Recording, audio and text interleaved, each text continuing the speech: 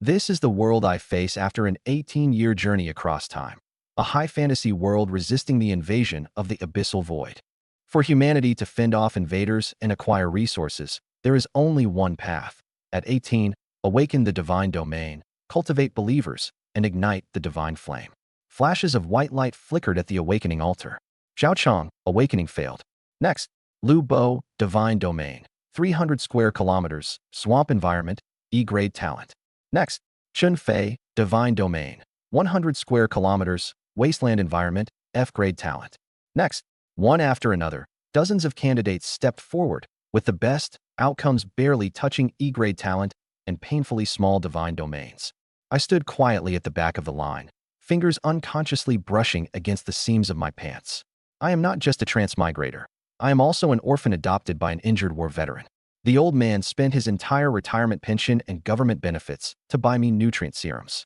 If I fail today, all that money will be gone for nothing.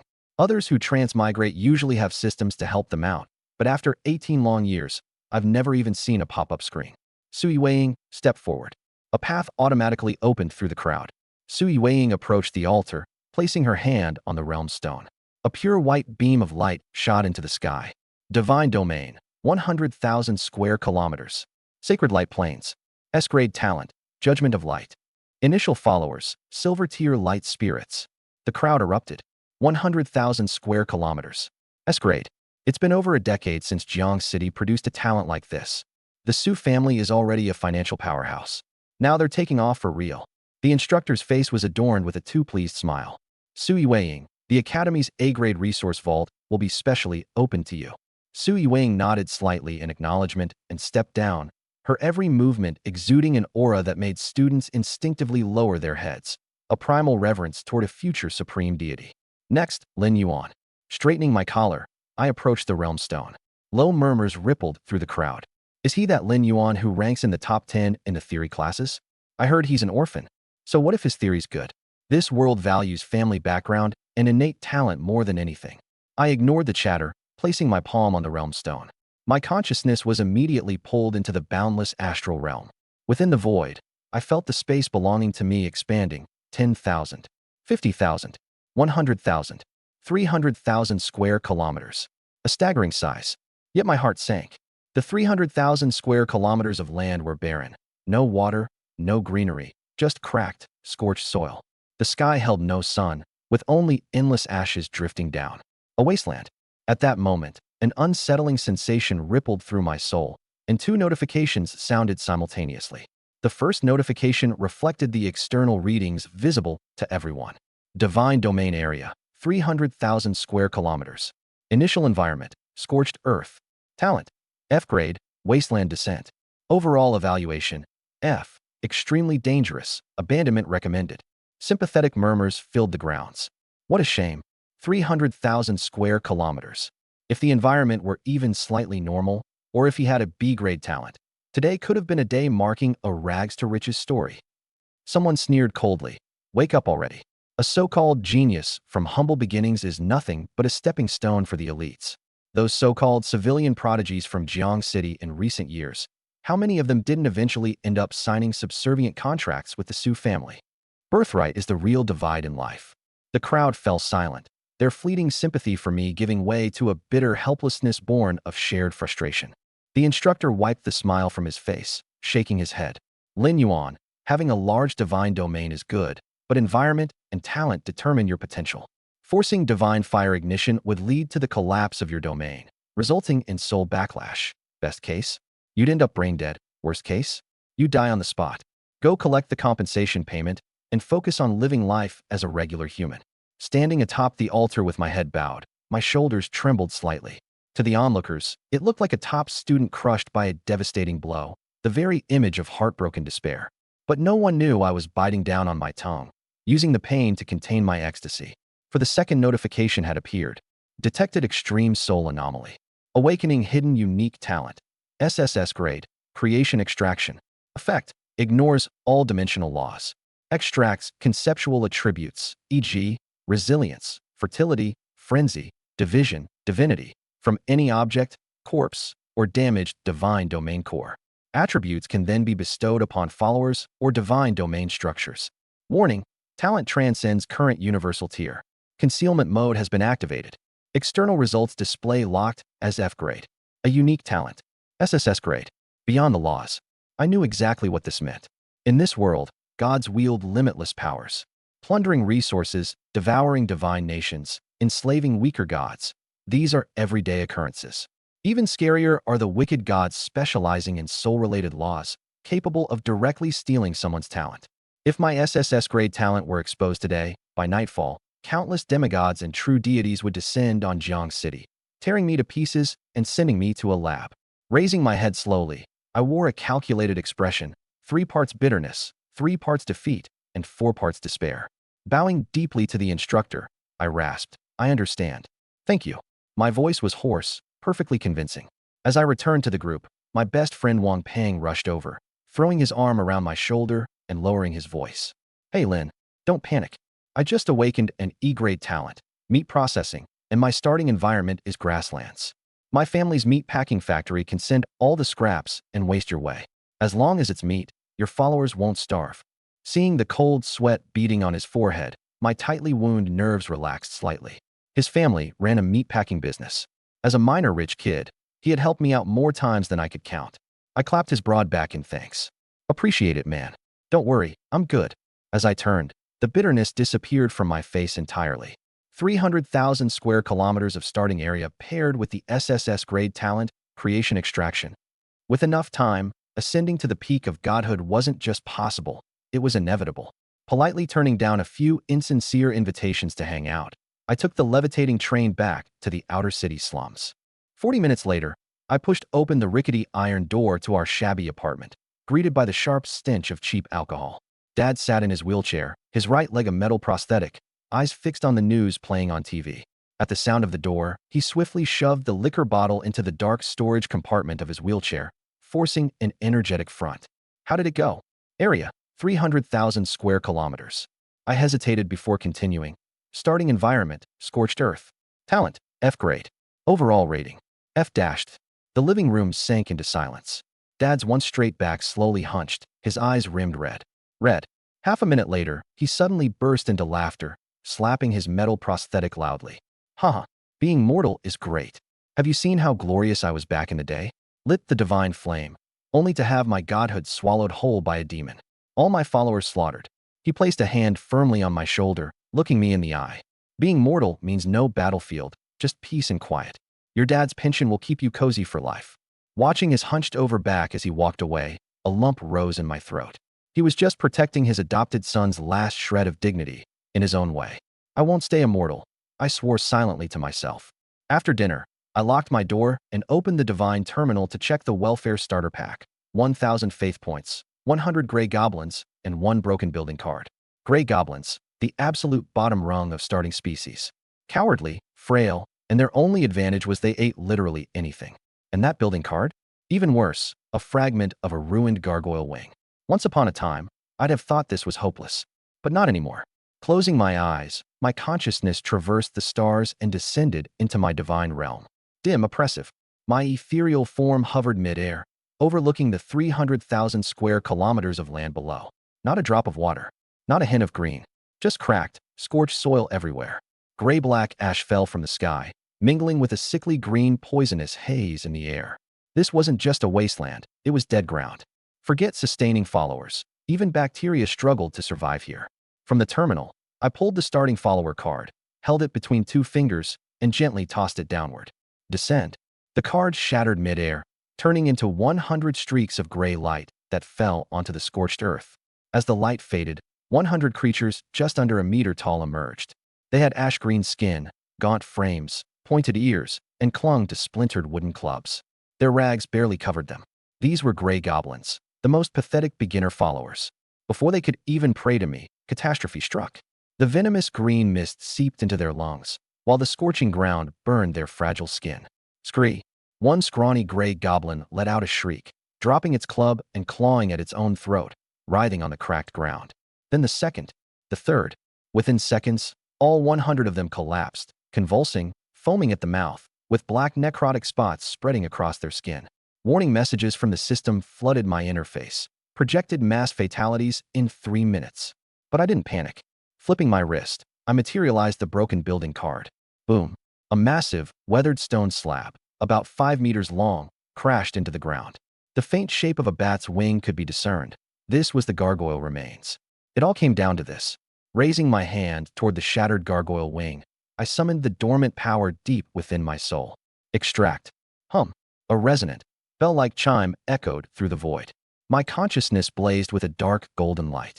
This light, transcending divine laws and space, forged a chain of dark gold that coiled around the massive stone. The impossible happened. The gargoyle wing, hardened by countless battles in the abyss, began to disintegrate under the pressure of the golden chain, like snow meeting sunlight. Matter dissolved. Concepts were forcibly stripped away. The stone disintegrated into ash, leaving behind a thumb-sized glowing orb. With a gesture, I pulled the glowing orb into my palm. Insight instantly flooded my mind. Extraction successful. Obtain black iron-grade concept tag, stone skin. Effect. Hardens a target's outer layer into rock-like armor, permanently boosting defense by 300% and granting minor toxin immunity. This was my gift, creation extraction. It allowed me to extract conceptual elements from any object and imbue them into followers or structures. Gray goblins were labeled non-recyclable trash in the textbooks. Cowardly, weak, slow-witted, with short lifespans. Their only asset was their indiscriminate eating habits. But what if trash was paired with the wastelands and reinforced by rules? I didn't hesitate. With a thought, the system deducted 100 faith points for facilitation. Opening my hand, I crushed the glowing stone skin orb. Activating talent, creation extraction, tag imbuement. The orb burst, splitting into 100 streams of dull, heavy light. They streaked across the sky, piercing into the dying gray goblins below. Scree SCREAGH. 100 gray goblins leapt to their feet, clawing at their own bodies. Before my eyes, their frail skin rapidly withered and cracked. From the gashes, layers of gray-black stone emerged, encasing their bodies. Bones stretched, muscles expanded. Snapping, crunching sounds echoed in the air. 5 minutes later, the transformation ceased. 100 brand-new creatures stood tall. Their previously petite frames had grown by at least 30 centimeters. Sturdy limbs rippled with newfound strength, their bodies armored in a dense stone exoskeleton. Even the rickety clubs in their hands had fused with stone, becoming hefty stone-tipped flails. They inhaled the toxic air freely. No coughing, no poisoning. Rock-solid skin shielded them from the ground's heat and the mist's corrosive touch. The system log updated. Followers experienced beneficial mutation. Race name updated to Petrified Goblin. Rank advanced to Black Iron 3-star. Pulling up the status screen, I examined the data. Petrified Goblin. Rank, Black Iron 3-star. Traits. Wasteland adaptation. Immunity to minor toxins. Drastically reduced heat-related hazards. Stone skin armor. Physical defense increased by 300%. I exhaled deeply, feeling a ton of weight lifted off my chest. The advancement of a follower's rank followed strict systems. Low levels were black iron, bronze, silver, mid-range were gold, platinum, diamond, and the high levels included transcendent, epic, and legendary. Each major tier was further divided into 1 to 9 stars. Evolving a follower required either natural reproduction and gambling on genetic mutations or purchasing high-tier bloodline cards, which cost a fortune. Gray goblins, usually, couldn't even scrape into Black Iron 1-star. And yet, I'd used just one extracted concept tag to elevate them straight to Black Iron 3-star. Below me, the petrified goblins began to rise from the aftershocks of their excruciating transformation. Tasting their newfound strength, they reveled in the realization that the harsh environment could no longer harm them. Despite their primitive minds, weak, but they instinctively understood, this was divine grace. 100 petrified goblins dropped to their knees on the scalding scorched earth, crazily kowtowing toward the sky. "Oh great Lord, praise your mercy." Wisps of pure white faith energy rose from above their heads, merging deep into my consciousness. Hovering midair, overlooking these newly reborn creations, my heart raced. I finally understood the most terrifying aspect of my SSS-level talent creation extraction: unlimited usage and no upper limit. Today, I could grant the goblin stone skin. Tomorrow, I could stack berserk, reproduction, giant strength, and bloodlust. As long as I had the resources, I could transform this officially recognized bottom-tier fodder into titan beasts capable of smashing stars. A wasteland start? Big deal. Wastelands are made for patchwork monstrosities, and this is going to overturn the entire starry cosmos. Calming myself, I checked my mental state. A faint throb pulsed in my temples. Granting 100 entries just now had burned 100 faith points. I had 900 left. To scale up, I'd need a massive influx of faith points and raw materials. Exiting my divine realm, I opened my eyes and logged into the All Gods trading network. The homepage was packed with top-tier, insanely priced goods. An Elven World Tree Seed for 3 billion. An Elemental Volcano card for 900 million. I glanced at my balance. 900 points. I scrolled straight to the bargain section and searched for keywords: Abyss Battlefield Wreckage, Unpurifiable, Unknown Curse, Scrap Materials. These battlefield relics, tainted with abyssal energy, had purification costs that far outweighed their value. Left unpurified, they'd pollute divine realms instead. They were essentially junk, but to me, they were untapped treasure troves. Soon, I locked onto an item. Damaged Bronze Tier Abyssal Flame Hellhound Corpse. Price, 50 faith points. Purchase successful. Half of a charred, hulking Hellhound corpse slammed onto my floor, its severed ends oozing black-red blood, corroding the surface. Without hesitation, I activated my talent. Dark gold chains pierced into the remains. The material crumbled, disintegrating into dark ash. A glowing red orb hovered midair. Extraction successful. Acquired Black Iron Tier Concept Trait, Boiling Blood. Effect: temporarily burns blood essence for 150% increase in physical strength, substantially dulling pain perception. On the trading network, one Mass Berserk skill card cost at least 15,000 faith points and came with significant side effects. I got an equivalent, if not better, effect for just 50 points. Combat burst potential? Solved. I stored the orb in my inventory and turned back to the holographic interface. The next issue to address was the ecosystem of my Wasteland Divine Realm. The 100 petrified goblins might have achieved stone skin, giving them immunity to poison and high heat. But at the end of the day, they still had blood and flesh and needed food. And yet, nothing grew in the barren wasteland of my realm. If I didn't figure out their food supply quickly, this troop I had painstakingly put together might just go down in history as the first divine followers to starve to death. I adjusted my search filters. Ultra cheap, rapid reproduction, adaptable to high temperatures, resistant to toxins. Almost 99% of conventional plants were instantly eliminated. The system churned for a moment before presenting a dozen niche options. I ruled out a few vines that required specific magic nourishment and locked my eyes on a lowly F-tier fungus. Ash spore mushrooms. Description: low-grade fungi found near abyssal fissures. Price: 1 faith point per sack, containing 10,000 dormant spores. Dirt cheap. I opened the details page, filled with scathing reviews. What garbage. I bought this to feed my orcs, and my entire camp ended up hallucinating and slaughtering each other. Tastes awful. Dry and bitter. My elf tasted one and immediately lost loyalty. To ordinary gods, this stuff was basically poison for their followers. Feeding it to them was akin to poisoning them outright. But as I read its growth properties, my eyes lit up. Growth requirements: no need for pure water. No light required. Thrives on volcanic ash, battlefield residue, and decomposed corpses. Grows rapidly when exposed to wind. My divine realm had never-ending ash blizzards, and the ground consisted of 300,000 square kilometers of scorched earth. Pair that with 100 goblins immune to mild toxins. In other divine realms, this would be a rebellion-inducing toxin. In my wasteland, it was a tailor-made staple. All I had to do was sprinkle the spores, and my realm's harsh environment would turn into the perfect incubator. As for the hallucination side effect, when you're toiling away in a wasteland, how else are you supposed to cope if not a little euphoric? I placed an order for 5 sacks, costing me a mere 5 faith points. The base of the food chain? Check. Balance remaining, 840 points. Since I was going to run a horde-building apocalypse strategy, food alone wouldn't cut it. My followers needed consistent growth potential. I dove back into the battle damage repository. 10 minutes later, a tattered sheepskin scroll caught my attention. Bloodstained basic body tempering technique, fragment. Description: loot from an abyssal cultist base. Core sections missing. Deeply contaminated by abyssal corruption. Forceful cultivation results in blood essence backlash and explosive death. Price: 30 faith points.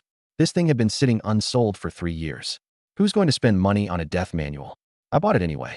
The scroll landed on the table, dark golden light flaring. It ignited instantaneously, the abyssal taint and useless scraps stripped away, disintegrating into motes of starlight. Extraction successful.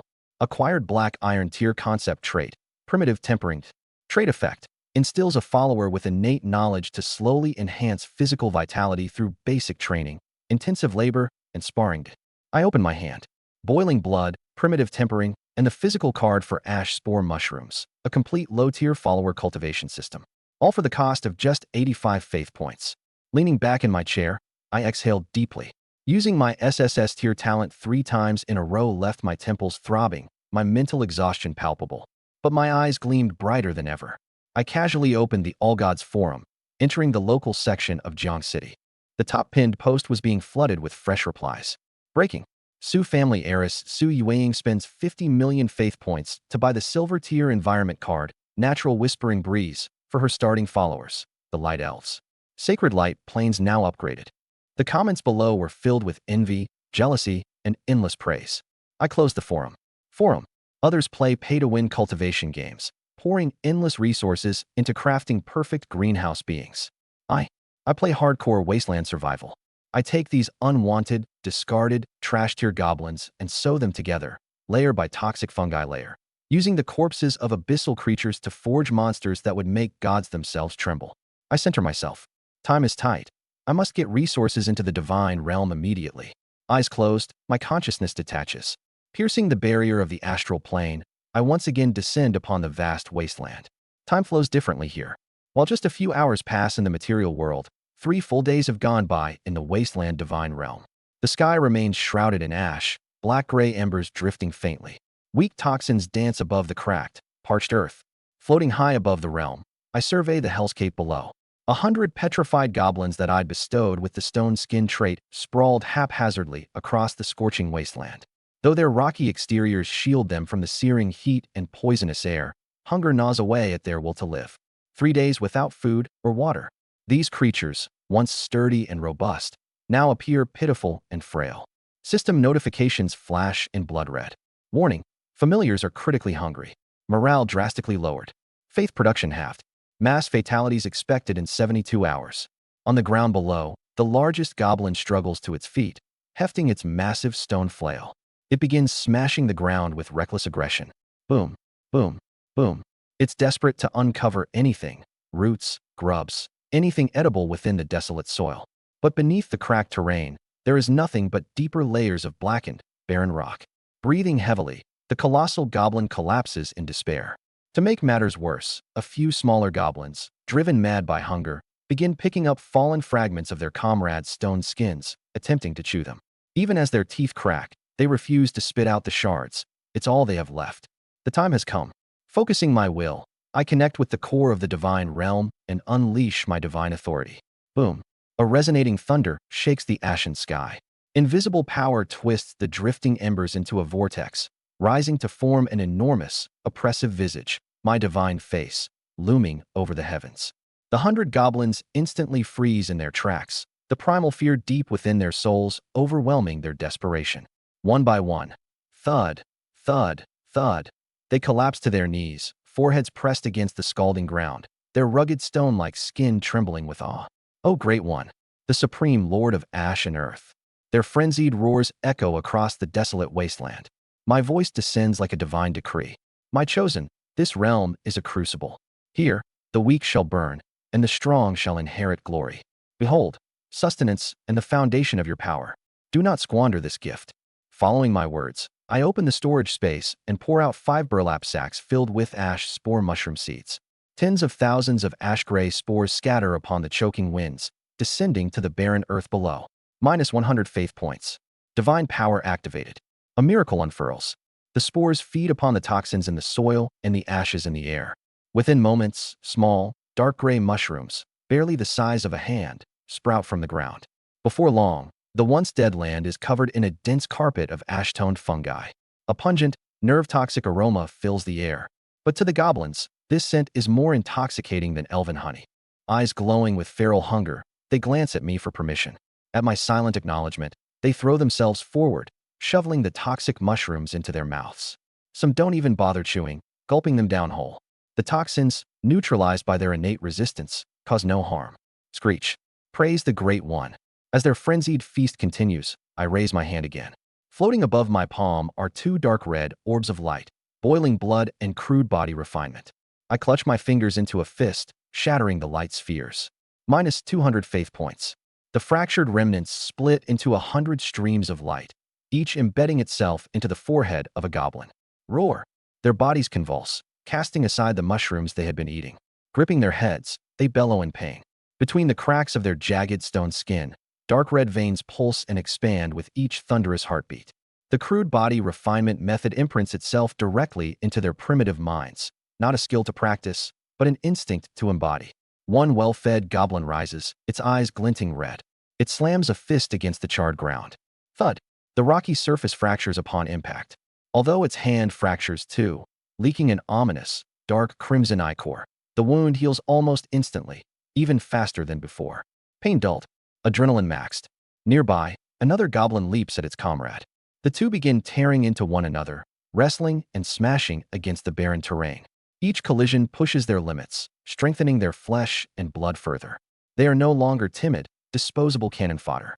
These are 100 fearless berserkers clad in natural armor, thriving off toxic mushrooms to fuel their existence. I nod, thoroughly pleased. An ecosystem, self-contained, complete.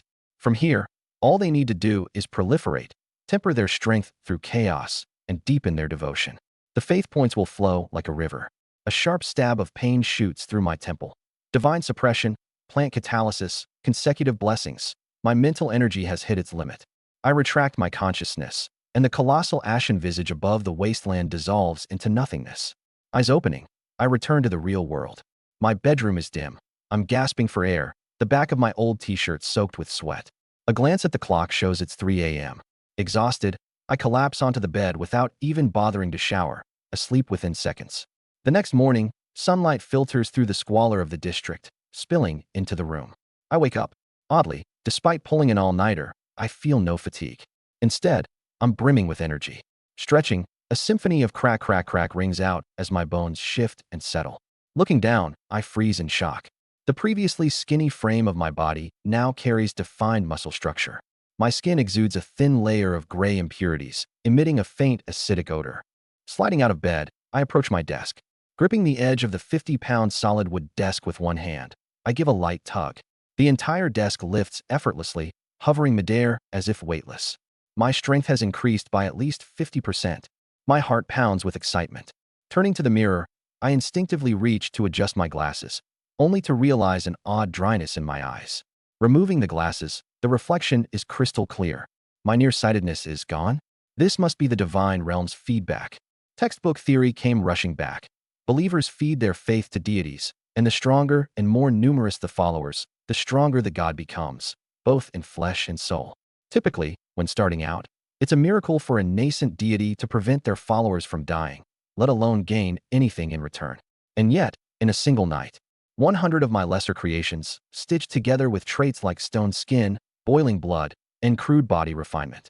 The petrification goblin of the body-strengthening ability effectively pushed my physical stats up by a considerable margin. While others are selling everything they have to buy resources, I only spent a few hundred faith points. I couldn't help but laugh to myself. After taking a shower and eating the breakfast my dad left for me, I equipped my Holo device and logged into the Academy's virtual campus. Today was the rest day following the awakening ceremony, with the Academy organizing online exchanges to discuss experiences of building initial divine realms. As soon as I entered the classroom hall, a round figure came bustling toward me. UNZ. Over here. My best friend, Fatty Wong, was glowing with excitement, practically radiating the aura of a nouveau riche. Damn, old Lin, you look good. Not too beaten up by that F-tier awakening rating, right? He greeted me with a punch on the shoulder. I held steady like a mountain, while he winced and stumbled back half a step from the impact. Unbothered, Fatty leaned in close and whispered, "Get this, my dad went all out yesterday and threw down 100,000 faith points for me." The eyes of several nearby classmates, all regular civilians, nearly popped out of their heads. Grinning smugly, Fatty started showing off with grandiose gestures. "We spent 50,000 on a black iron grade fertile pasture, terrain card, another 30,000 on 10 premium bloodline boars. By this morning, my E-tier boar followers have already begun breeding. My dad says if I can grow the boar population to 500 before the novice period ends next week." He rabbited on about his pig-raising master plan. After babbling for a while, he turned his gaze to me, faint worry creeping into his expression. "How about you? The wasteland environment's brutal. Your 100 gray goblins haven't all starved yet, right? Need me to lend you some faith points for a water orb card to keep things going?" Looking at Fatty and his nouveau riche expression, I unexpectedly felt a warm surge of gratitude. In this rigidly hierarchical world of gods, his unselfish generosity, offering help with no expectations, was a rare and precious thing. I patted his shoulder and chuckled. Thanks, but I'm good for now. My followers can barely manage with what's available. The class bell rang, instantly silencing the previously noisy hall. At the front of the classroom, the air twisted and distorted, and a middle-aged man in a black military uniform appeared out of thin air. His hair was cut short, his left arm missing, and a fierce scar ran down his face from the corner of his eye to his chin. This was our homeroom teacher, Lei Yin, a rank 5 demigod. He braced himself on the podium with his one arm, his piercing gaze sweeping over the class. Even though his demigod aura wasn't intentionally released, several students in the front row subconsciously held their breath. The awakening ceremony concluded yesterday. Some of you showed exceptionally strong results, Lei Yin said in his deep, gravelly voice. Families spent tens of millions of faith points to ensure their starting followers were bronze tier, and their divine realms have near-perfect ecosystems. They're already 10 years ahead of the competition. The top-notch students straightened their backs, trying to stifle their grins, but unable to hide their eyes brimming with self-satisfaction. Lei Yin sneered, his tone dripping with disdain. Feeling proud, think having a divine realm means you can sit back, relax, and enjoy being in the elite class? That being a god is just some farming simulator where you collect crops, listen to prayers, and count your faith points in comfort. The atmosphere in the classroom instantly dropped several degrees. With a wave of his hand, Lei Yin brought up a holographic projection on the blackboard. The image displayed an awe-inspiring expanse of the star-filled cosmos, with an immense planet suspended in the center, the divine kingdom of a true god. According to common knowledge, only a true god who has comprehended cosmic laws and condensed a divine core can materialize their domain into a divine kingdom. The kingdom's landscape was magnificent, majestic mountains, ethereal rivers, and countless winged angels patrolling above. Then, a sudden catastrophe. At the edge of the star system, crystalline barriers shattered violently, unleashing a tidal wave of grayish-black mist. From within the rift emerged billions of monstrously large abyssal insectoids, each the size of a mountain, ravenously consuming the laws of creation. A towering, ethereal figure of a true god emerged from the divine kingdom, wielding a thunderous spear that annihilated swathes of insectoids with a single strike. But then, from the depths of the abyssal horde, a colossal black claw with countless glittering compound eyes extended out. In direct defiance of the god's thunderous attacks, the claw seized the deity's head in its grasp, then clenched tightly. In an instant, the god shattered, their golden divine blood raining across the void. The divine kingdom was overrun mere moments later. The projection split, revealing surveillance footage on the right side. Inside a frontline fortress of the Human Federation's Cosmic Alliance, a high-ranking officer sat resolutely at a command station. However, at the exact moment the god's phantom shattered, the officer's body convulsed violently. Bang! He exploded. Flesh and blood splattered across the entire command room. The recording ended. An oppressive silence enveloped the classroom. Some female students covered their mouths, gagging, while the previously smug top students slumped against their desks, pale as sheets. Did you see that? Lei Yan's gaze, as sharp as a blade, swept over us again. That was the fate of a lesser god. You're not even demigods. In the eyes of abyssal creatures, you wouldn't even qualify as a snack. This era hasn't changed. Earth is still a meat grinder. Stop treating your divine realms like pigpens. Every day the abyssal cracks widen, and the front lines suffer casualties. We may be gods, but we're also warriors. He turned sharply, writing 4 characters on the blackboard with bold strokes. Faith through warfare. Why does the Federal University only prioritize combat-oriented divine callings in its admissions? Why are lifestyle-focused gods forever barred from the decision-making core? Because when the abyssal beasties breach the front lines, lifestyle gods are too frail to survive even a single swipe of a claw. Prayers from ordinary followers can only generate general-purpose faith points, which are merely currency to trade or sustain your domains. But only the bloodshed, trials, and life-or-death struggles of your followers in your domain can produce warfare faith. This is the only kind of faith that can reinforce your physical body in reality, granting you the strength to shift mountains and split oceans. Hearing this, my eyelid twitched. No wonder I woke up this morning able to lift a 50-pound wooden desk with ease. My 100 petrification goblins, in their desperate attempts to withstand the poisonous effects of the toxic mushrooms, ended up engaging in brutal brawls. Unintentionally, They triggered the production mechanism for warfare faith. Teacher Lei. A shaky voice broke the suffocating silence. It was a civilian girl who awakened with an F-tier plant growth talent. She stood up, trembling uncontrollably. For people like us, with trash-tier talents meant for support roles, does that mean we're just waiting to die? The atmosphere became oppressively heavy once again, with the majority of students hanging their heads in despair. In this world, your resources, talent, and family background were locked in place the moment of awakening. Lei Yin looked at the girl, his icy gaze softening slightly. After a moment of silence, he finally spoke. The country needs support roles. The front lines rely on an immense supply of food, minerals, and foundational materials. Your efforts to produce these resources enable the soldiers to protect you. But, he continued, his tone turning steely, you must understand one thing. If you place your safety in the hands of others, your fate will always be in someone else's control. His words struck like thunder. The cracked earth beneath it as it charged toward the stone-skinned goblins with terrifying speed. A roar erupted from the goblins. The hunting party didn't flinch. Their movements were clean and precise, hardened by months of relentless survival. They fanned out, working as one unit, surrounding the massive insect in a deadly pincer formation. The lead goblin, a particularly large one now referred to as the Bloodstone Warlord, lunged first, his eyes glowing with a fierce crimson. His massive bone blade, forged from the hardened claws of prior kills, struck the creature's shimmering green carapace, producing a deafening crack. The mutated roach screeched in pain before retaliating, its venomous mandibles snapping toward him. Behind it, another goblin leapt onto the roach's back, driving a jagged bone spear deep between its segmented plates. Green ichor sprayed violently, sizzling as droplets hit the gray wasteland, though the goblin showed no hesitation as its own rocky skin sizzled and smoked. This was no mere skirmish. It was a war cry, a testament to their transformation. For every goblin injury, the others pressed harder, the thrill of survival carving itself into their very souls. Each swing of their weapons gained more precision, more power. They weren't just fighting for survival, they were evolving. I watched with a strange mix of satisfaction and reverence from my vantage point above the wasteland.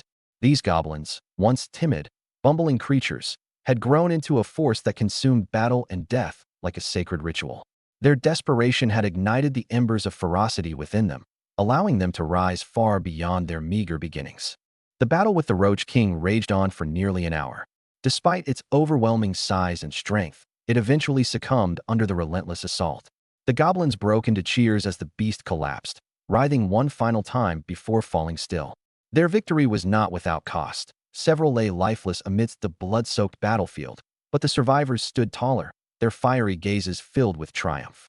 This was the raw, unyielding truth of the wasteland divine realm. No mercy, no safety net. But from this crucible of desolation emerged something extraordinary. Disciples forged in agony, baptized by poison and survival, and now brimming with an insatiable hunger for power.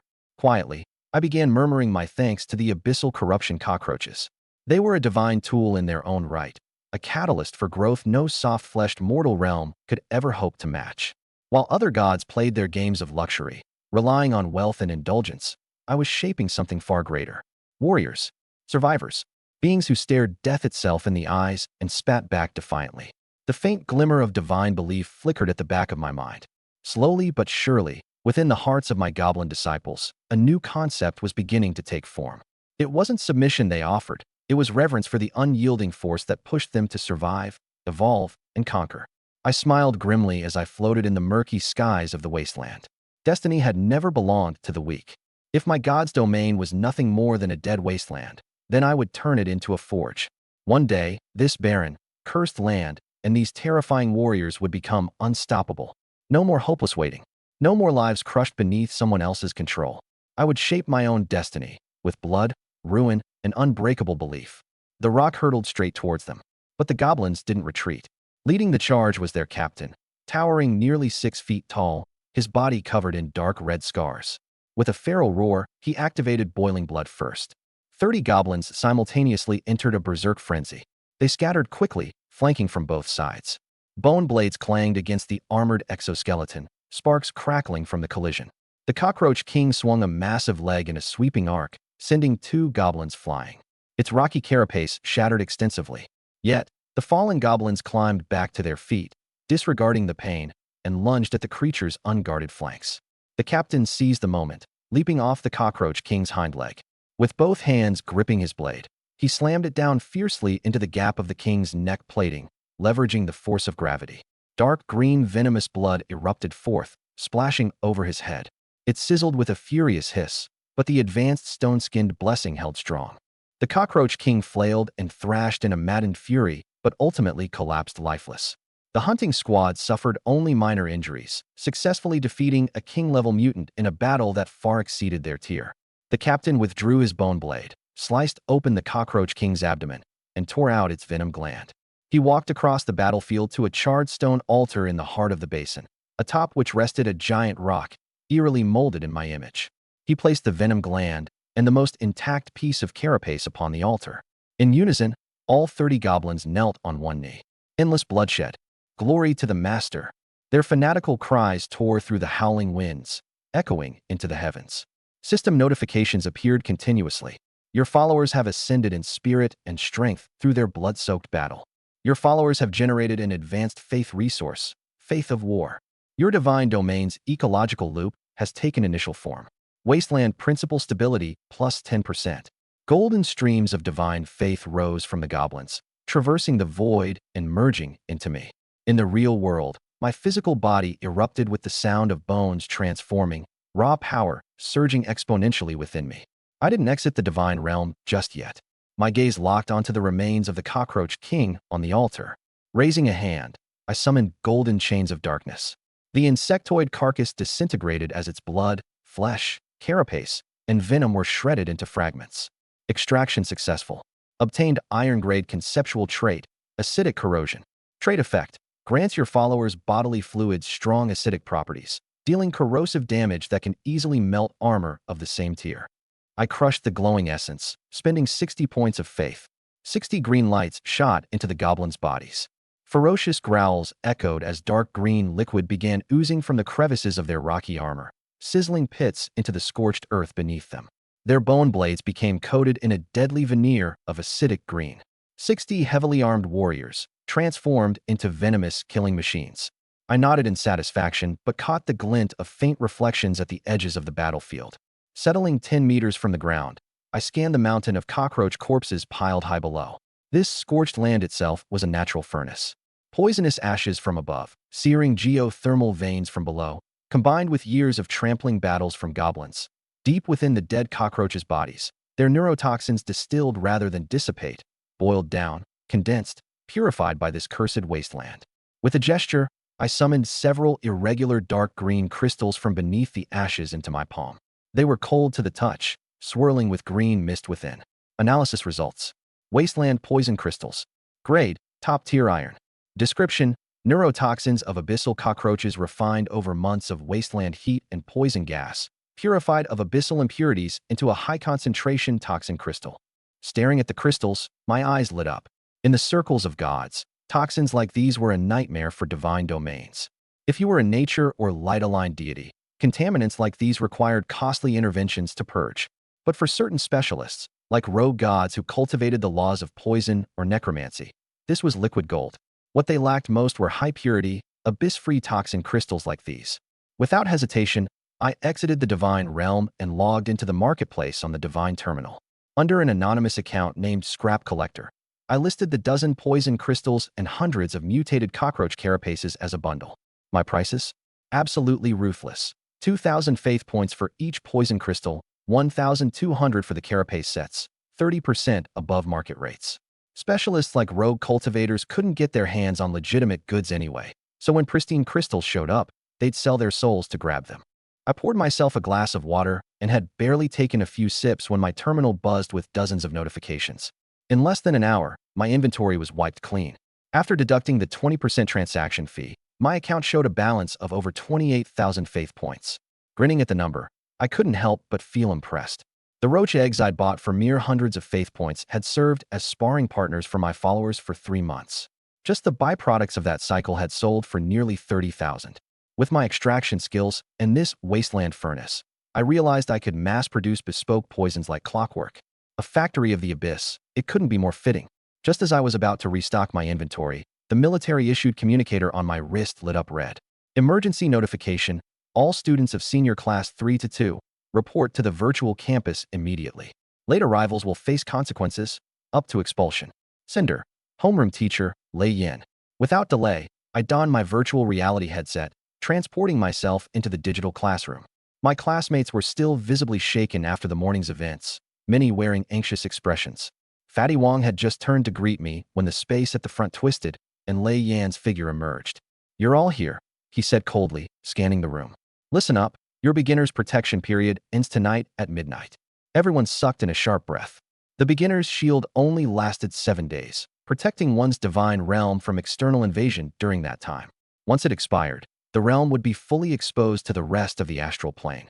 Next Monday, the Education Bureau and Military Command will host the first major exam, Divine Realm Defense Simulation. Lei Yin expanded a tactical astral map. No theory, and nobody cares how many crops you've planted or how pretty your elves are. The military will project captured abyssal monster phantoms directly into your divine realms. This is a real defense simulation.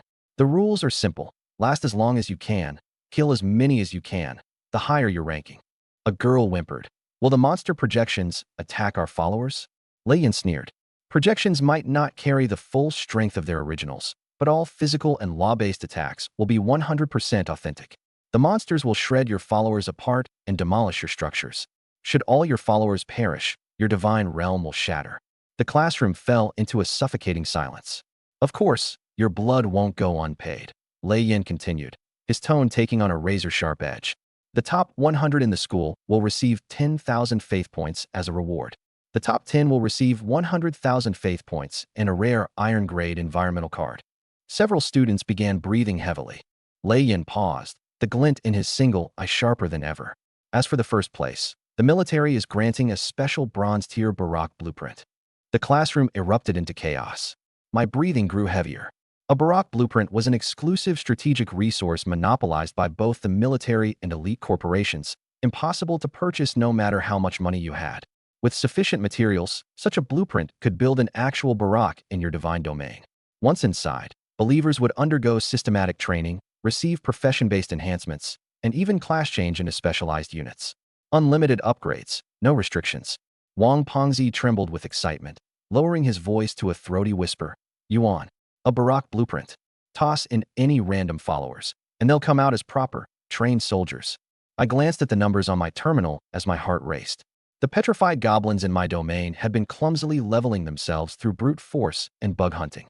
But if I could obtain the Baroque blueprint, paired with my ability to extract attribute inscriptions, I could easily mass-produce an army, pain immune, impervious to blades and bullets, and equipped with their own acidic weaponry.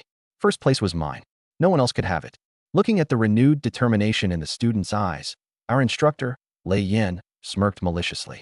"Don't celebrate just yet." Pouring cold water over our excitement, he added, "The military monster projection's strength has no upper limit. As long as your divine domain doesn't collapse, the projections will continue to come, wave after wave. Greed will lead to the extinction of your believers and the shattering of your divine core." Leaning against the lectern, he sneered. "In the simulation, you can surrender by pressing a button. The military will sever the connection. Only the living qualify as gods. The dead are just space trash. Know your limits." Lei Yin knocked on the lectern again, announcing the final benefit, the Starfire Defense Line's educational loan program. 0 interest, no collateral. Use it to buy weapons, food, skills cards. Repayment starts only once you graduate and head to the front lines. He then said coldly, "This is the nation's kindness, or perhaps your advance funeral fund." A holographic screen popped up with loan limits. C-tier evaluation, 2 million. D-tier, 1 million. E-tier, 300,000. F-tier, maximum 10,000. The room collectively gasped. Stark class disparity, reduced to frigid numbers, was laid bare before everyone. "Unfair," shouted a male student, classified as E-tier, as he stood up. "What can 300,000 get us? Even a black iron grade skill card costs 200,000. Lei Yin didn't even lift an eyelid. "Take it up with a void beast on the abyssal frontline if you want fair treatment.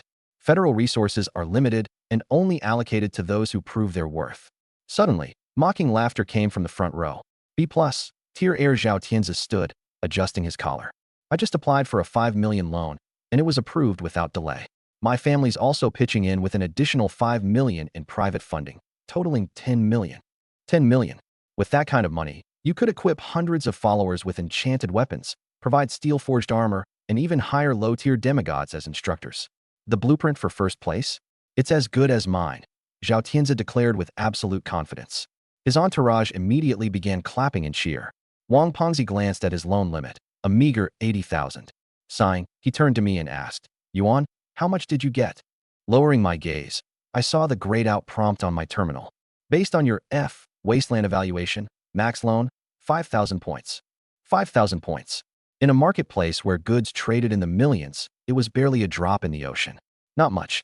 Just enough to stock up on rations, I told him, closing the prompt.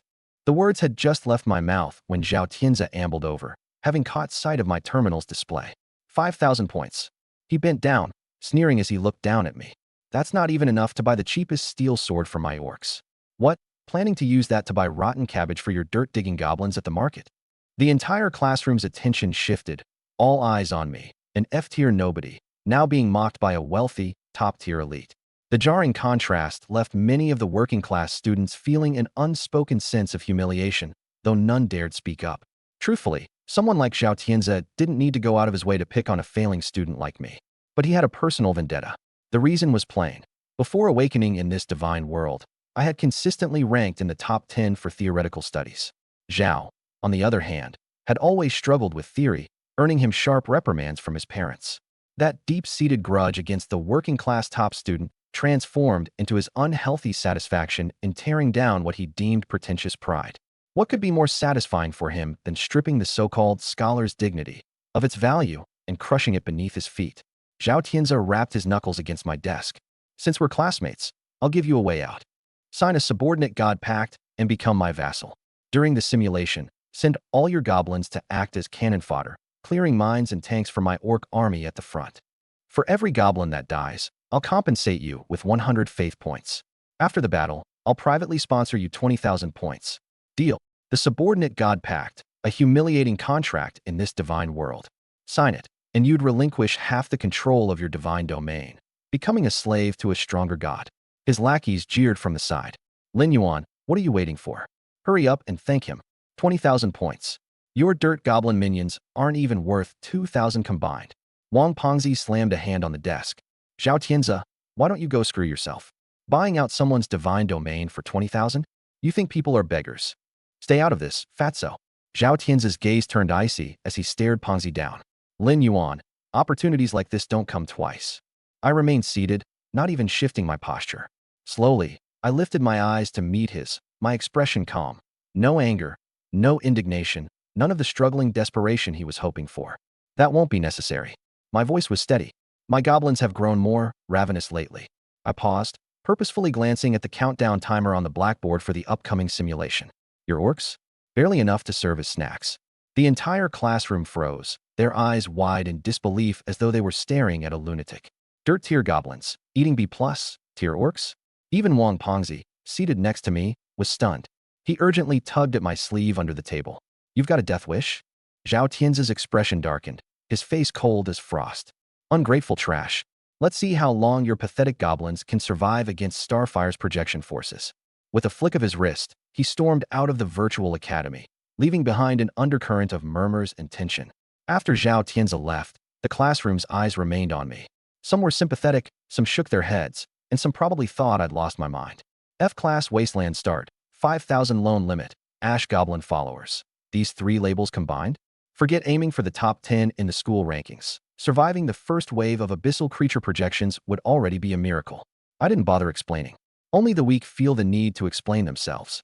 When the rankings are released, a lot of mouths will close on their own. Wang Fatty leaned over. Yuanzi, that move you pulled earlier was savage. Zhao Tianzi's definitely going to hold a grudge. Let him.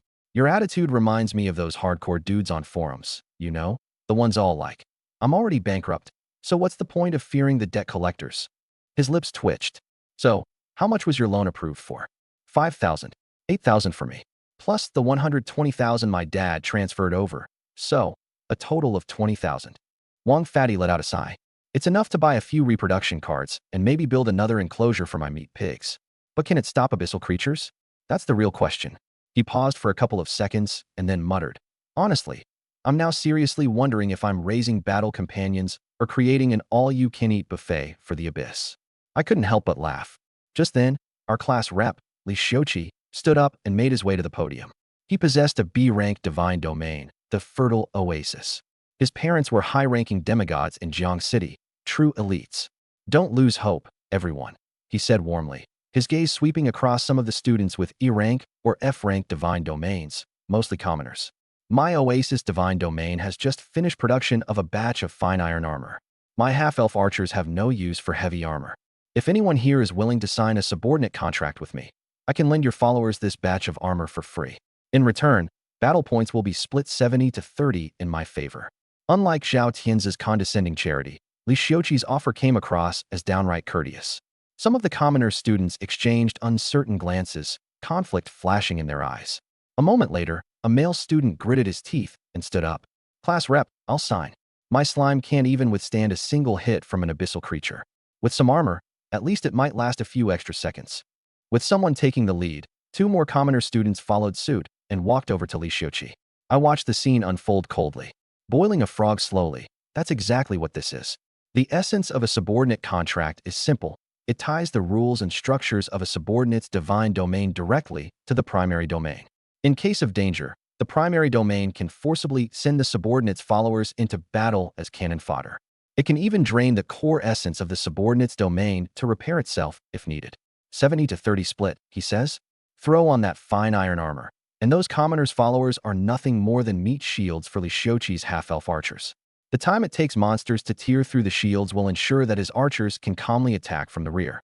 Those commoner classmates, they've just pre-signed their contracts to become cannon fodder. But I didn't speak out to stop them. You can't convince someone to be virtuous when they've never experienced your struggles. When it comes to survival, dignity is worthless. I didn't indulge further. With a thought, I exited the virtual campus. Back in my dimly lit room, I opened the Sparks Education Loan interface. The 5,000 credit limit stared back at me from the screen. No hesitation, I signed the agreement without a second thought. Even the tiniest scraps are worth something. Plus, it's a no-interest loan guaranteed by the federal military. It'd be a waste not to take it. The 5,000 credit loan processed instantly. Combined with the funds I earned by flipping toxic crystals from the wasteland on the black market, my account balance now stood at 33,450 credits. For a commoner student, that's an astronomical figure.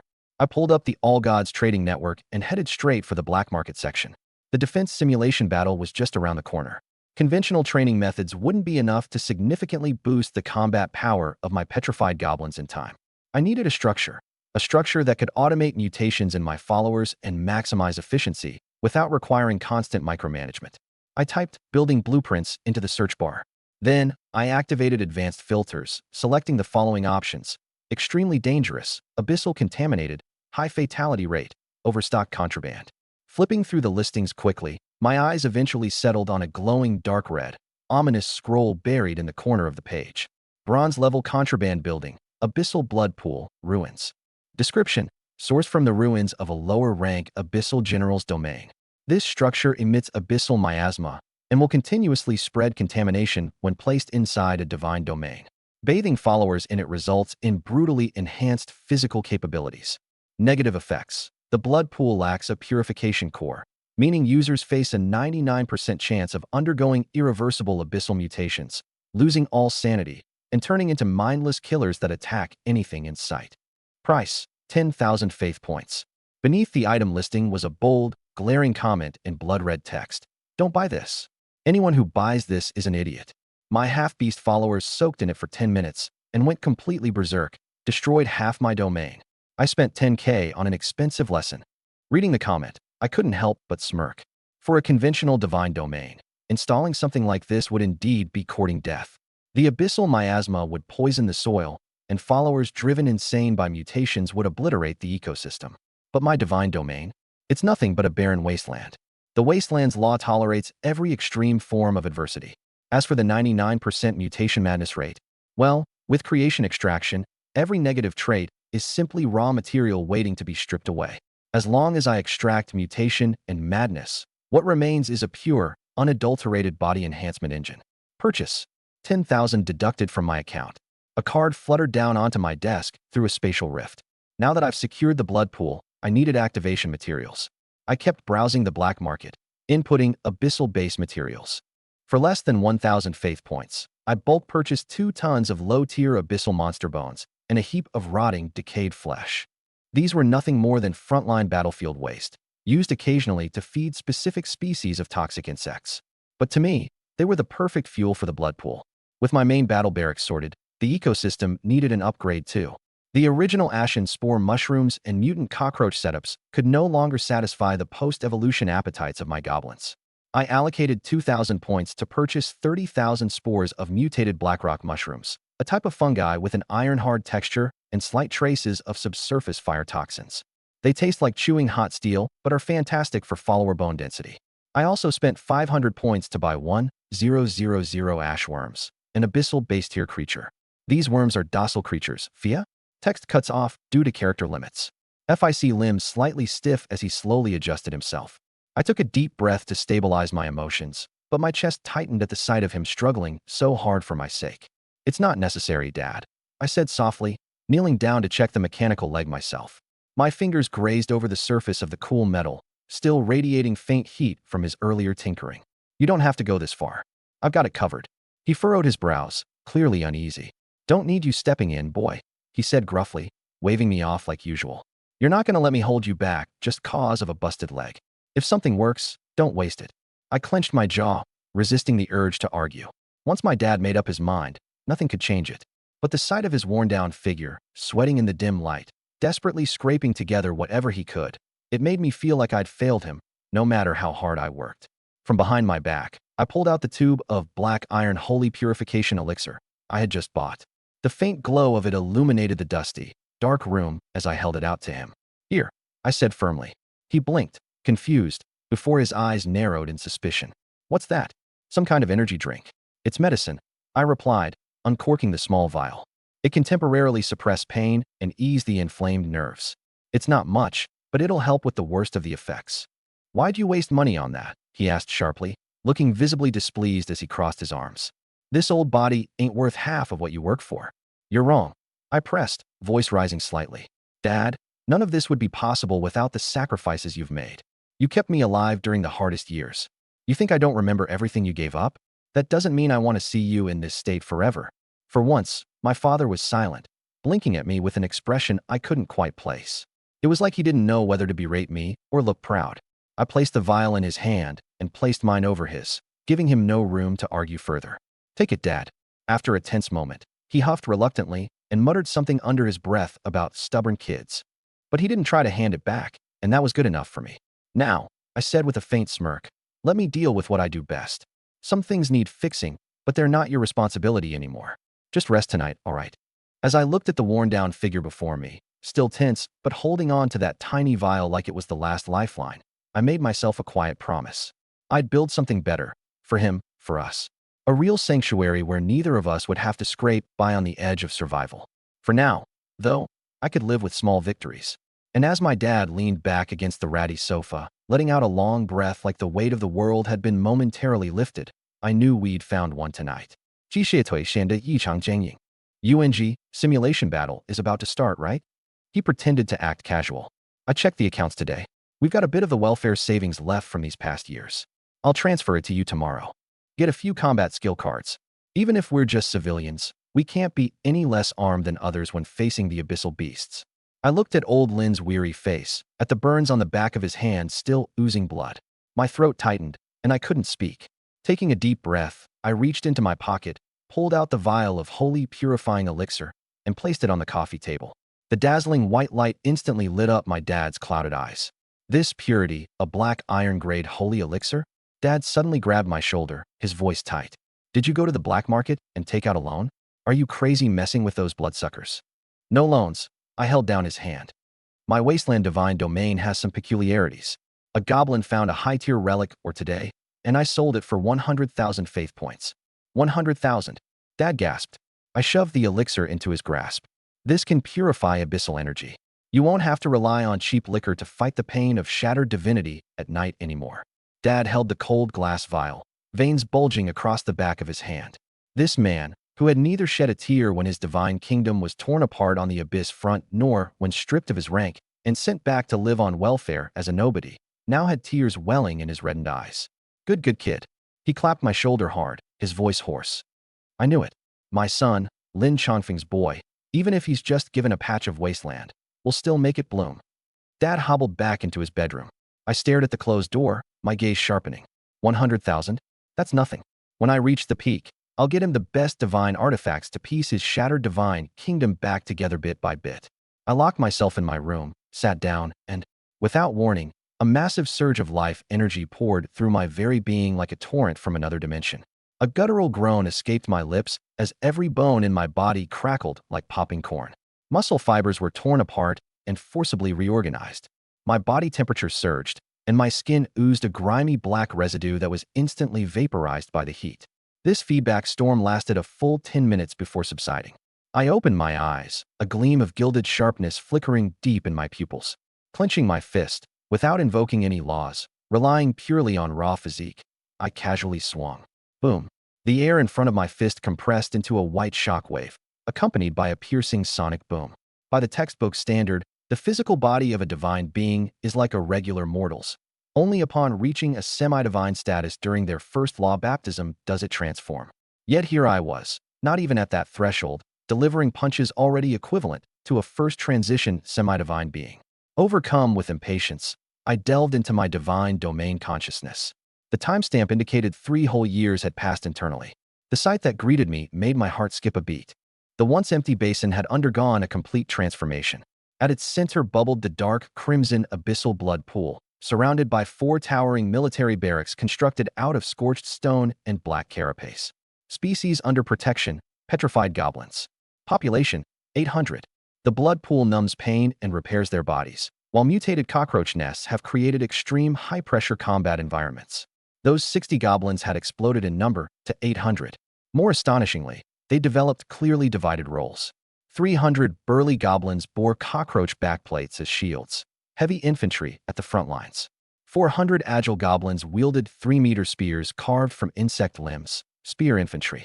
The remaining 100 fashioned slingshot weapons from insect tendons and poison shards of scorched stone, ranged firepower.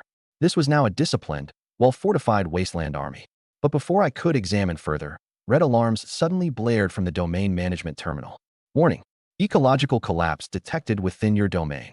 Warning: severe nutritional imbalance among your followers. Insufficient caloric intake. Alert: ashen worm species extinct. Alert: mutated blackrock mushrooms nearing extinction.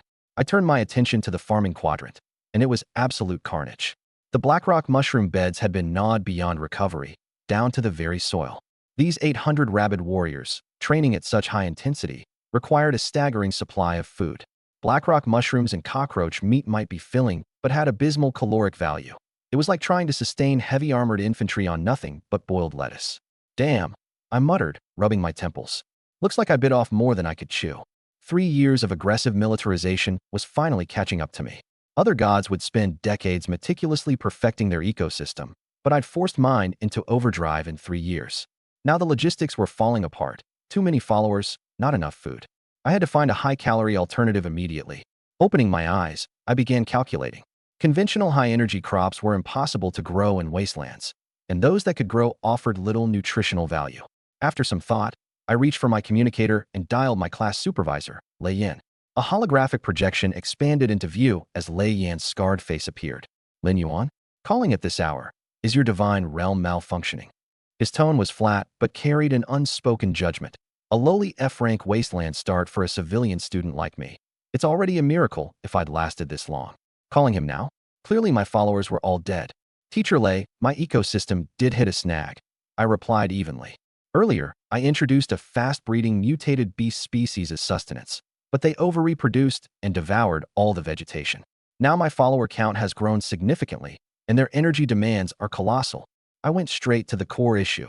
In an extreme wasteland environment, what's the fastest solution for meeting high energy consumption among followers? Lei Yan, mid-sip from his tea, froze. His expression lingered in stunned silence for 2 whole seconds. Overbreeding? Increased follower population? High energy demands.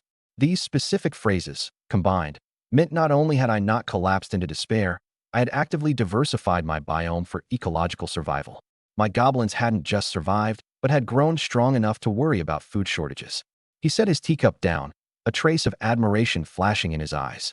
Conventional farming won't save wastelands, Lei Yin leaned forward intently, cutting straight to the point.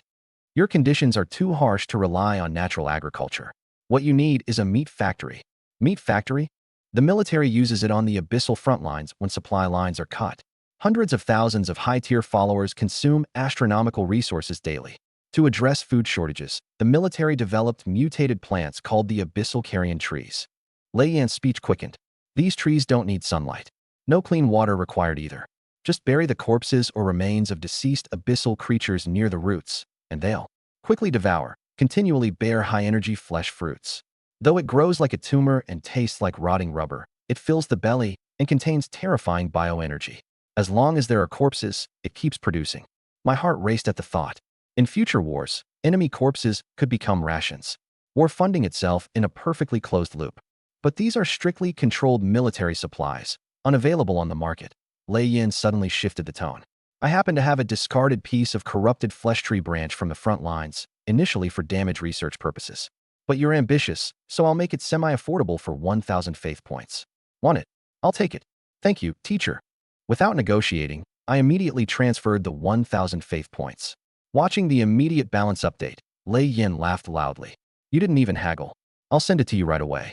3 minutes later, ripples appeared mid-air in my bedroom, followed by an alloy chest wrapped in sealing runes crashing onto the floor. I opened the chest lid to see a forearm-thick, dark red, vein-covered, grotesque tree branch lying at the bottom.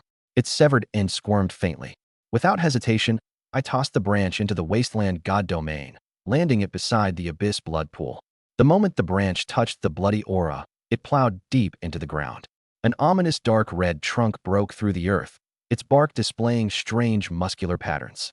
I hovered mid-air, looking down with sudden clarity.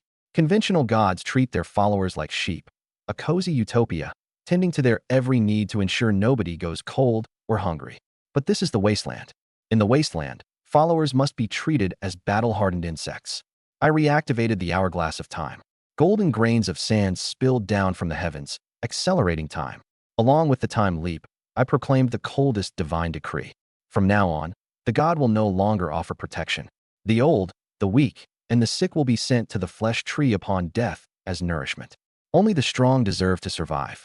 800 petrified goblins kowtowed fervently, their eyes blazing with madness. Already fanatical about violence, this decree aligned perfectly with their instincts. Time began to surge wildly. The abyss flesh tree grew at a terrifying pace, its roots greedily extracting nutrition, cockroach carcasses, goblin excrement, even remains of their kin. In no time, a towering 50-meter colossus dominated the landscape, its branches bearing blood energy-packed, abyss flesh fruits. A vicious ecological cycle was set in motion. The weak became fertilizers upon defeat, their sacrificed remains fueling the tree's production of fruits. The strong devoured the high-energy fruits and further honed themselves in the blood pool. The entire basin transformed into a massive meat grinder. The goblins entered brutal melees over the fruits.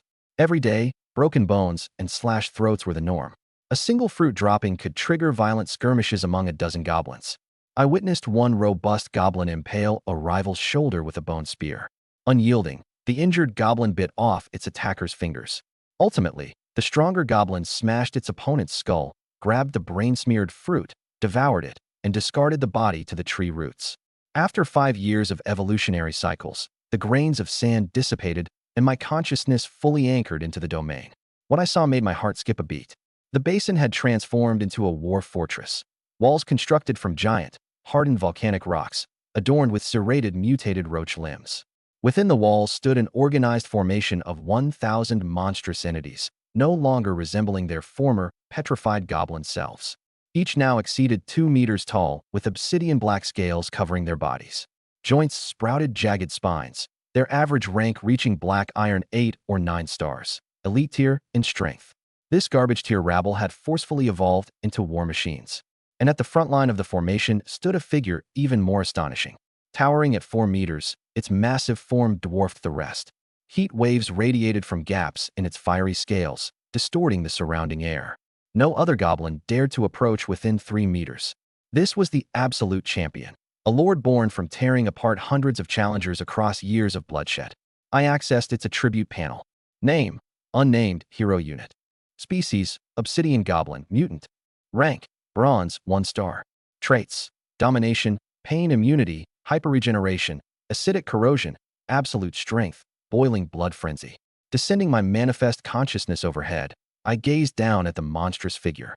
The beast raised its head and knelt, its overwhelming bloodlust subdued as trembling reverence took its place. Its knees smashed 2 craters into the ground. "Great Master," it rasped hoarsely. "From this moment, you shall be named Tyrant," my voice resounded through the basin. "You will lead the Wasteland's first legion, trampling everything in glory for you and me." The tyrant slammed its fists into its chest, roaring a deafening reply. Behind it, 1,000 obsidian goblins howled in unison, their cries shaking the ash-laden sky. With that, my wasteland god domain not only resolved its ecological crisis, but also ascended from a primitive cannon fodder tribe into a full-fledged war engine. Exiting the domain, I sat in the dimly lit bedroom. Glancing at the terminal strapped to my wrist, the countdown timer blinked relentlessly. 23 hours, 45 minutes until God Domain Defense Simulation begins. Only one day remained. I scrolled through the class group chat and school forum, both in chaos. First-year students were wailing over how to survive the meat grinder simulation hosted by the military. Some begged for help, claiming their slimes couldn't even digest bone. Others sought iron or for crafting armor, while many resigned to crying for mercy and latching onto powerful allies for survival points. Ignoring the noise, I reclined. Taking a deep breath, my fists clenched until the crackling of bones echoed. A faint crimson aura flickered at my fingertips. The residual power of 1,000 obsidian goblins and the tyrant's feedback had significantly enhanced my physical capabilities. 1,000 specialized Tier 2 battle units. My gaze steadied. It was time to test the mettle of this army. The following day, at Jiang City's 3rd God Academy training field, Class 2 of the senior year stood in formation, the air so tense it felt suffocating. Above, a massive holographic display looped footage. A 3-headed abyss wolf, acidic stitched abominations, and towering beasts as big as small buildings.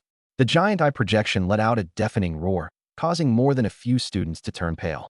Homeroom teacher Lei Yin stepped onto the high platform, clad in black combat gear, flanked by 2 military representatives donning the insignia of a major. No need for unnecessary chatter. Lei Yin's deep voice overpowered the projection's howls. The military's abyss simulation matrix has been bridged to the core of your divine territories. What you're facing are real abyssal monsters projected using data collected directly from the front lines. His single eye scanned the crowd coldly as he continued. Don't think for a second that projections mean no real danger. The matrix replicates damage with 100% accuracy. If your retinue dies in there, they're dead for real. If your divine territory is destroyed, you're bankrupt. Period. A ripple of unrest swept through the crowd. Your assessment scores will be based on how long your defensive line holds and how many abyssal creatures you manage to kill, Lei Yin said, pointing at the red button on the edge of the connection pods. If you can't hold on, press the surrender button, and the matrix will immediately sever the connection. But that also means your assessment ends, and your performance is finalized. At the center of the training field, a tactical scoreboard slowly rose, alongside a main screen over 30 meters wide. During the test, the system will randomly display your divine territories on the main screen. Lei Yin stepped back. Line up according to your student numbers. Enter the pods. The assessment begins now. One by one, the students queued up and stepped into the connection pods. The doors sealed shut, and the indicator lights glowed a deep, eerie blue. In less than 3 minutes, the main screen flashed constantly, shifting between perspectives. The weaker students were the first to encounter disaster. The system selected a view of an F-grade divine territory belonging to a girl. In the scene, a group of about 20 frail, low-tier beastman archers trembled with tiny wooden bows. Opposing them were 10 black iron 3-star abyssal shadow wolves. The wolves wasted no time probing and instead blurred into shadows, smashing through the defensive line. Wooden arrows bounced harmlessly off their thick fur. One wolf pounced on a beastman, its bloodthirsty jaws snapping the poor creature's neck. "Ah, no, please." The girl inside her connection pod broke down, slamming the surrender button in hysteria. The pod door popped open, and she collapsed to the floor, sobbing uncontrollably. On the scoreboard, her performance lit up in red, incomplete. And this was just the beginning. Within 15 minutes, the training hall was ablaze with red lights. A wave of students broke down as their retinues were mercilessly slaughtered, their pods opening one after another. The scoreboard was soon filled with a dense cluster of incomplete results. This was the harsh reality for the powerless. They couldn't afford skill cards. They didn't have resources to equip their retinues properly. In the face of abyssal monsters, Ordinary retinues were as fragile as paper. Beep! The 12th pod opened, and Wang Fatty crawled out, his entire body trembling as he gasped for air, beads of sweat rolling down his face. His chubby frame quaked as he sat heavily on the ground. I stood at the back, glancing up at the scoreboard, where his performance was listed. Survival time, 15 minutes. Monster kills, 0. Rating, D. Just barely passing. You passed? I asked. He waddled over and slumped down, wiping his sweat. Barely made it through the second wave. My dad gave me 200,000 credits, and I spent it all on feed. He patted his chest, continuing. I herded 300 meat pigs to the front as a shield. If the shadow wolves wanted to get through, they had to chew through 2 meters of pure fat. That took just about 15 minutes, enough to pass. Now my divine territory is covered in pig intestines. I don't think I can touch pork for months. His strategy was absurd, perhaps even ridiculous. But in the end, survival was what mattered. Meanwhile, the main screen shifted to display the divine territory of class monitor Lishiochi. B-grade divine territory, fertile oasis. 50 semi-elf archers in iron armor stood atop a hill, bows drawn tight. Below them was a ramshackle meat shield composed of slimes, goblins, and low-tier beastmen. Retinues belonging to several impoverished students who had signed subordinate contracts with Lishiochi earlier that week. Shadow wolves and carrion beasts tore into the meat shield, killing the retinues en masse. But their deaths slowed the advancement of the abyssal creatures, and the archers above rained arrows down, gradually taking out the monsters one by one. Within 10 minutes, the battle was over. The poorer students' retinues were entirely wiped out, while Lishiochi's semi-elf archers emerged unscathed. He climbed into the top 10 of the leaderboard. In a corner of the hall, the students who had signed contracts with him sat, faces pale. Their retinues had been decimated, and all they earned in return were minor participation points, barely enough to scrape by the passing threshold. Lishiochi emerged from his pod with a smile, casually wiping his hands with a wet towel as compliments flooded in from those around him. Lei Yin watched coldly from the high platform. This is the reality of war. Think it's unfair? Think it's cruel to use people as cannon fodder? His voice hardened. When abyssal monsters sink their teeth into your bones, they won't care about what you think is cruel. As he finished speaking, the system's announcement echoed across the hall. Next up, Class 3A student Zhao Tianze. Silence fell over the training ground. Zhao Tianze straightened his collar, an arrogant smirk playing on his lips. Instead of heading into the pod immediately, he turned and shot a look at me. Watch closely, Lin Yuan. Today, I'll show you that some chasms are so wide, scum like you from the bottom rung couldn't cross them in 10 lifetimes. With that, he stepped into the first connection pod. The main screen flickered to life, and the crowd collectively gasped. Displayed was a massive, bronze-tier structure, a giant stone fortress. In front of the fortress stood a regiment of 3,000 fully armored orc warriors, each at black iron 7-star rank. They wore heavy steel equipment and gripped 2-meter-long greatswords. The 3,000-strong formation stood like an unyielding wall of blackened steel, the battle auras swirling above them forming crimson clouds. This was no student-level configuration. This was an army. The third wave of monsters arrived. Hundreds of mutated wild boars charged forward. Kill! Zhao Tianze roared. The 3,000 orc warriors surged forward like a tide of black iron, their greatswords cleaving through boars, slicing hide and bone in a single swing. Not a single orc retreated, not a step backward. The fourth wave followed, an army led by a bronze 1-star, 2-headed corpse dragon, accompanied by over 1,000 abyssal creatures descending from the skies. The orc formation wavered, and then, floating above the divine territory, a radiant, golden card appeared. A divine retribution card, Meteor Storm. A consumable costing a staggering 3 million faith points for a one-time use. The skies turned a fiery red, and a torrent of meteors rained down, blanketing the battlefield. Boom, boom, boom. When the dust settled, the corpse dragon's wings had been charred and shattered, half its body crisped to coal. The orcs swarmed it, hacking it into a charred pulp with relentless blows. The battlefield was cleared. The hall erupted in cheers. A freaking divine retribution card. 3 million just for a single blast. That's money power right there. On stage, the military representatives nodded approvingly. Resources are a form of strength on the battlefield. Tactics were executed well. The pod door opened, and Zhao Tianze stepped out. His score was set. Survival time, 30 minutes. Monsters slain. Bronze tier leader 1. Black iron tier 1,200. Rating, A. Currently in first place. A commanding lead by an overwhelming margin. Zhao Tianze reveled in the admiration directed at him. A beam of light cut through the crowd and landed in front of me. See that, Lin Yuan? That's my strength. He patted my shoulder mockingly. Your cobbled-together trash scavenger goblins couldn't even withstand a single roar from a two-headed corpse dragon. He smirked, leaning closer. I'm going to stand right here and watch your so-called wasteland god domain collapse. Better start preparing for your new career sweeping sidewalks. The murmurs of the crowd surrounded me. Sympathy, pity, and a fair share of schadenfreude. The difference between an ant and an elephant couldn't have been clearer. Sitting calmly in my chair, I glanced at the leaderboard on the massive screen. Silent, focused. Then I stood. Without breaking stride, I rammed my shoulder squarely into Zhao Tianzi as I passed him, hard enough that the so-called B+ grade god domain owner nearly stumbled to the ground. Move. You're in my way.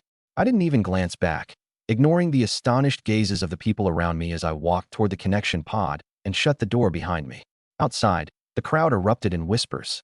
How long do you think his wasteland domain can hold? 10 seconds max. Once the first wave of abyssal wolves hits, those gray goblins of his are toast. Zhao Tianzi's face was plastered with arrogance as his eyes locked on the screen. The camera switched to show my god domain. A dark red sky, clouded with ash that never settled. The cracked ground blackened as if permanently scorched, its fissures oozing with putrid, toxic sludge. At the center of a giant basin stood a 30-meter-tall abyssal flesh tree, its roots stretched toward a blood-filled pit bubbling with sinister intent. The entire domain radiated death and corruption. Gasps broke out in the audience as the camera panned across. That toxic density, it's worse than the abyssal front. Even Lei Yan, the teacher, froze. His gaze locked onto the towering tree. Wait, he muttered. That branch I gave him yesterday. It's already grown into its adult form? The air shimmered, marking the arrival of the first wave of demonic beasts. 10 abyssal wolves, their bodies smoldering with black flames, landed in the wasteland. As expected, they instinctively howled to assert their dominance. The leader of the pack inhaled deeply and opened its maw. Oh, cough, cough, cough. Choking wails replaced its fearsome howl as the wolf collapsed to the ground, vomiting thick clots of blood. The toxic miasma, mixed with mutating spores, burned through its lungs like acid. 3,000 spectators fell into stunned silence. Before anyone could blink, a roar erupted from the blood pit, a sound magnified 100-fold in fury and savagery. The ground trembled as a massive form emerged. A 4-meter-tall behemoth, muscles hardened like volcanic rock, charged forward. The abyssal tyrant wasted no time. Grabbing the wolf leader's neck with one hand, it snapped the spine with unsettling ease. Tossing the corpse toward the flesh tree, the roots ensnared it instantly, draining every last drop of life. From behind, a deafening symphony of screeches and growls echoed out. 1,000 obsidian-armored goblins surged forward from the camp in a frenzied wave. No formations, no strategy, just a pure, primal hunger for flesh and blood. The remaining 9 abyssal wolves didn't stand a chance. Piled on by dozens of rabid goblins, they were torn apart within seconds, flesh devoured, bones crunched, nothing left to recover. Zhao Tianzi's arrogance faltered. His jaw tightened. This doesn't make sense. Goblins. How could goblins possibly tear apart abyssal wolves with their bare hands? The simulation adjusted to the unexpected display of strength. The difficulty skyrocketed. The second wave descended, rot fiends, hundreds of them, mutated war boars by the thousands. The overwhelming numbers charged ferociously, a tsunami of twisted beasts. Yet the onyx goblins tore through them like knives through paper. One goblin had its ribs shattered by a warboar's tusk. It didn't flinch. Instead, with grim determination, it ripped the very same tusk from its chest and drove it into the boar's eye socket, before tearing off a hunk of flesh to devour mid-battle. Shivers ran through the crowd. They look at the monsters as if they're dinner. One student whispered, his voice shaky. The fourth wave began. The battlefield darkened as the heavens split open.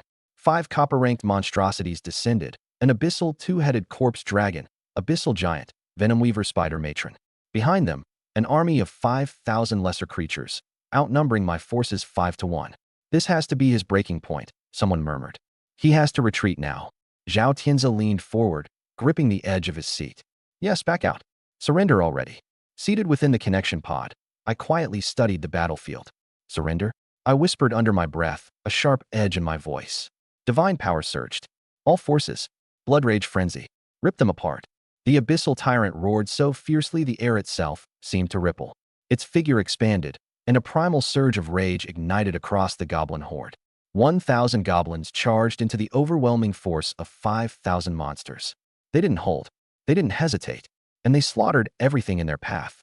The abyssal tyrant stood alone against the 5 copper-ranked monsters. The corpse dragon swooped low, releasing a blistering cloud of poison from its twin maws. The tyrant soared into the air, breaching the toxic shroud with unrelenting force. It seized one of the dragon's heads mid-flight and tore it clean off. Crimson rain poured as it pivoted, driving its fist through the abyssal giant's chest cavity with brutal finality. It was pure, unrelenting violence. There was no elegance in its methods. Just raw, savage power, flesh pulverizing steel. Around me, a deathly silence enveloped the 3,000 spectators in the simulation arena. Nobody even dared to breathe. The simulation continued, but I had seen enough. From within the pod, I dispassionately observed the final moments of the battle. Nothing that remained on the field could stand against my forces. On the giant leaderboard, my score climbed relentlessly. D tier, C tier, B tier. In mere moments, my rank leaped to first place. The bold red letters above my name spelled S tier evaluation. I hit the red button, forcefully ending my domain connection. The pod door slid open. I stepped out, walking into the heavy silence of the arena. Every single person, from the 3,000 students to instructor Lei Yin and the attending military representative, stared at me in shock. The air itself felt frozen. He cheated. Zhao Tianze was the first to break the silence, his voice raw with anger and disbelief. He pointed to the leaderboard like a madman. F-tier wasteland domains can't grow anything. He couldn't possibly afford to sustain 1,000 mutated goblins. He must have colluded with the abyss. He's a traitor. Some students began murmuring. Doubt crept into their expressions. Enough. Lei Yin slammed the railing in front of him, his demigod-level aura exploding outward. Zhao Tianze collapsed to his knees from the pressure, the alloy floor denting beneath him. You dare question the military's detection system? Lei Yin's tone sent chills down every spine. Still, Zhao Tianze gritted his teeth, unwilling to let go. Wasteland domains can't mass-produce troops like that. It violates the laws of energy conservation. You think it doesn't make sense because you're an idiot, another voice interrupted. The military representative strode forward, his expression one of blazing fervor. He stopped in front of me, his eyes wide with excitement. Tell me, student, how did your goblins survive in such a toxic environment? I didn't answer.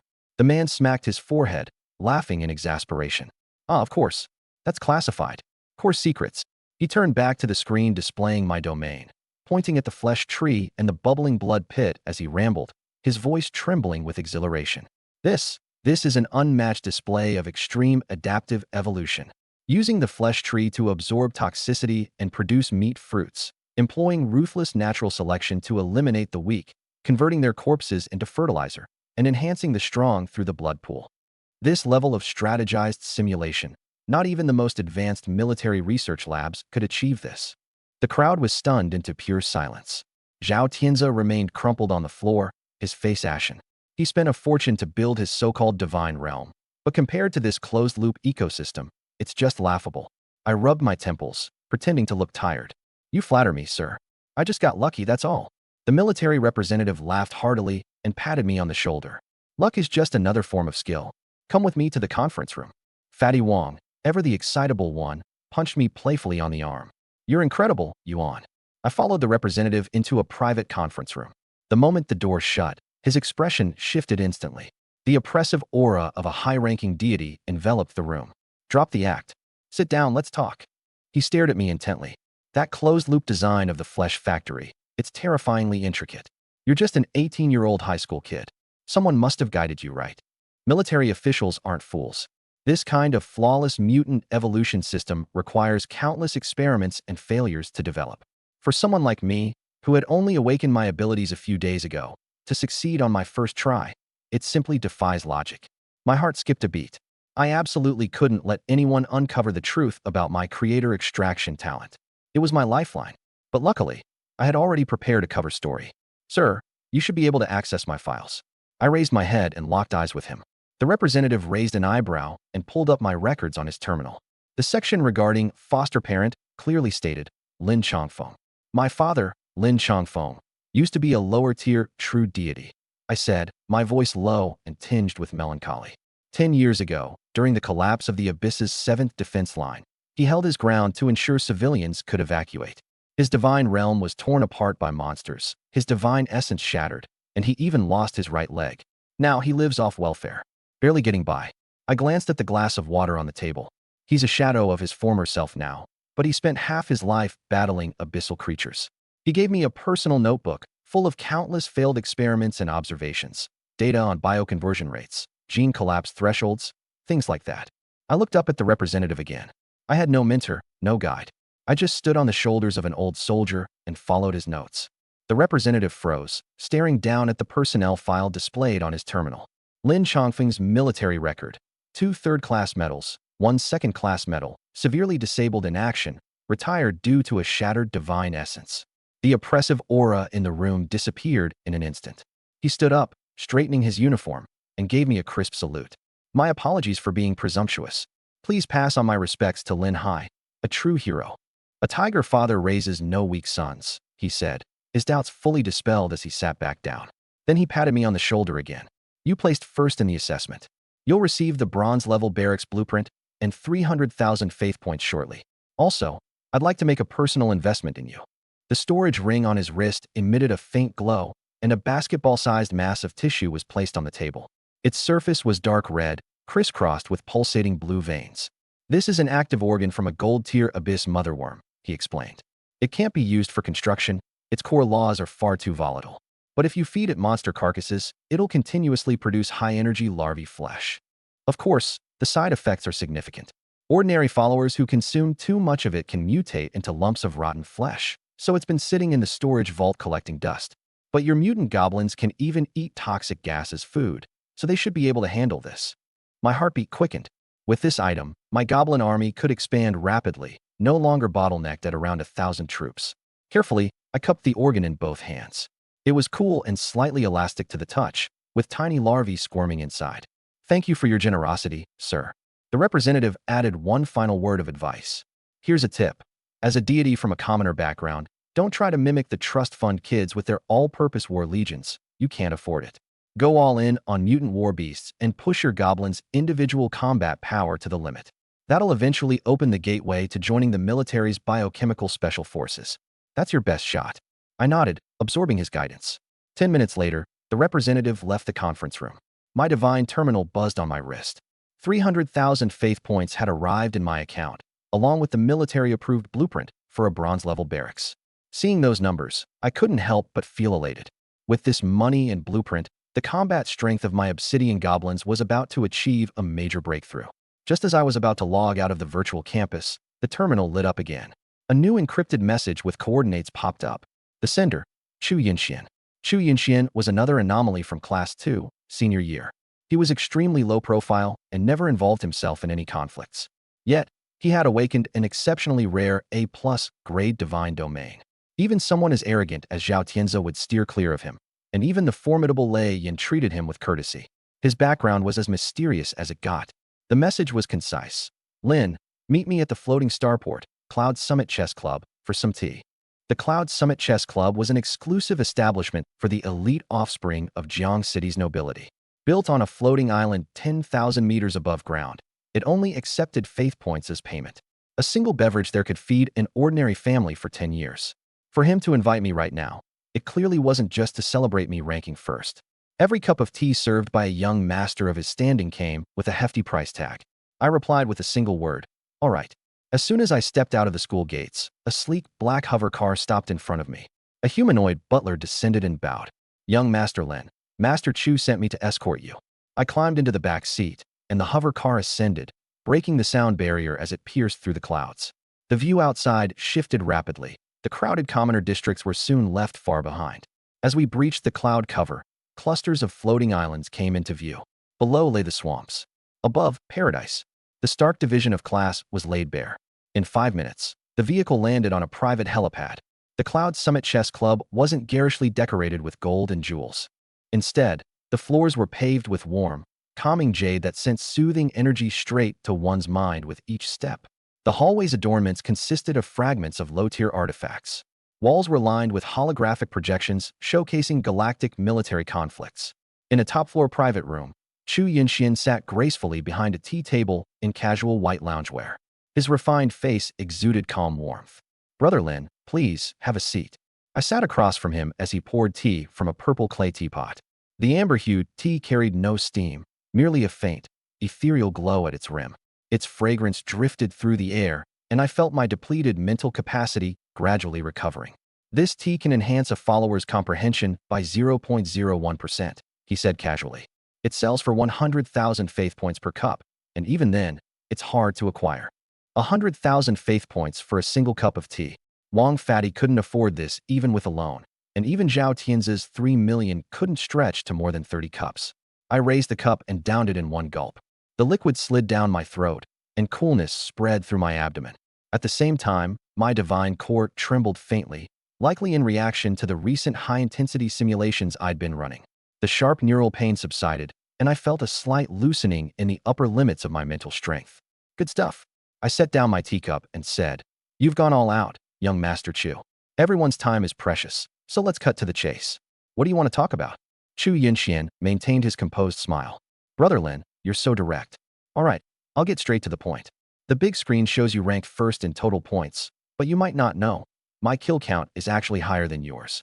I just found the later stages too dull and withdrew early." I narrowed my eyes slightly. During the assessment, the display of Chu Yunxuan's divine domain briefly flashed across the big screen only once. For him to bring this up now, it's clearly not just about showing off. Chu snapped his fingers, and the floor-to-ceiling windows transformed into a holographic screen.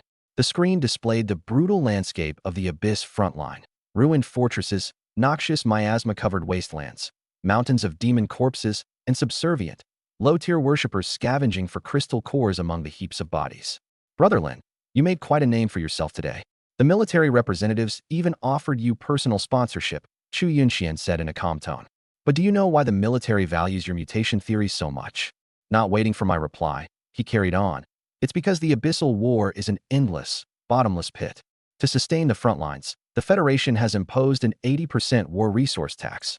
Yes, 80%. 80%. Ordinary deities fight tooth and nail on the front line, earning the Federation's crystal cores and rare resources, only to have the majority taken as tax."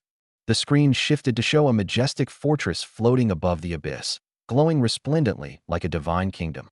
"Families like mine, the Chu family, top-tier conglomerates, hold special exemption privileges," Chu Yunxian explained, pointing at the fortress. "We control the core technologies for abyssal purification and advanced divine weapons. The military's logistics operations depend on us. We pay very little tax, and sometimes the military even has to curry favor with us. A war god without connections is ultimately just high-grade cannon fodder. Even your wasteland swarm strategy, as impressive as it may seem, won't last. Even if you bring your goblin troops to silver-tier combat power, the maintenance costs alone would crush you, especially alongside the Federation's taxing hell. When you get to the front lines, you'll see it for yourself. The army you're proud of will essentially be doing cheap labor for someone else. The harder you fight, the more you'll lose." And there it was, the hidden blade revealed. Chu Yunxian leaned forward and dropped his proposition: "Sign a contract to become a vassal deity under the Chu family." His voice brimmed with confidence, like he was offering me the opportunity of a lifetime, one I'd be foolish to refuse. "The terms are straightforward. Your divine domain must be accessible to the Chu family's research institute for the purpose of sharing your mutation and evolution data. In return, the Chu family will provide you with a monthly resource allocation of 3 million faith points, and will cover the military taxes for you. Most importantly," his gaze locked onto mine, his tone deliberate and slow, "when you reach the peak of semi-divinity, the Chu family will provide you with a complete lower-rank godhood core. A promise of 3 million a month, plus a direct path to become a true god. This offer would drive 99% of the students at the academy into a frenzy. Even the spoiled heirs of wealthy families might throw themselves at such a deal." The room fell silent. I looked at his seemingly assured expression, feeling no small thrill or excitement. In fact, I almost laughed aloud. Some things never change, no matter the world. Promises like these are just grand air castles built on sand. Sharing the secrets of my divine domain. That would mean the Chu family's semi-divine and even true divine entities could freely explore its core. My obsidian goblins were pieced together through essence extraction. The moment my divine domain was laid bare, that secret would be discovered. In the eyes of financial conglomerates, am I really some honored guest consultant? Not in the slightest. At most, I'm just a research subject of interest. Once the Chu family uncovered the secret of mutation, or fully grasped the truth of my talent, my fate would be far worse than cannon fodder perishing in the abyss. Control over critical knowledge must remain in my hands. Your offer sounds tempting, young Master Chu. I said, rising and pushing my chair back. But I'm not the kind to live off others or show my cards to anyone. I slipped my hands into my pockets and looked at him. Apologies, but I decline. Chu Yinchuan's hand paused slightly as he was bringing his teacup to his lips. A flash of surprise crossed his eyes. He had undoubtedly expected me to haggle, request more resources, or negotiate for a down payment up front. Never in his wildest calculations did he foresee me bluntly rejecting him without hesitation. Using the weight of class disparity and the allure of a godhood core, and he couldn't sway a poverty-stricken student scrapping his way out of a slum? Yet, unlike Zhao Tian's furious outbursts, Chu Yinxian handled the rejection with grace. He was momentarily stunned but quickly flashed a charming smile. Like a spring breeze. Bold. I like it, he said, putting down his teacup, his grin deepening. No deal, no grudge. The Chu family admires talent above all. Since you have strong convictions, Brother Lin, I won't pressure you. As he spoke, he swiped a finger across his terminal. A black metallic card embedded with purple crystals slid toward me. It featured a lifelike embossed pattern of a dragon. This is an elite entry pass for the Underground Star Network's black market auctions, Chu said sincerely. Since you want to chart your own course, there's no escaping the Federation's taxing grip. These lawless zones, you might find them useful. You can purchase unregulated items here or even liquidate any unsanctioned resources you acquire. Consider this a token for friendship. I gave him a deep, appraising stare. This is what makes a scion of a true conglomerate terrifying. When a straightforward strike fails, they don't force the issue. Instead, they plant seeds of goodwill, avoiding enemies at all costs. With just a trivial ticket in his view, one of no real consequence, he preserved a faint, lingering connection, always maximizing benefits. I didn't stand on ceremony and directly slid the gilded pass into my pocket. Thanks. I won't forget this favor. With that, I turned and left the private room. When the door slid shut behind me, I finally let out a long, quiet breath. The black market auctions. A treasure trove for eccentric finds. I should definitely check it out when I have time. After I left, Chu Yinxian remained seated, casually pouring himself another cup of tea. A robotic butler approached and lowered its head respectfully. Young master, the family's arsenal has allocated you a high-tier fund of 1 billion faith points, with an extremely low annual interest rate. These resources are ready for your use at any time. 1 billion, enough to buy the lives of hundreds of ordinary deities or purchase a small resource plane. But Chu Yinxian casually said, withdraw it all in cash. Spend 200 million to acquire a deep abyss royal heart from the front line of the 7th Military District. No matter what channels are required, offer an additional 20% premium if necessary. Directly inject it into my core biochemical pool. He lightly tapped his fingers on the table. With the remaining 800 million, outfit my believers with standard-issue silver weaponry. The Military District's grand assessment is next month. I must secure a spot in the distinguished sequence. Anyone who dares stand in my way will be crushed. The butler took his orders and quietly withdrew. Chu Yinxian gazed out at the rolling sea of clouds beyond the window, muttering, Lin Yuan, I hope you live to see the Military District assessment. Don't disappoint me.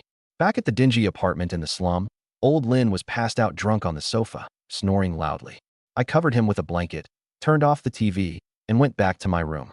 Locking the door and drawing the curtains, I sat cross-legged on the bed and opened my deity terminal to check my account. 300,000 faith points. But in the realm of gods, money is perpetually tight. I reviewed the material requirements for the blueprint of a bronze-level barracks. 3 minutes later, my purchase was completed, and 80,000 faith points vanished like a puff of smoke. Burning through 80,000 just for the foundation.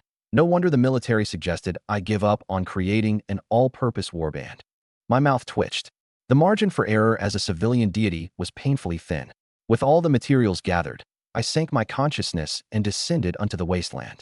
1,000 obsidian goblins were resting beneath the abyssal flesh tree, with the tyrant sitting quietly, eyes closed in meditation. Hovering midair, I took out the rank gold mother worm organ, a festering, putrid object emitting a vile stench. Even the surrounding toxic fumes seemed drawn and absorbed by it. But I didn't toss it into the soil right away. The abyssal flesh tree is a plant-based flesh-eating entity, while the motherworm organ belongs to an insect-based flesh-consuming category. The wasteland's ecosystem is fragile, and the soil is barren. Planting this organ in the basin would trigger fierce competition for nutrients between the two entities, inevitably leading to mutual destruction. I would not tolerate internal conflict within my domain. If coexistence is impossible, then assimilation is the only path. I extended my palm toward the motherworm organ. Extract. Dark gold light erupted from my hand, manifesting into chains that pierced into the organ. It convulsed violently, emitting an ear-piercing screech, a remnant of the instinctual laws of the rank gold creature resisting the process. But against my SSS-rank talent for creation extraction, such resistance was utterly futile. The chains tightened, disintegrating the mass of flesh, tearing apart its structure, and stripping it down to its core concepts. Two clusters of shimmering silver light hovered before me. Ignoring the defunct laws entirely, extraction successful. I obtained two precious silver rank concept traits. First, endless meat core imbues structures or plants with an extraordinary reproductive trait, allowing them to rapidly form high-energy fleshy cocoons upon consuming raw flesh. Second, gene plunder, a 10% chance to steal superior traits from high-tier biological corpses and integrate them into the fruits produced. My breath caught as I stared at the system interface showing the newly acquired traits. This was nothing short of perfection. The military representatives had been right. The greatest value of the abyssal motherworm lay in its unprecedented ability to breed units rapidly. However, feeding it directly carried the risk of unpredictable mutations. Through my extraction process, I had stripped the violent, invasive mind corruption inherent in the core and preserved only the purest reproductive mechanism. Looking down at the abyssal flesh tree below, I gently snapped my fingers. Go! The two clusters of silver light descended as if meteors, sinking into the tree trunk. The transformation began at once. The entire basin trembled violently. The flesh tree emitted a cacophonous sound of cracking bones, its bark fracturing in vast patches as dark red tendrils unfurled from its branches. The ends of the tendrils formed translucent fleshy sacs filled with slowly pulsing, crimson liquid. This was the effect of endless meat core. The tree remained the same height, but its trunk thickened significantly, and its roots drove deeper into the rocky substrate. In appearance, it had evolved into a grotesque biological weapons factory. Preparations were nearly complete. Only resources were lacking. I opened my terminal to review the rewards for securing the top rank in the virtual training arena. The military had decided to convert my kill data into real abyssal resources. With a thought, a rift tore open above my divine realm. Disembodied limbs, demon wolf corpses, and chunks of troll flesh poured down like apocalyptic hail, forming gory mountains on the ground below. The goblins shrieked in excitement, but dared not approach without my command. The flesh tree, unable to contain its hunger, unleashed countless roots that slithered serpentine into the heaps of corpses, devouring them ravenously. Rivers of blood coursed up its trunk as hundreds of fleshy sacs began swelling with life. System prompt: gene plunder successful. Abyss troll bone reinforcement gene acquired. I didn't stop there. From my terminal, I retrieved more materials and the bronze-level barracks blueprint, tossing them onto an empty plot beside the blood pool. Construct. The blueprint ignited in bronze light, manifesting an enormous black battleground spanning thousands of square meters, the Blackblood Arena. This bronze-level structure enhanced troops' capacity to condense bone armor, accelerate recovery, and break through bottlenecks through brutal, life-or-death combat. A few well-fed goblins were corralled into the arena by the tyrant. The moment their feet touched the runes engraved on the floor, bone armor materialized across their bodies. They immediately turned on each other with bloodthirsty abandon, eyes gleaming red. Limb after limb flew through the air as I observed the carnage, expressionless. My main combat force was taking shape, but it was still far from sufficient. I was preparing to check the trading network in reality when my terminal suddenly buzzed, an incoming call from Fatty Wong. The holographic projection revealed his round, distressed face filling the screen. He wailed, "UNZ help. I'm ruined." Apparently, his sacred swine familiars had contracted abyssal pig plague. Half of them died within a single night, and the 50,000 he spent on breeding cards was about to go to waste. Anti-plague serum cost 20,000 a vial, and having sunk all his loans into construction, he couldn't afford it. How many have died so far? I asked. 300 plus are dead. The remaining 1,000 or so are lying there sluggishly, barely moving. Don't buy the serum, I said flatly. Chop up the dead pigs, mix their blood and flesh into the feed trough, and serve it to the sick ones. Fatty Wong froze. You can't be serious. That's the meat from dead, diseased pigs. Isn't that asking for the infection to spread faster? The virus works on simple logic, I explained. Survive and evolve, or fail and rot. I stared at him, enunciating my next words carefully. Feed them the flesh of their own kind. The pigs that survive will have stomach acid and immune systems automatically restructured to produce natural antibodies. The ones that can't make it wouldn't have survived anyhow. The ones that do, however, will become plague-immune war swine. This is natural selection. Fatty Wong's face blanched, shivering as ripples coursed through the rolls of fat on his body. Holy SHDUNZ. This isn't farming pigs. You're raising fucking parasites. Not even a capitalist could be this ruthless. Hell, even death himself would offer you a smoke after listening to this. But it kinda makes sense. Antibodies often only require the simplest form of immune response. I hung up the call directly. Go do it, you won't die from it. After dismissing Fatty Wong, I exited the realm of the gods and sat on my bed, opening up the black market section of the Celestial Trading Network. I had 220,000 faith points left in my account. I typed into the search bar, low-tier aquatic creatures, highly reproductive, highly adaptable. I quickly scanned the list, ignoring the premium marine species priced over tens of thousands of points, and focused instead on the unwanted garbage species. Corrosive bone piranhas, deep-sea scavengers with excellent bite force capable of shredding steel, but low intelligence with a tendency for cannibalism. 3,000 points for 10,000 individuals. Venomous algae, toxic swamp vegetation that absorbs nutrients at an alarming rate and releases toxic gases, damaging water quality and suffocating aquatic ecosystems. 2,000 points for 100,000 plants. Abyssal mire crabs, face-sized creatures with hard shells, known for lurking in mud and feeding on detritus and excrement. 10,000 points for 50,000 crabs. For under 20,000 points, I assembled a full set of bottom-tier, foul-smelling species, forming a rudimentary base food chain. No rational deity would dare nurture such filth. They'd contaminate the water supply just by existing. Of course, I couldn't just throw fish into water that didn't exist yet. Ordinary groundwater would evaporate within half a day's exposure to the poisonous heat of the wastelands. I spent 30,000 points on 50 million tons of corrosive phantom water, an underground water source laced with paralyzing toxins and corrosive properties. Once again, I descended into my divine domain. Hovering above, I extended 2 fingers and made a cut through the barren earth. The land quaked as rock layers peeled away under divine force, and a 100-meter-wide, several-kilometer-long rift encircled what would become the central basin. Tearing open a spatial rift, 50 million tons of toxic liquid poured down. The wasteland domain had its first river. I then deployed the species. 100,000 venomous algae took root, rapidly reproducing as dark green toxic miasma floated across the water's surface. 50,000 mire crabs burrowed into the mud. 10,000 corrosive bone piranhas immediately began tearing into one another in fits of frenzy.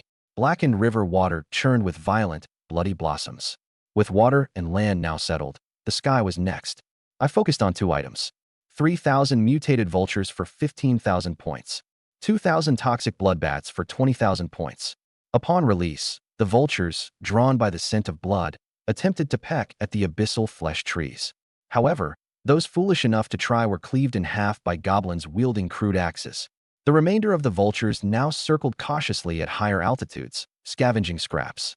The bloodbats were far more shrewd, immediately flying into the mines to hang upside down along the cave walls. And thus, the ecosystem of the wasteland domain took its brutal initial shape.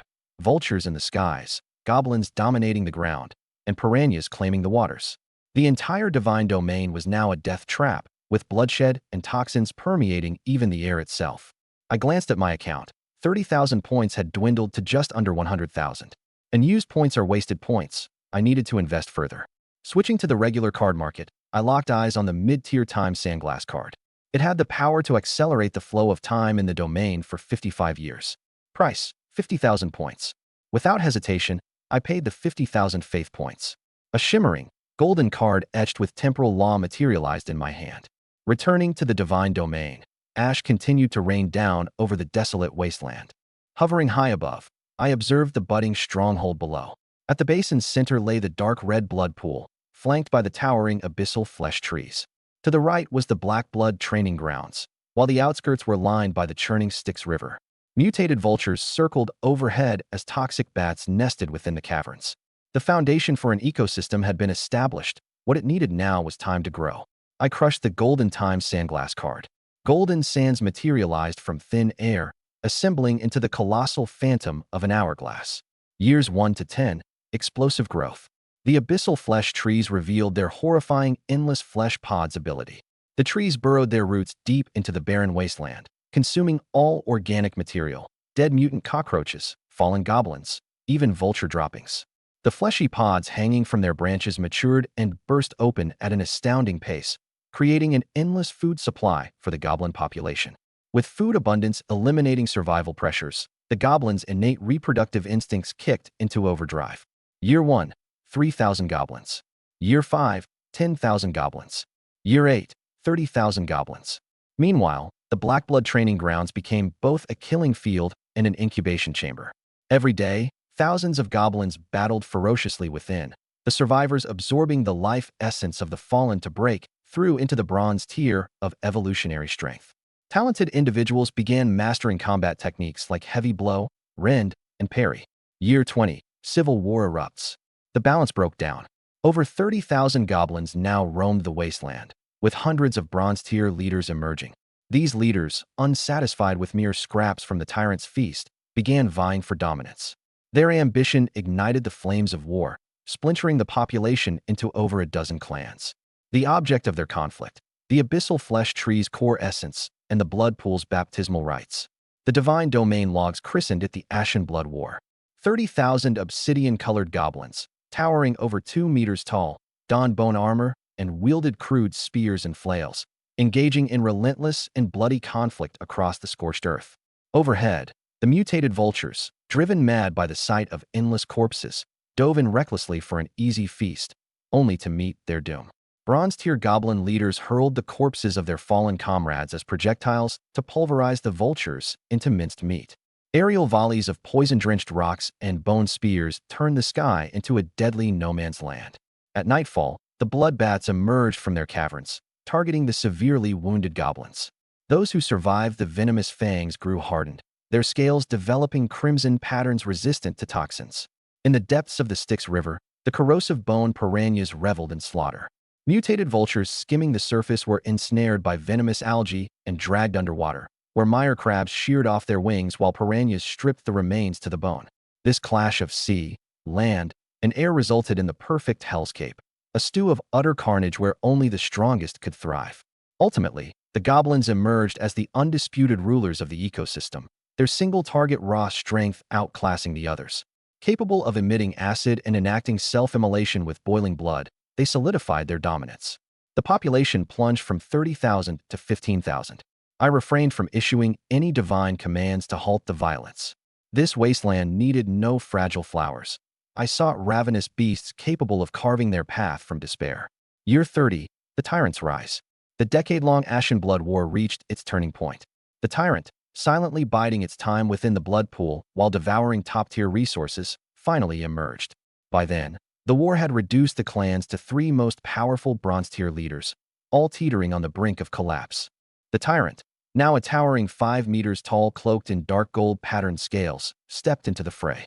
Brushing off a hail of bone spears, it casually crushed the first leader's skull with a single punch, tore the second one in half, and snapped the spine of the third underfoot. Roar! Lifting 2 severed heads toward the sky, the Tyrant bellowed its dominance. Every goblin froze, discarding their weapons to kneel before the invincible shadow towering over them. The Tyrant's bloodline domination trait fully awakened, compelling total submission. The Civil War ended, and the Wasteland domain was unified once more. Years 30 to 55, peaceful expansion. The domain entered a period of steady growth. The population stabilized at 50,000 individuals, the upper limit permitted by resource allocation and natural attrition. The vultures, venom bats, and piranhas had all been subdued, forming a new, unspoken agreement. They would only feast on the leftovers of the goblins, never actively provoking them. Year 55. The hourglass of time had shattered, scattering into a rain of brilliant light. The flow of time returned to normal.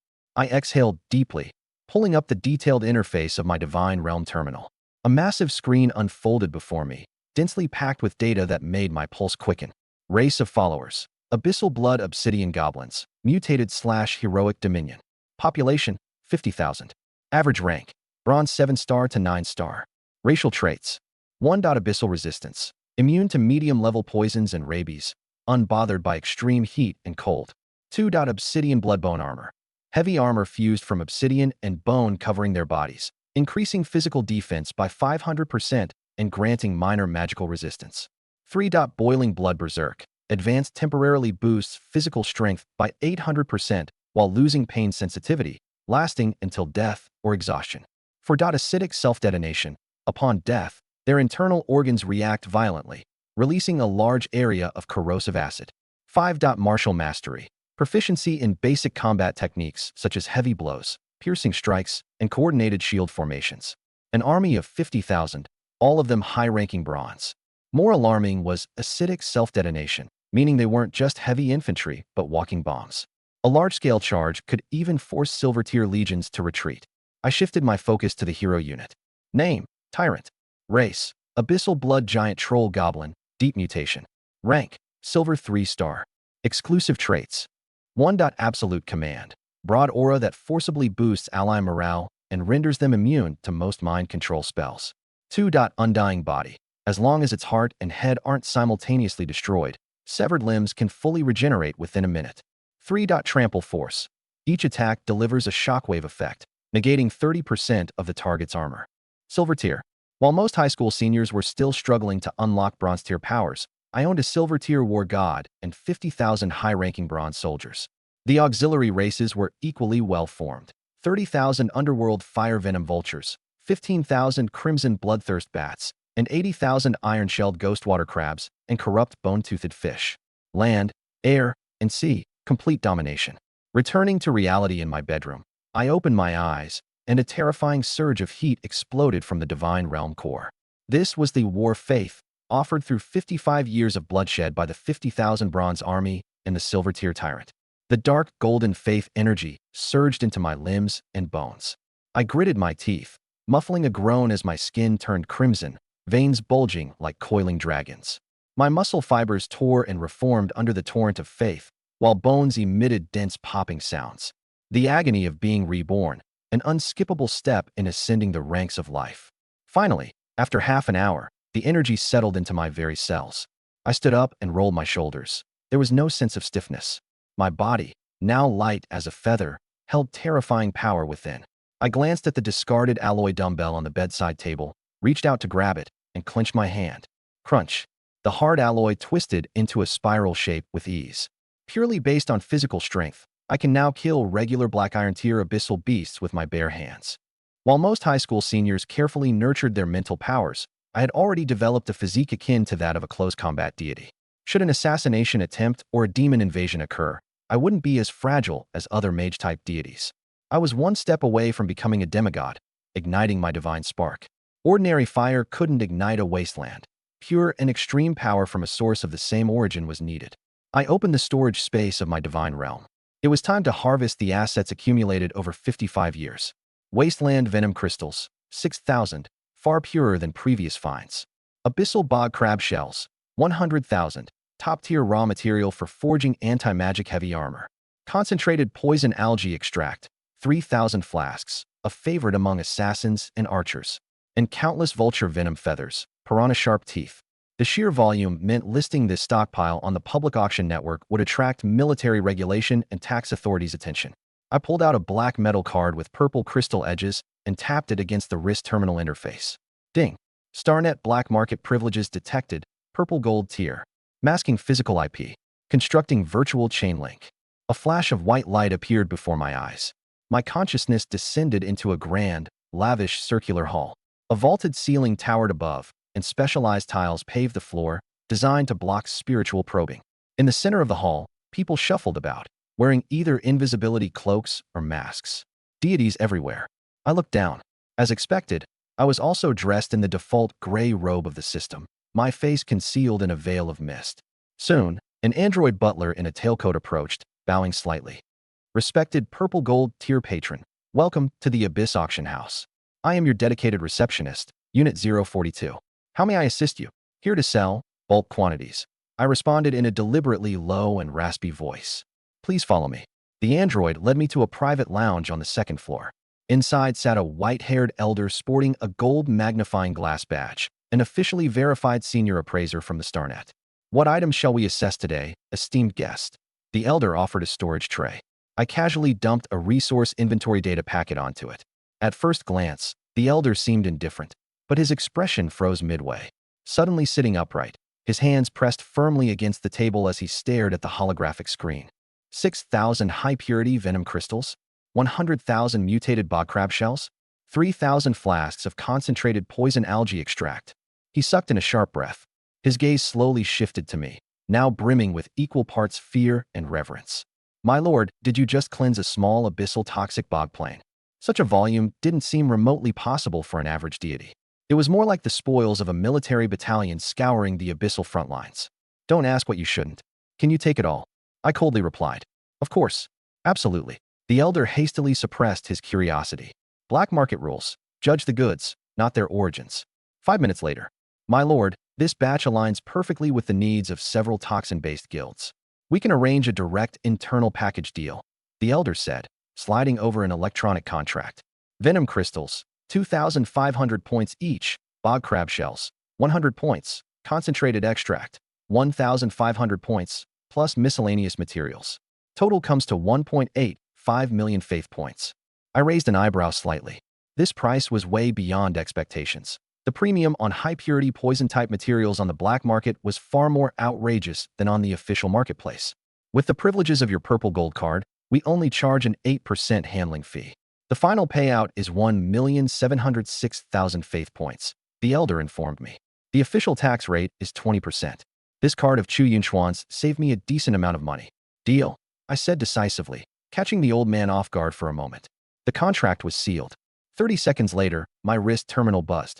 Account credited, 1,706,000 faith points. The sight of all those zeros made my heart skip only half a beat. Numbers are always just numbers. Only when converted into raw combat power do they truly become your own. Do you have any advanced environmental modification buildings here? I inquired. The elder's attitude became even more respectful. What type do you need? Nature type? Light type? Or shadow type? Wasteland type. The more extreme, the better. He searched for a moment before pulling out 3 cards glowing with a dark green hue and sliding them over. You're in luck. Just yesterday, a deep abyss explorer consigned these items here. I lowered my gaze. Building card, Wasteland Radiation Tower. Grade, top-tier bronze. Function, extracts the violent energies of the Earth's veins and converts them into high-concentration radioactive poison gas, covering your divine realm. Significantly reduces the lifespan of all organisms within the range, while increasing their genetic mutation rate by 300%. Negative effect, severely damages the divine realm's environment, with a high risk of basic law collapse. Price, 500,000 faith points per tower. The elder gave a wry smile. These things are too powerful. Regular poison-type gods don't dare to use them. If they lose control, even their divine cores could get corrupted. That's why they never sell. To the average person, these are suicide bombs. But to me, these are the perfect sparks to ignite the flames of a wasteland law deity. Reduced lifespans? Genetic mutations? That's exactly what I want. All 3. I'll take them. 1.5 million faith points were deducted in an instant. The elder swallowed nervously as he respectfully handed me the 3 cards. Once I got what I wanted, I wasted no time and left the abyss auction. Returning to reality, I removed my helmet, connected to my divine core, and plunged my consciousness back into my domain. Boom! Descending into the divine realm. The ashen clouds roiling in the sky were swept aside by an invisible hand. I looked down at the vast expanse of charred earth below me and flicked my fingertip lightly. 3 eerie green cards turned into streams of light and landed precisely at the 3 edge positions of the divine realm. The ground trembled violently as 3 dark green metal towers, each 100 meters tall, rose from the earth. The energy spheres at their tips began to spin, emitting a shrill buzzing sound. Visible green radiation ripples swept outward, dyeing the drifting ashes into a penetrating green poisonous flame. After 50,000 goblins were swept by the radiation, they not only did not suffer genetic collapse, but instead roared in excitement. Their bone armor began absorbing the faint green light, becoming even more indestructible. Even the vines of the abyssal rot tree were devouring the radiation energy, and the flesh cocoons they produced glowed with fluorescence. The entire wasteland ecosystem was evolving in an even stranger direction. The piranhas in the river Styx, the poisonous bats in the mine tunnels, the vultures in the sky, all were undergoing twisted mutations. I nodded in satisfaction. With a 50,000-strong bronze-tier army, a silver 3-star tyrant, a 3-dimensional Lancier ecological chain, and 3 radiation towers tempering them day and night, the foundation was already deep enough. The next Biogrand drill would be almost enough to push them toward the demigod realm. As the college entrance examination and the military district selection approached, the atmosphere at school grew tense to the extreme. Cultural classes were almost entirely canceled, and all senior year students were spending their time in the divine realm. The school only cared about one thing: combat power. Chu Yunxian sent me an encrypted invitation code. After I accepted it and logged into the Star Network, I appeared in a minimalist virtual hall. This was a private salon made up of the top senior students. Everyone seated here was a genius who had awakened to C rank or higher divine realm, or who ranked in the top 50 of the combat power leaderboard. There were no teachers or military representatives here. Everyone not only exchanged insights into the laws, but more importantly, conducted tax-free private trades. I found a corner seat and watched a few rich second-generation heirs complain bitterly with furrowed brows. Zhao Tianzi took a big gulp of liquor and said, "My batch of beastmen just broke through to bronze, and their appetites increased tenfold right away. I can only feed them spiritual rice now. 3,000 beastmen eat up 5,000 faith points of mine in a day. I'm about to go bankrupt." A boy beside him also sighed. "My sword demon retinue needs iron ore to repair their bodies every time they fight." A girl with a plant-type divine realm leaned over to pitch purple blood wheat, and Zhao Tianzi gritted his teeth and bought 10 tons as an emergency supply. I lifted my clear tea and felt secretly delighted. These geniuses spent every day worrying about what their followers ate and drank, while my wasteland divine realm. Goblins ate the corpses of their own kind, mutated cockroaches, and the flesh sacks of the rot tree. The sick were simply thrown into the blood pool, and after death they could still produce toxic crystals and concentrated venom to be exchanged for huge sums. Zero cost, pure profit. Zhao Tianzi noticed me. After stiffening for a moment, he hurried over with a smile plastered across his face, holding up his cup with both hands and bowing as he apologized. "Brother Yuan, I was blind before. Please be generous and forgive me." No one who could mix in this circle was stupid. He knew how much potential a commoner personally received by the military representative had, and if he couldn't suppress me, then he had to swallow his pride and make friends. I glanced at Zhao Tianzi, didn't get up, and casually raised my teacup to clink it. No need to bring up the past. Brother Yuan is straightforward. Zhao Tianzi downed his drink in one gulp, his attitude respectful. At that moment, the lifting platform in the center of the hall lit up. Chu Yunxian appeared in a black combat suit, and the entire room fell silent. He swept his gaze around the room, pausing on me for a moment before speaking. "Everyone, the reason I've gathered you here today is because I've obtained definite news from the military." Chu Yunxian set aside his usual gentleness. "In 1 month, it will no longer be simulated combat. The military will join forces with all universities in Jiangsheng to launch a real-world abyss battlefield landing." The hall fell into dead silence. "Real-world landing?" Zhao Tianzi's voice trembled. "We've only awakened for a month. We're not even demigods. Deploying to the front line in person means people will die. In simulated combat, at worst the divine realm would be damaged, and with a few years of recovery one could bounce back. But a real-world landing meant the physical body entering the abyss front line. If the fortress was breached, if the gods fell, there wouldn't even be ashes left.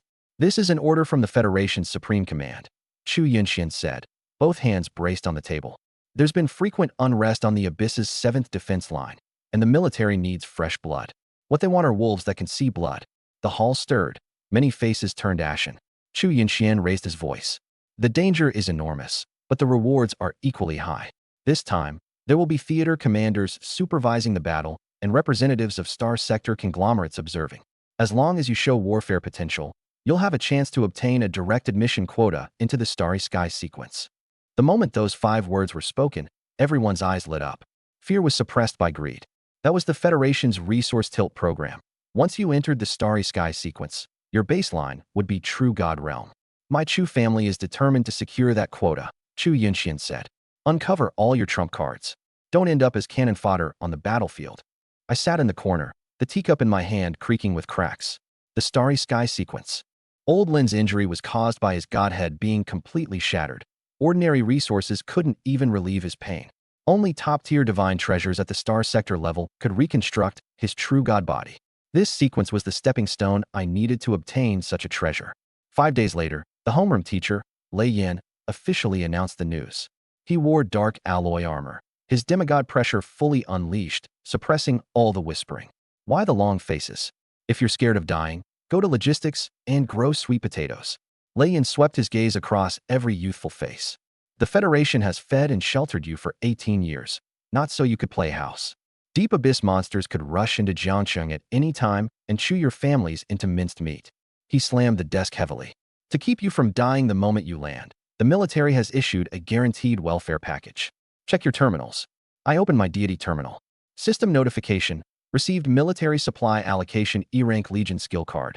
Blood link effect. Forcibly links the life force and pain nerves of all subordinates. When one suffers fatal damage, the damage is evenly distributed among the others. Lasts 30 minutes to. Market valuation. 400,000 faith points. Gasps erupted in the classroom. 400,000. With this card, fragile damage-dealing retinues could tank area of effect damage and greatly increase their survival rate. Everyone was relieved to have gained another life-saving trump card. I stared at the card's description, letting out a cold sneer in my heart. What guaranteed welfare? What heavy investment? This was nothing but a total cannon fodder card. How terrifying were the attacks of abyssal monsters? If the damage was split among 100 ordinary believers, the result would only be everyone being severely wounded and collapsing at the same time, then being wiped out in one sweep by the monsters. The military's real purpose in issuing this card was only one thing: to let these low-combat student believers hold out a few more minutes on the defense line and wear down the monster's stamina one more round. They were using human lives to fill the gap, squeezing the value of cannon fodder down to the last drop of blood. Lei Yin stood at the podium, looking at the excited students below. His lips moved, but in the end he said nothing. He had come down from the front line, and he understood the truth better than anyone, but the federal iron laws did not allow him to expose it. Class dismissed. For this month, I want you all to deduce like your lives depend on it. Whoever dares slack off before the descent, I'll personally fay him. After Lei Yin left, the atmosphere in the classroom grew lively. Some people slumped back in their chairs and let out long sighs, as if they had grasped a life-saving straw. I sat in the back row by the window, my expression unchanged. For ordinary gods, this really was a cannon fodder card. But for me, it was completely different. The goblin race trait, 4th item, acid self-detonation. If several hundred, or even 1,000 critically wounded goblins were forcibly bound with blood link, this power would keep them hanging onto their last breath, allowing them to maintain extremely high movement speed even while gravely injured. This group of flesh and blood bombs could charge into the center of the densest monster formations without restraint. Then, sever the link. Boom. Hundreds or thousands of bronze-tier high-level units triggering acid self-detonation at the same time. With that stacked terrifying corrosive power and explosive shockwave, not to mention bronze-tier monsters, even silver-tier bosses would instantly melt into a pool of rotten sludge. After going offline, I sat cross-legged on the bed and flipped my wrist, causing the card to appear in my palm. Extract. Dark golden light shot from between my brows, transforming into dozens of rule chains that pierced into the card. Crack. The card shattered, turning into a sky full of light specks. 2 chains dragged a bronze-colored light orb down and floated it before me. Ignoring the laws, extraction successful. Obtain bronze-tier conceptual entry. Crimson link effect. Activates after being granted to the target followers. Can establish a life-sharing link with same race members within a radius of 500 meters. Under the linked state, pain is suppressed and injuries are evenly distributed. The Grantaire may sever the link at any time. I closed my eyes and let my consciousness sink. In the next second, I was floating in the ash-colored sky of the wasteland divine realm. Below, 50,000 abyssal blood obsidian goblins had gathered in the dark red basin. The vines of the abyssal rotten flesh tree pulsed continuously, producing fresh flesh cocoons, and the goblins tore at the flesh, letting out low growls. I opened the panel and checked the grant cost, my brows furrowing. A single grant required 10 faith points. Equipping all 50,000 goblins would cost 500,000 points. At most, I only had a little over 200,000 left in my account. Fully loading everyone would immediately bankrupt me. I quickly changed strategy. Since I couldn't equip the whole army, I'd go the elite route. My gaze locked onto the giant shadow standing 5 meters tall in the center of the basin, its back covered in dark gold patterns, the tyrant. Then I selected 1,000 goblin chiefs, bronze 9-star, the largest in build, the most experienced. You'll do. I selected these 1,001 targets and clicked grant. The light orb in my palm exploded, transforming into 1,000 crimson streams of light that poured into their bodies. The tyrant rose from beside the blood pool and let out a deafening roar toward the sky. Complex crimson sigil patterns appeared on its chest, and the same patterns lit up on the chests of the 1,000 chiefs as well, quickly forming connected blood-colored energy threads. My divine voice exploded in their minds. Carve this power into the bones of your tribe. Teach it to them. Next, I witnessed the hardcore teaching unique to the wasteland divine realm. There was no gentle guidance, No formation diagram explanations. The tyrant strode into the goblin crowd, extended his millstone-sized claws, and casually grabbed two ordinary goblins that were still chewing away. Bang! Bang! With a hard squeeze of both hands, bones shattered, and the two goblins spewed black blood, the armor plating on their chests breaking apart in large sections as they were forced into a near-death state. The surrounding goblins swarmed up in excitement, roaring bloodthirstily. Just as the two goblins were about to die, array patterns lit up on the tyrant's chest, and two blood-red chains shot out, piercing into their bodies. The two goblins, already on the verge of death and seemingly about to trigger self-detonation, suddenly stiffened. The tyrant's massive life force surged back through the chains, the shattered bone armor stopped bleeding, and they stood up again, their pupils filled with crimson. The tyrant severed the chains. The two goblins crashed heavily to the ground, falling weak again. But this brief experience had already brutally engraved the operating route of Crimson Link into their muscle memory. The 2,000 goblin chieftains followed suit, charging into their own clans and grabbing low-tier goblins to beat them senseless. Beat them to near death, activate the link, forcibly keep them alive, then cut it off. The entire basin turned into a massive brawl. Screams, the sound of bones breaking, and furious roars intertwined. The piranhas at the bottom of the river Styx were so frightened that they burrowed into the silt, while the vultures circling in the sky rose hundreds of meters higher, afraid of getting caught in the crossfire. After watching the tyrants teaching for a while, I stopped paying attention. The survival law of the wasteland was simple: survival of the fittest. Since the tyrant could handle it, there was no need for me to meddle. At this moment, the StarNet forum in the Jiangxing Senior Year Warzone section had already blown up.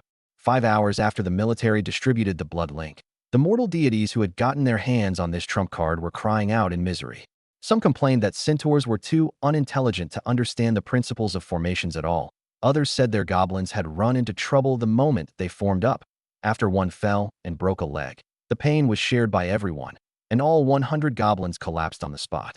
An old veteran deity offered advice. If you want low-intelligence believers to learn, you have to personally go down, expend divine power to guide them, and slowly imprint the principles of the formation into their brains. It's a long process. After reading this, I switched to the screen showing my own divine realm. The tyrant smashed a goblin's chest cavity to pieces with one punch, then forcibly infused the blood-enchi link, completing a crude near-death lesson. Several thousand chieftains followed suit, and the entire divine realm was filled with severed limbs and roars. The efficiency was extremely high, and I didn't need to worry about it at all. I closed the forum and began thinking about something more important. The news that I would be logging into the Abyss battlefield in person had already been confirmed, and 1 month was extremely tight. With 50,000 bronze high-tier goblins plus a silver-tier tyrant, their physical abilities were already strong enough, but they still lacked one thing: weapons. If they went into hand-to-hand combat with monsters barehanded, casualties would shoot up dramatically. I opened the 10,000 Gods trading network to search, then did the math. Even the cheapest Black Iron tier equipment, 50,000 sets of it, would still cost 25 million faith points. Too expensive. I decisively closed the official shop. If the legitimate channels wouldn't work, then I could only take the underworld route. I used a purple gold tier card to enter the black market and found a shop specializing in battle-damaged junk. The owner was called Scrap King. Boss, how much for that batch of scrapped powered chainswords and alloy tower shields? The other side replied instantly. Good eye, brother. That's surplus from the 7th Star Sector Heavy Infantry Brigade. The engines are burned out and the shields have been corroded with big holes, but the alloy base is still good. One 10,000-ton batch for 50,000 points. No haggling. I sneered. Ordinary flames couldn't melt this kind of special alloy at all, and remanufacturing it would cost more than buying new ones. I switched on bargain mode. Boss, this batch is soaked with acid blood and radiation residue. Even if someone bought it back, just paying for purification would cost more than 50,000 points. I'll take the whole lot for 30,000 points and help you clear inventory. 2 minutes later, the other side replied. I've been in the black market for so many years, and this is the first time I've seen someone haggle like you. 40,000 points. That's the lowest I can go. Deal. The contract was generated, and the coordinates were locked in. When my consciousness descended into the divine realm, a rift tore open in the sky, and 10,000 tons of metal junk crashed down with a thunderous impact. 50,000 scrapped chainsword swords, 50,000 battered tower shields. The surface was covered in acid crystals. The blades were curled and broken, and the shields had huge holes corroded through them. The goblins curiously ran over to look, and tried to pick up the chainswords, only to find them too heavy and jammed solid, not even as useful as bone spears. They disdainfully threw the weapons back to the ground, letting out unhappy grunts. I hovered in midair, looking down at the endless mountain of trash below. The goblin's reaction had long been within my expectations. Opening the terminal, I spent 2,000 faith points to buy 2 brand-new black iron-grade pieces of equipment, a powered chainsaw sword, and a fine steel tower shield. Get to work. I took a deep breath, and the SSS-level talent creation extraction erupted at full power. Dark golden light surged out from my body, transforming into 100,000 law chains that plunged into the metal ruins below. Strip. The negative concepts attached to the discarded equipment, things like scrapped and rusted, were forcibly drawn out by the chains. I flung that nauseating black sphere into the river of sticks, and the water immediately roiled violently. Then I turned the chains and drove them into the new weapons in my hands. The 2 pieces of equipment shattered instantly, leaving behind 2 silver-gray clusters of concept light. Obtain black iron-grade concept trait. Frenzied cutting. Keeps the chainsaw sword's gears in perpetual motion, increasing cutting power by 10%. Obtain black iron-grade concept trait. Solid bulwark. Greatly increases the density of the shield's material. Bestow. 100,000 faith points evaporated, and divine power transformed into a silver-gray downpour, raining over the 50,000 chainsaw swords and 50,000 heavy shields below. This was my first time performing such a large-scale mass bestowal. My spiritual power was instantly drained dry, and my head felt as if it had been pierced by steel needles. My vision began to blur. Merge for me. I clenched my teeth and forced myself to stay conscious. A miracle unfolded on the wasteland. All 50,000 chainsaw swords roared at once, gears spinning, sparks flying. The battered heavy shields still had holes in them, but the remaining parts had become unimaginably thick and heavy, somehow adding a certain beauty of battle damage. The tyrant understood my intent and strode toward the weapon pile, slipping the 2-meter-tall heavy shield onto his left arm and grabbing the roaring chainsaw sword with his right hand. Roar! At the command, 50,000 abyss blood obsidian goblins threw down their bone spears and surged toward the weapon pile. These strong goblins, over 2 meters tall, paired with their ghastly white bone armor, the crimson array patterns on their chests, and the industrial weapons with their extreme brutal aesthetic, created a distorted visual impact. This was a fully armed, heavy armored legion, a force utterly unafraid of death. I hovered high in the sky, panting heavily, but as I looked at this army exuding killing intent, I felt only boiling battle spirit. The Starry Sky tier sequence must be secured. 1 month later, Jiang City, 3rd Divine Academy. 12 heavy transport ships were parked on the playground, and more than 2,000 senior year students and teachers boarded and set off. Homeroom teacher Lei Yin wore dark alloy armor as he strode down the aisle. Check your terminals. Confirm life monitoring is on. This is live combat. Forget the comfort of the virtual pod. 15 minutes later, the ships landed at the Star Ring military spaceport. When the hatch opened, biting cold wind mixed with the smell of gunpowder rushed in. Everyone was stunned by the scene before them. There were no green trees, no neon lights, only black-gray alloy ground stretching into the distance with no visible end. The sky was covered by a hexagonal energy shield, beyond which the dark red abyssal void churned. Black tentacles kept slamming into the shield. Everywhere were soldiers armed to the teeth, wearing power armor covered in claw marks and acid corrosion pits. The perimeter guards were all high-tier demigods, and the officers leading them were shrouded in halos of law, true god tier. Above them, 3 heavy warships thousands of meters long hovered silently, dangerous particle light flickering within their main cannon barrels. Even the arrogant children of noble families were now obediently keeping their mouths shut. At the back of the group, several civilian students lowered their voices and discussed in hushed tones. I heard this year's exam isn't a simulated defense line, but a shattered continent that the military just tore off the Abyss 7th defense line last week. So it's all uncivilized monsters that haven't been purified? Yeah, if you get bitten, you really lose flesh. Every year there are people whose divine domains are breached, and in reality, they just suffer brain death on the spot. Panic began to spread through the group. I stood at the very back of the queue, wearing a school uniform that had faded from too many washes. I glanced up at the star battleship overhead, then toward the boundless void beyond the shield. Wang Pengzi squeezed over, his face deathly pale, cold sweat covering his forehead. Yuanzi, I found out everything. He grabbed my arm, his hand icy cold.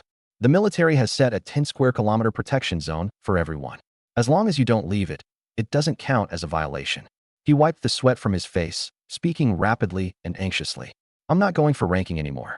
I'm planning to have my half-beastmen all retreat back to camp and just stay inside the protection zone for the day. Passing is enough. I looked at him. Wang's family owned a meat processing plant, so his conditions were pretty good, but he knew very well that if he really ran into monsters, he wouldn't be able to hold out at all. Protect your core and don't run around. I patted him on the back.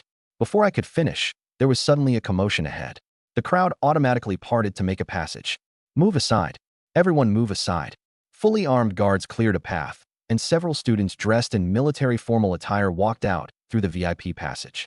At the very front was Jiangqing's top tycoon's daughter, Su Yueying, an S-rank talent, sacred light judgment, the genius recognized by the entire school. She wore silver-white battle armor, with golden divine patterns flowing across it, obviously a top-tier divine artifact. As she moved forward, golden sacred particles floated through the air, and the law of light elements overflowed uncontrollably. The students around her had their eyes stabbed with pain, and that pressure came crashing down like the midday sun. A few people close by dropped straight to their knees, cold sweat soaking through their backs. So strong. This isn't power a high school student should have. You didn't know? The Su family fused a fragment of the godhood of a six-winged angel into her. She might already be a demigod. I stood in a corner. Golden particles drifted toward me, but before they could touch me, they silently dissolved. I lowered my head and shrank a little deeper into the shadows, my shoulders trembling faintly. Others thought I was barely resisting the pressure. But in truth, only boiling fighting intent filled my eyes. Over the past month, 50,000 heavily armed mutated goblins had been fighting day and night in the wasteland basin. Radiation, poison gas, flesh and blood, linkage, that twisted ecosystem not only had caused the Legion's combat power to surge, but had also fed back terrifyingly into my physical body. My current physical strength had long surpassed the limits of mortals, comparable to a demigod. Its pure destructive power was even greater. If I wanted to, I only needed to release a trace of wasteland law to swallow up all her sacred light particles. On the high platform at the starport, a beam of intense light shone down. A military officer wearing the rank of general hovered in midair, his gaze sharp as a blade sweeping across the entire field. He hadn't released any pressure, but the killing intent carried from mountains of corpses and seas of blood still dropped the air to freezing point. Even Su Yueying lowered her head. I am the chief commander of this selection, Raymond. His voice echoed throughout the entire starport. Some of you have divine artifacts, some have fused godhood, and some are planning to shrink into the protection zone like turtles. I'm telling you, the Abyss does not need trash. When monsters bite your heads off, they won't care who your father is. He pointed toward the dark red void churning beyond the shield. You want resources? You want to change your fate? Then go kill. Exchange monster heads for it. Come back alive and take the slots. Or die in there and become monster shit. As his words fell, brilliant blue array patterns lit up. On the ground, the teleportation matrix activated and energy pillars of light enveloped everyone. Above the high platform, more than a dozen holographic projections appeared, federal higher-ups, observers from top academies, and the heads of major conglomerates. An executive wearing a Star Ocean Biotechnology badge idly toyed with a source crystal in his hand. As long as they have potential, even commoners who can't afford food can be force-fed resources until they become true gods. The Academy observer looked at the holographic projection screen. Then let's see how long these little guys can survive in the abyss. A dizzying sensation of tearing rushed over me. My feet landed on the hard ground. The barren dark red land stretched into the distance, and the sky was filled with twisted spatial fissures. This was the abyss-shattered continent, captured by the military, a true battlefield. Thick, demonic aura shrouded everything like black mist, and the air reeked of blood. Ordinary deities coming here had to constantly expend divine power to maintain a shield, or else their flesh would be eroded and mutated by the demonic aura within minutes. But I didn't need a shield. My body was strong enough, and the wasteland divine realm was itself warped. This little bit of demonic aura had no effect on me. Not a bad environment. I raised my hand and released divine power. The space ahead split open, and a dark red passage 100 meters high appeared. Without hesitation, along with a thunderous roar, the sound of metal footsteps came from deep within the passage. At the front was a 5-meter-tall tyrant, its back covered in dark gold patterns, wielding a heavy shield and a gigantic chain word. Immediately after, 50,000 Abyss Blood Obsidian Goblins surged onto the battlefield. All of them were high-tier bronze. They wore heavy bone armor, held broken tower shields in their left hands and powered chains words in their right. Crimson array patterns pulsing on their chests, and bloodthirsty red light burning in their eyes. spread out the formation, use the tyrant as the core, and push forward with flesh and blood. I hovered in midair and issued the order. Any living thing within sight, shred them all. 50,000 human meat grinders started up at once, the roar of metal overpowering the howls of every monster. At the same time, the giant holographic screen in Starport Plaza displayed thousands of feeds in real time, showing the battle conditions of all the examinees. 5 minutes into the start, the rankings were changing dramatically. Sui Wing was temporarily in first place, leading a battle formation of over 10,000 six-winged angels. Wherever the holy light's purification passed, monsters turned to ash. Chu Yinxian was second, with semi-mechanical demon wolves cooperating with a thunder spirit core, while laser cannon fire and thunder spells tore open the defenses. Several financial clan geniuses followed closely behind, with dragon legions and undead armies each displaying their own abilities. By comparison, those commoner students were miserable. Their protective circles simply couldn't withstand the monster assaults, and people were being eliminated one after another. Just as the big shots were preparing to focus on the top 10, a Starsea conglomerate executive suddenly noticed something unusual. He dragged a rapidly rising feed from a corner and enlarged it in the center. The screen showed an extremely savage and bloody scene. No holy light's elegance, no magic splendor, only pure slaughter. Thousands of corpse dogs charged toward the goblin formation, only to crash into a wall bristling with iron spikes. A corpse dog had just leapt up when its skull was smashed by a tower shield, and a chainsword then sliced it cleanly in two. Foul blood splattered onto the bone armor with a corrosive hiss, but the goblin's bone armor actually secreted acid to directly neutralize the corpse poison. "Keep advancing," my voice came through the feed. 50,000 goblins advanced in perfect formation, leaving a field of rotten flesh in their wake. "Who is this kid? What race can be immune to corpse poison?" the military observer asked. "Lin Yuan, a commoner student, F-rank talent, wasteland descent." "Wasteland? Whose wasteland can raise such a monster?" The observer stared at the equipment in the feed, his expression changing. "Isn't that the scrap junk that was just discarded to the black market last month?" Scrap junk could use a chainsword to saw open a monster's skull? Interesting. The Starsea executive licked his lips. "Go about this kid. If he can make it out alive, I want to meet him personally." On the third defense zone of the broken continent, gray mist hung thick in the air, and the ground was covered in a layer of ghastly white mucus. I floated in midair, looking down over the battlefield below. 50,000 abyss blood obsidian goblins stood on the sticky web, the power chainsaw swords in their hands running at low speed, ready to fight at any moment. The tyrant walked at the very front, then suddenly stopped and raised his left arm. The 50,000-strong army halted at once. From all directions came piercing screeches, and countless dark red compound eyes lit up in the gray mist. Abyss spider demons had arrived. 20,000 bronze-rank spider demons, each the size of a buffalo, poured out from every direction, while 3 silver-rank spider demon chieftains the size of trucks watched us coldly from the rear. Puff, puff, puff. The spider demon horde fired venom webs at the same time, and a sky full of poisonous nets the color of rotten green descended upon the goblin legion. These venom webs carried acidic corrosion. Any ordinary soldier touched by them would dissolve into bloody water. I said expressionlessly, "Engage." The tyrant let out a roar, and the scarlet formation pattern on his chest blazed brilliantly.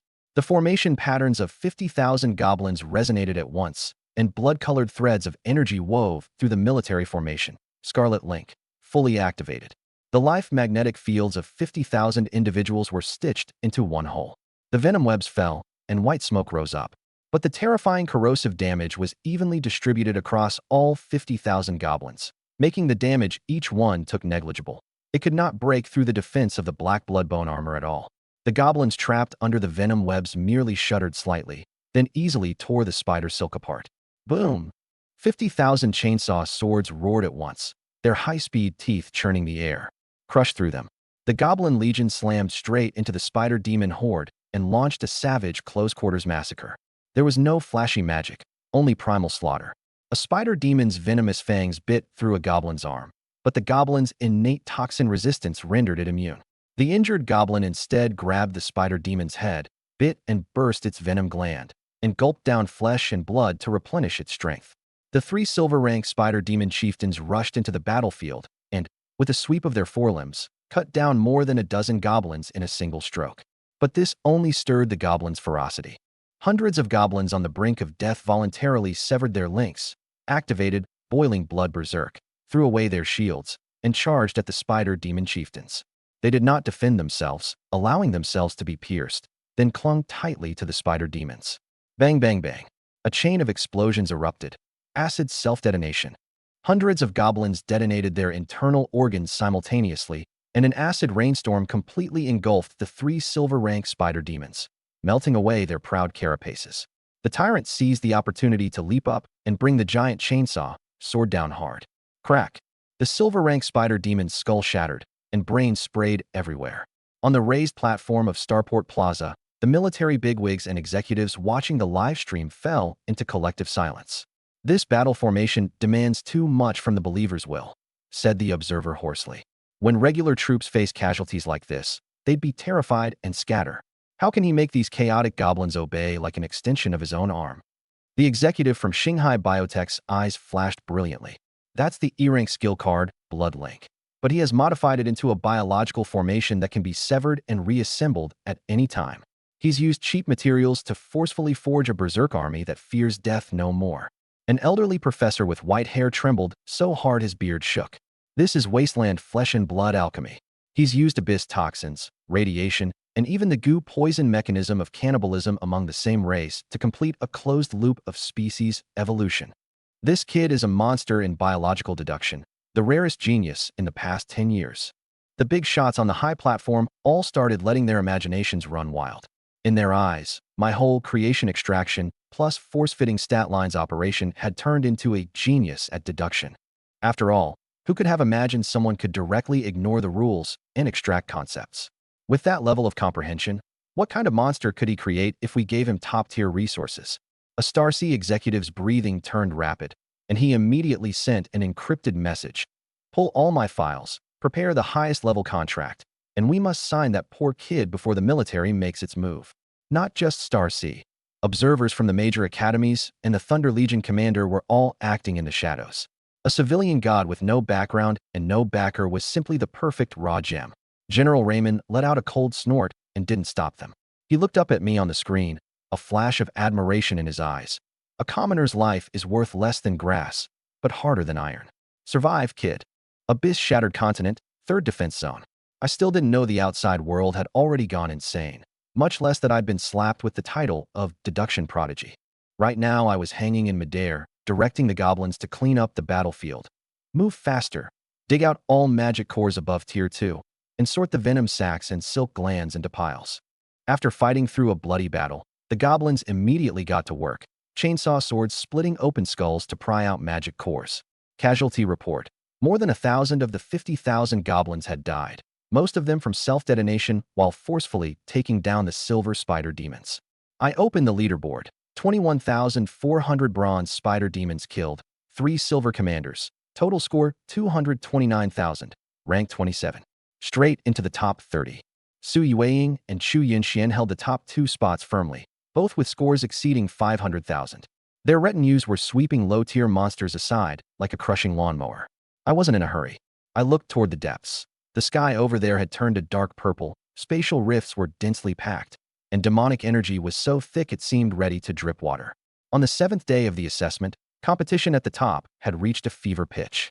Su Yueying's holy light angels were encircling and killing a tier 3 abyssal giant serpent. Chu Yunxuan's mechanical wolf pack was working with lightning spirits to flatten a silver nest, and the top 10 scores had all broken 10 million. As for my side, the style in the dark red canyon was ghastly to the extreme. The tyrant used a chainsaw sword to split open the chest of the last shadow corpse, which crushed its neck with one hand and ripped out its magic core before crunching it down. This was the toughest fight yet. The corpse witch's ranged death aura attacks were strong, and the Crimson Link could share damage but couldn't block life erosion.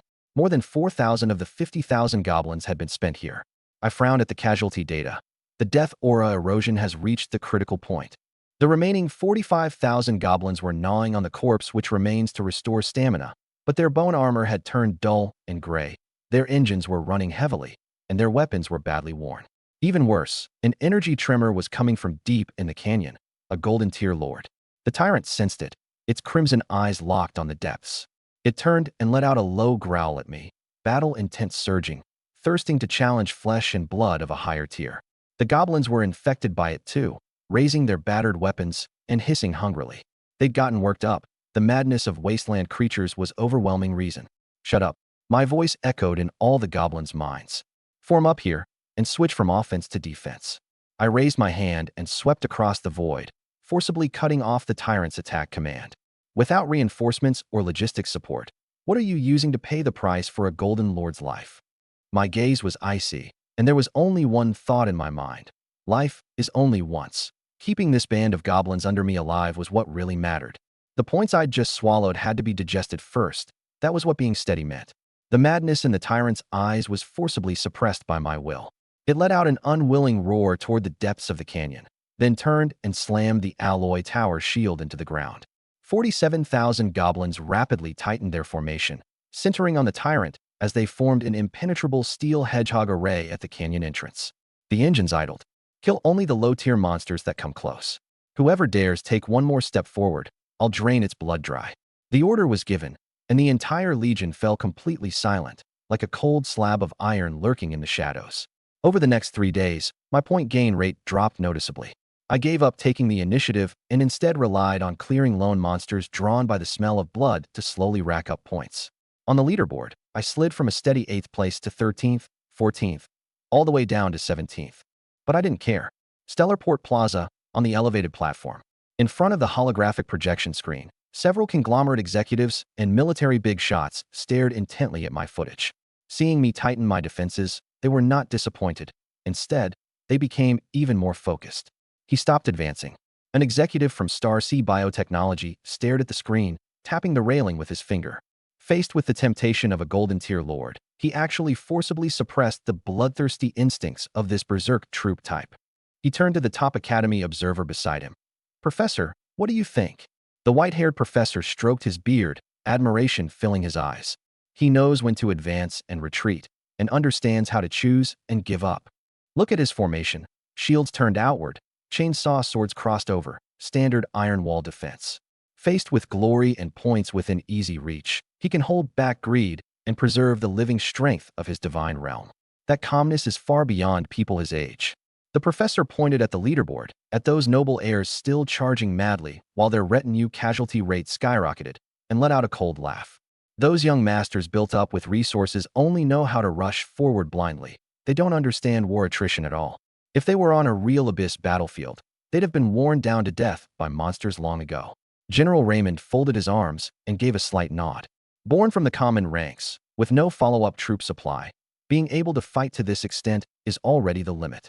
His gaze passed through the screen, settling on the black-clad youth floating in the air, coldly watching the battlefield. Not arrogant, not impatient, not enslaved by the vanity of the leaderboard. This kid is not only a genius at biological weapon deduction, but also a born commander. His brain is more valuable than the mutated goblins under his command. The few big shots exchanged glances, and in each other's eyes was a strong, unwavering determination to claim him. The 10th day, a golden seam suddenly split open in the dark red abyssal sky.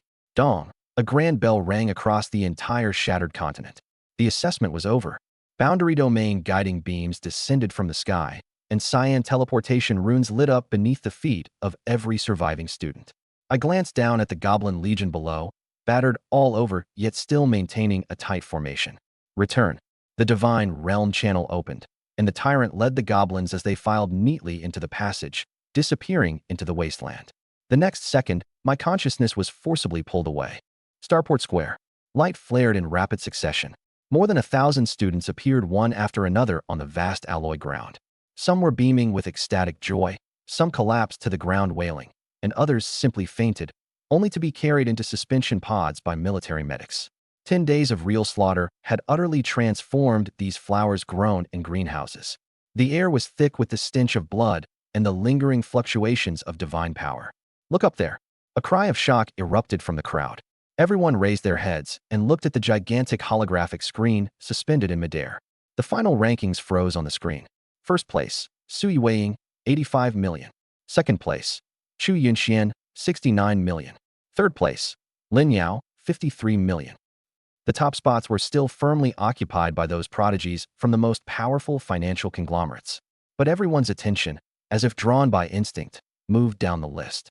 At the very end of the first tier, A name with no family suffix and no conglomerate emblem hung there all alone, glaringly conspicuous. 12th place, Lin Yuan, 12 million. The entire square fell silent. Among the civilian candidates, he was in a class of his own. One had to know that the 13th place student from a top-tier financial clan had only just barely broken 10 million points. Excluding me, the highest-ranked civilian student hadn't even cracked the top 100. I stepped out from the edge of the teleportation array, still wearing that faded school uniform, my face slightly pale from the massive consumption of mental power. The surrounding crowd automatically parted to make way. Countless gazes fell on me. Reverence, jealousy, wariness, disbelief. He's Lin Yuan, 12th place. What kind of monster did he use to farm those points? I heard many elites from first-tier aristocratic families were crushed by him. Can you really pull off that kind of record in the wasteland divine realm?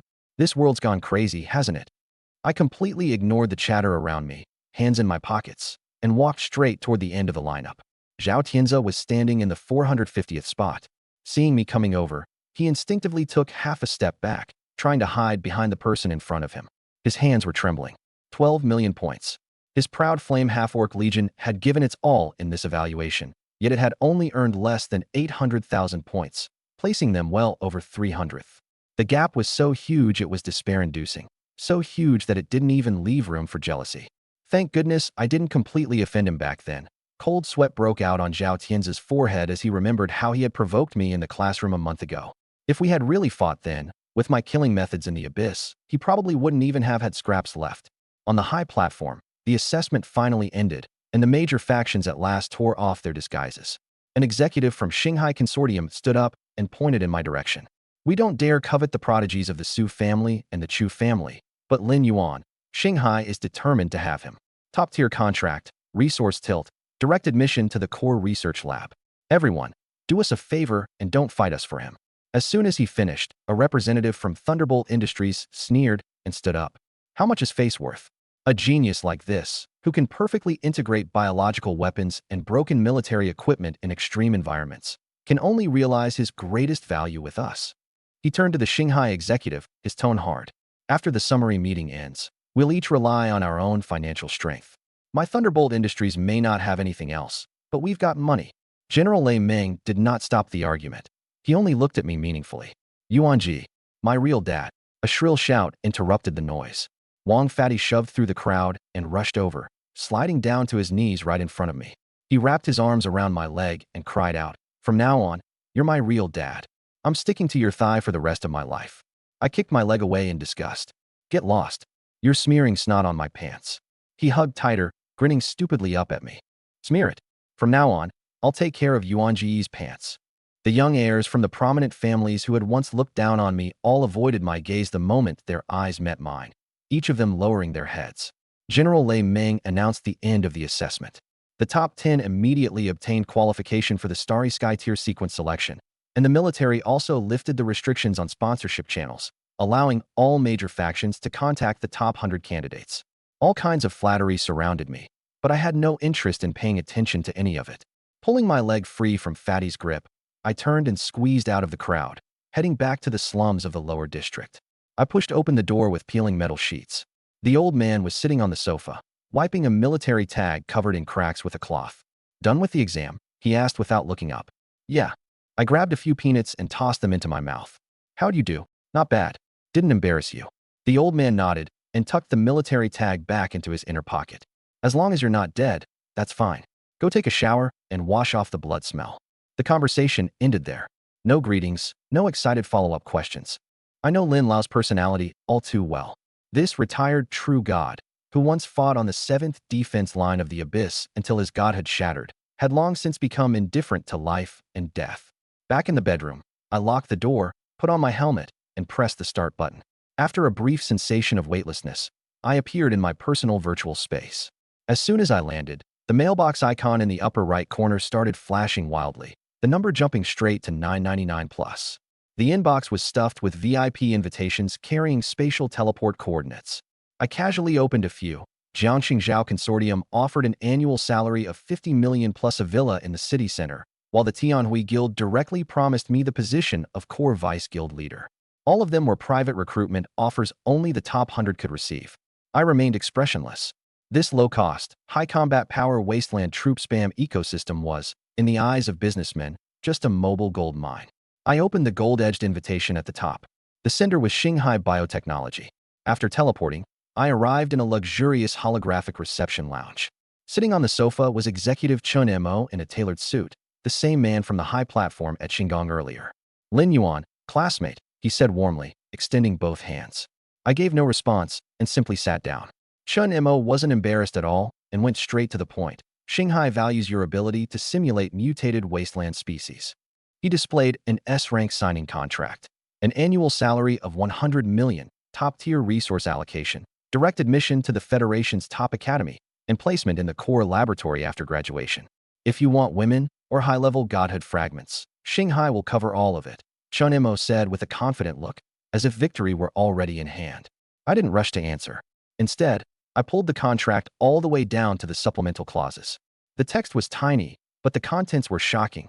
After graduation, I would serve Shanghai unconditionally for 50 years.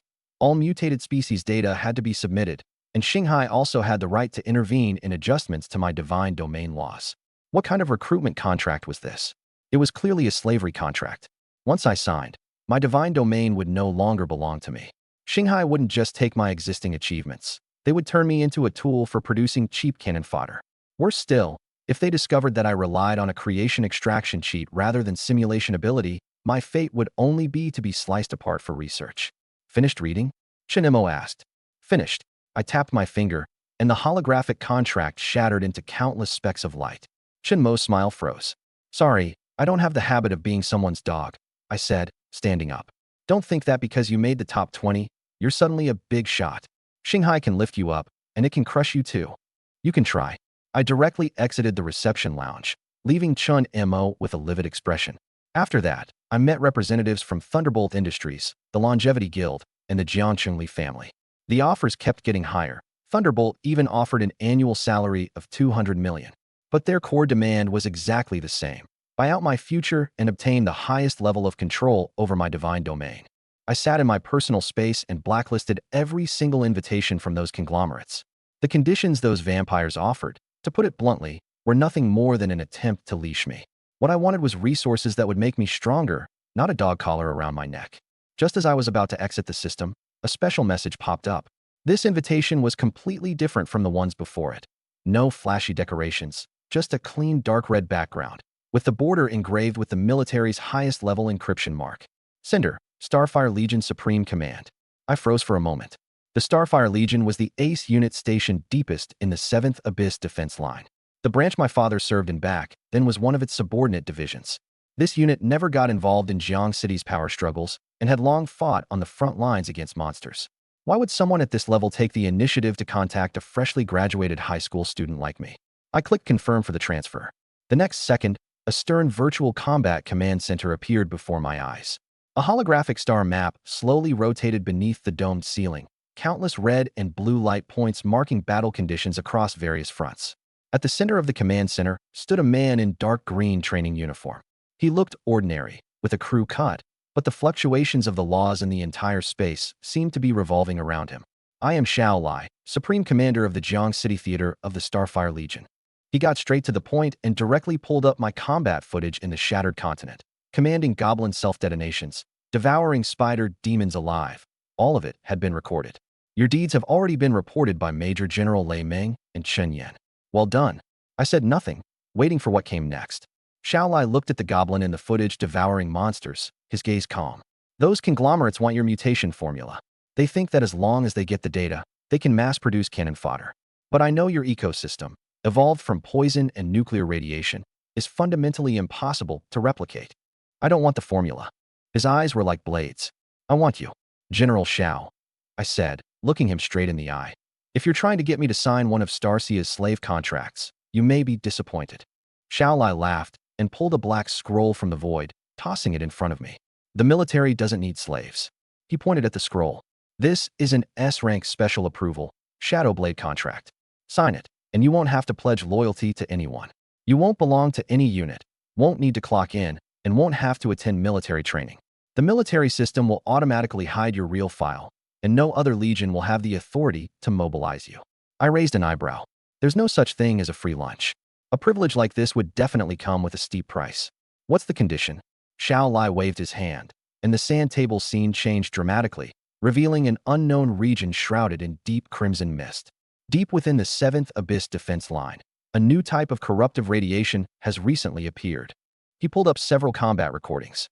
In the footage, an elite Holy Light Angel Legion had only just stepped into the red mist when their shields began to shatter. The Holy Angels, screaming miserably, sprouted dark purple tendrils, and within 5 seconds they had fully mutated, tearing at one another. Another Thunder Elemental Legion entered, and the high-level elementals instantly disintegrated, assimilated into a poisonous storm. Regular legions go in, and the Divine Law domain collapses. Even a god-level commander wouldn't last long. Xiao Lai looked at me. We need a blade that can kill an SS-bit. Your Wasteland Divine Realm Foundation is already rotten, with incomplete laws.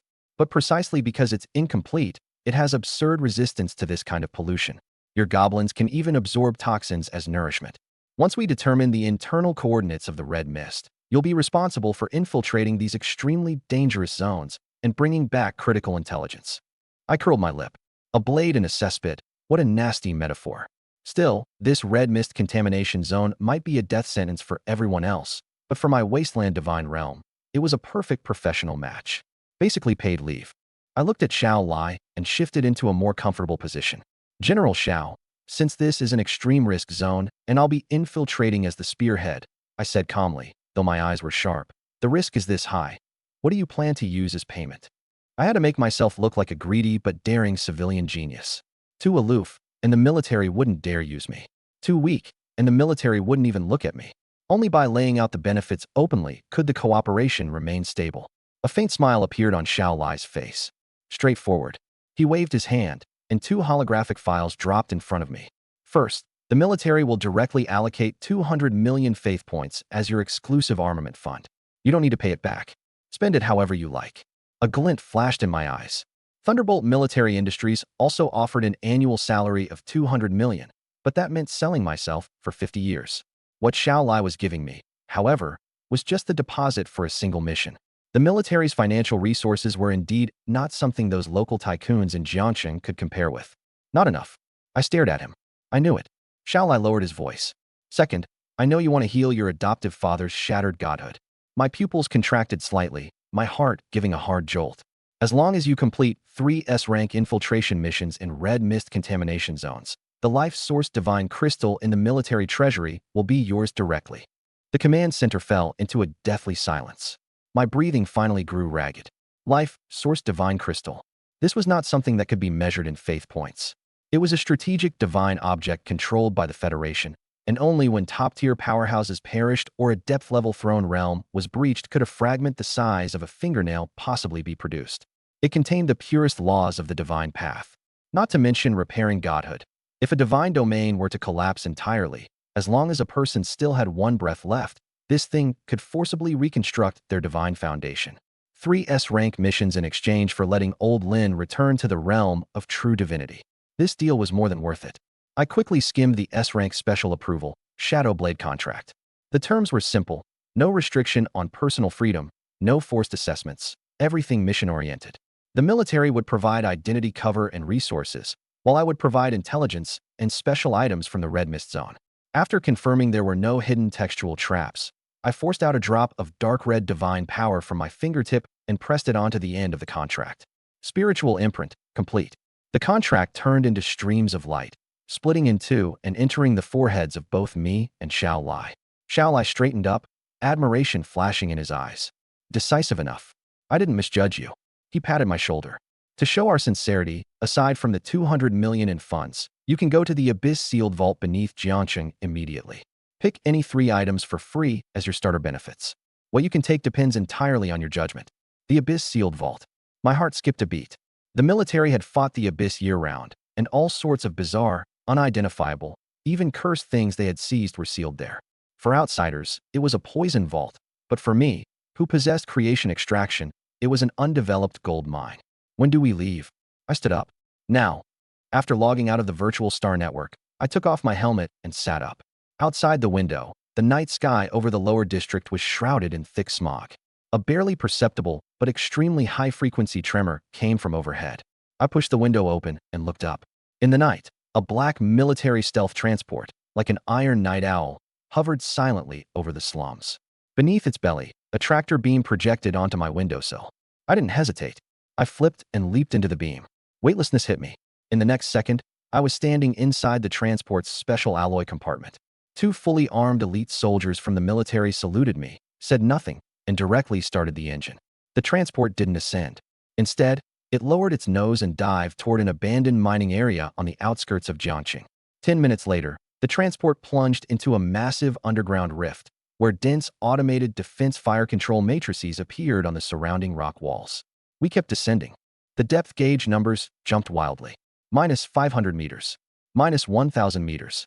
-5,000 meters. Only after breaking through the crustal rock layers did the transport gradually slow down. Clang. With a dull metallic impact, the transport stopped descending. "Sir, we've arrived." The guard soldier pressed the hatch switch. I stepped out of the cabin. What met my eyes was an underground fortress. The surrounding walls were all cast from superalloy infused with divine blood. There was no natural light source here. On the dome and walls, tens of thousands of ceiling arrays were densely engraved. The array patterns flowed with interwoven dark red and deep blue light, illuminating the entire fortress. Straight ahead was a giant bronze gate 50 meters tall. Its surface was covered with traces of blade and axe strikes, and 12 enchanted chains thicker than 3 meters in diameter had it tightly fixed to the alloy wall. I stepped onto the metal catwalk. "Welcome to the Abyss-sealed vault of Jiangxing Warzone." A cold mechanical voice sounded. "Your clearance, S-Class special approval. Available selection count, 3/3. Warning, items in the vault carry high-intensity, unknown contamination and curse laws. Do not easily break the isolation field. If the divine domain collapses due to personal reasons, the military assumes no responsibility." Four fully armed true god-level guards stood before the giant bronze gate, studying me with strange expressions. The leading officer stepped forward. "Kid, although General Xiao gave you S-Class special approval, I have to remind you, everything inside is spoils brought back from the deepest part of the Abyss's 7th defense line. They may once have been divine artifacts, but now they all contain fatal demonic aura and unknown curses. Even true gods could explode on the spot if they casually take something contaminated by divine domain." He pointed at the bronze gate covered in blade marks. "You're just a high school student who awakened a month ago. Don't get greedy. Just pick a few low-contamination scraps from the outskirts." "Understood." I nodded repeatedly, deliberately shrinking my shoulders and putting a fearful look on my face. "Don't worry, sir. I awakened the wasteland divine domain. My foundation is already lousy. I just want to find some radiated leftovers to use as fertilizer. I won't touch any high-risk items."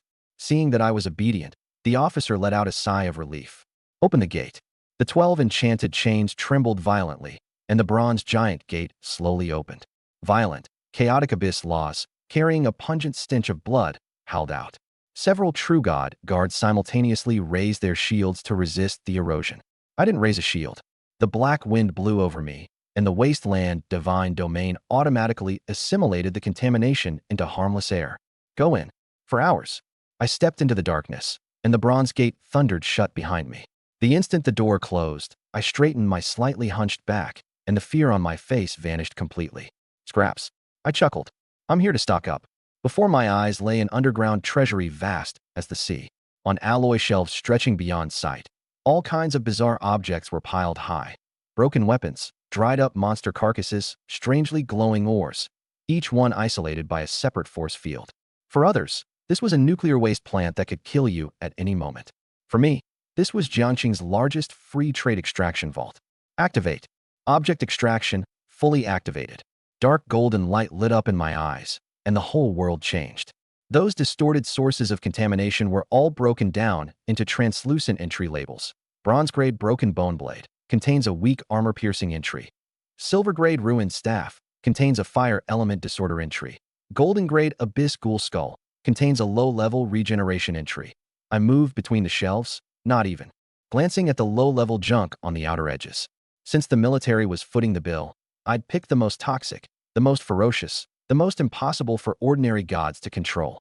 My target was clear, the core entry that could bring about a qualitative change in the mutant goblin legion. I followed the main passage deeper until the isolation field around me changed from transparent to deep red. I stopped. On the left, on an alloy platform sealed under 7 layers of divine power, sat a dark green heart. It was the size of a millstone, detached from its body yet still beating. Thump, thump, each beat spewing out a dark green mist that corroded the isolation field. Golden light swept across it. Diamond-grade heart of the abyss-plague behemoth, status, extremely dangerous. Anyone who touches it will rot and liquefy within 3 seconds. Extractable entries, super plague aura, diamond grade. Hyperspeed toxin metabolism, platinum grade. Good stuff. My eyes lit up. The Goblin Legion had plenty of brute force melee power, but it lacked large-scale biochemical AoE attack methods. Extract, super plague aura, and grant it to the Tyrant or the entire Legion. Wherever 50,000 goblins went, they'd become a mobile toxic disaster. With hyperspeed toxin metabolism, they could even treat the enemy's poison like food. Without hesitation, I shut down the isolation field on the alloy platform. The dark green poisonous mist surged toward me in an instant, enveloping my entire body. I didn't care at all and simply shoved that beating giant heart into the military's specially made space lead box. I kept moving forward to pick a second item.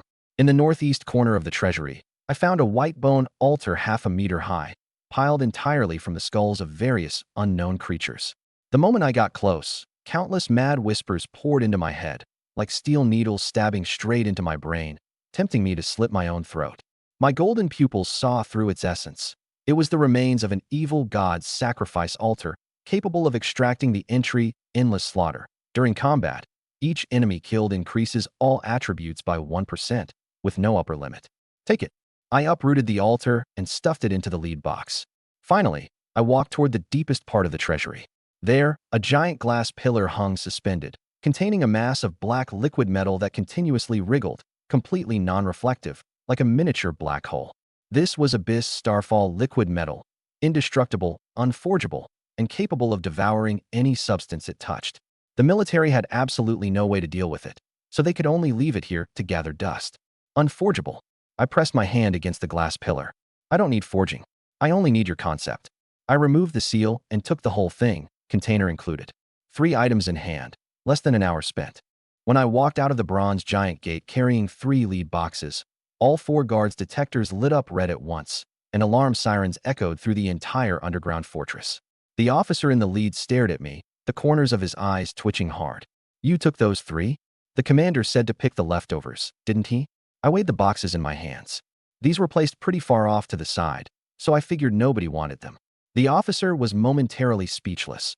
Of course they were placed off to the side because nobody dared touch them. But I had special S-rank authorization. As long as I didn't blow anything up on the spot, I could take whatever I wanted. At the same time, in the military district command center, Xiao Lai frowned as he watched the surveillance footage. His aide was drenched in cold sweat. He took the ultra-dangerous contamination sources. Do we need to recover them? Xiao Lai said in a deep voice, no need. Since he dared to take them, it means he's confident he can digest them. I'd like to see just how sharp this blade can be honed. Half an hour later, the stealth transport plane landed in the slums of the lower district. Old Lin rushed in on his mechanical leg, clutching a vintage electromagnetic gun in his hand, and yanked me behind him. Bang! The anti-theft door was kicked open, and 5 fully armed soldiers stormed in. Leading them was a major, his blood and chi fluctuations as vast as the sea, a god-tier powerhouse. Old Lin's face turned deathly pale. A military elite raid on the slums usually meant only one thing, a purge. Sir, if there's anything, come at me. It has nothing to do with my son. Old Lin shouted hoarsely. The major looked up, his gaze falling on the tattered Starlight Battle Merit Medal on Old Lin's chest. Only veterans who had survived the meat grinder of the 7th Defense Line and earned special merits were qualified to wear it. He froze for a moment, then snapped his feet together with a sharp click and gave a textbook military salute. The 4 behind him followed in unison. Old Lin was dumbfounded. The electromagnetic gun nearly misfired. Special Commissioner Lin Yuan, the major said, suddenly sounding much gentler, by order of Commander-in-Chief Xiao Lai, you have been formally assigned to the military's Dark Knight sequence. The relocation convoy is waiting downstairs. Commissioner? Dark Knight sequence. Old Lin turned his stiff neck and looked at me. I took the gun from his hand and switched off the safety. Dad, my evaluation went pretty well. The military district has taken an interest in me. Your leg can be saved. A few minutes later, we got into a heavy armored vehicle.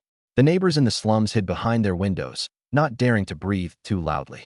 20 minutes later, the convoy passed through 3 layers of energy blockade and entered the Xingho Military District Sanatorium. a forbidden mountain zone where spiritual energy was almost liquefied. Old Lin was sent into the divine origin repair pod. The moment the green nutrient fluid submerged his body, the furrow between his brows, tightened for more than 10 years, finally relaxed. The neural pain that had tormented him day and night was slowly suppressed. Old Lin let out a faint sigh and fell into a deep sleep. I stood outside the glass pod, my eyes burning. Inside, the green divine origin nutrient fluid flowed slowly. Old Lin's weathered face was now utterly peaceful. His severed nerves and atrophied muscles were repairing and reshaping at a visible speed. I thought of that limping man in the lower district's garbage dumps, desperately rummaging through piles of junk for a few broken parts. Now it was all over. I had won back a life for my adoptive father with dignity. Commissioner Lin, the old squad leader's condition has stabilized, the major said, handing me a tactical tablet. This is your exclusive account and supply list. The 2 billion funds promised by Commander Xiao have already been credited, and there's also platinum-level building selection authorization. 200 million faith points was already outrageous enough. I hadn't expected Commander Xiao to even be willing to give away platinum-level buildings. With the back end settled, I no longer had any worries. Now was the time for me to truly take off. I sat down and lit up the tactical tablet. The building options the military had provided were all war-regulated blueprints. 3 choices appeared on the screen. First, Radiant Martial Energy Matrix, a tech build that converts faith value into high-energy laser turrets, with fierce firepower and long range. Second, Heroic Spirit Soul-Steadying Monument, a necromantic build where the souls of fallen believers do not perish, turning into heroic spirits that continue fighting and are immune to physical damage. Third, Flesh Aberration Nest, a bio-apocalypse build that feeds in massive amounts of biological remains, breaking them down into highly concentrated gene flesh sources, with a very high probability of causing beneficial mutations in dependence. I didn't hesitate at all and chose the third option directly. The Radiant Martial Matrix of the tech path required an extremely advanced industrial foundation that was for wealthy aristocratic heirs to burn money on firepower saturation. The Heroic Spirit Monument of the necromantic path was suited to gods who walked the pure faith route. Only this Flesh Aberration Nest carried the thick stench of the abyss and the smell of blood, perfectly matching my SSS level talent. Creation Extraction. I opened the Pantheon Trading Network. Account balance, 200 million. I didn't even bother to look at the prices. Profound Iron Crystal, high-grade corrupted flesh, aggregated life gel. I maxed out the purity of every material and bought them all in one sweep. Half a minute later, the delivery arrived. Close your eyes, let your consciousness sink, and descend into the divine realm. Beneath the dim, gray sky, 3 radiation towers, each 100 meters tall, stood silently. Greenish radiation ripples swept over the scorched earth in ring after ring, and toxic gas filled the air, but for the life forms here, this was the sweetest nourishment. On the ground, the thick scorched soil revealed dark green veins, as if the entire land had come alive. I hovered in midair, overlooking my territory. I could clearly feel that the laws of this shattered wasteland were undergoing a transformation under the day and night refinement of the radiation towers. The core of the divine realm was burning hot. Only one final trigger remained before igniting the divine fire. Below, more than 40,000 obsidian goblins lay resting by the toxic marsh.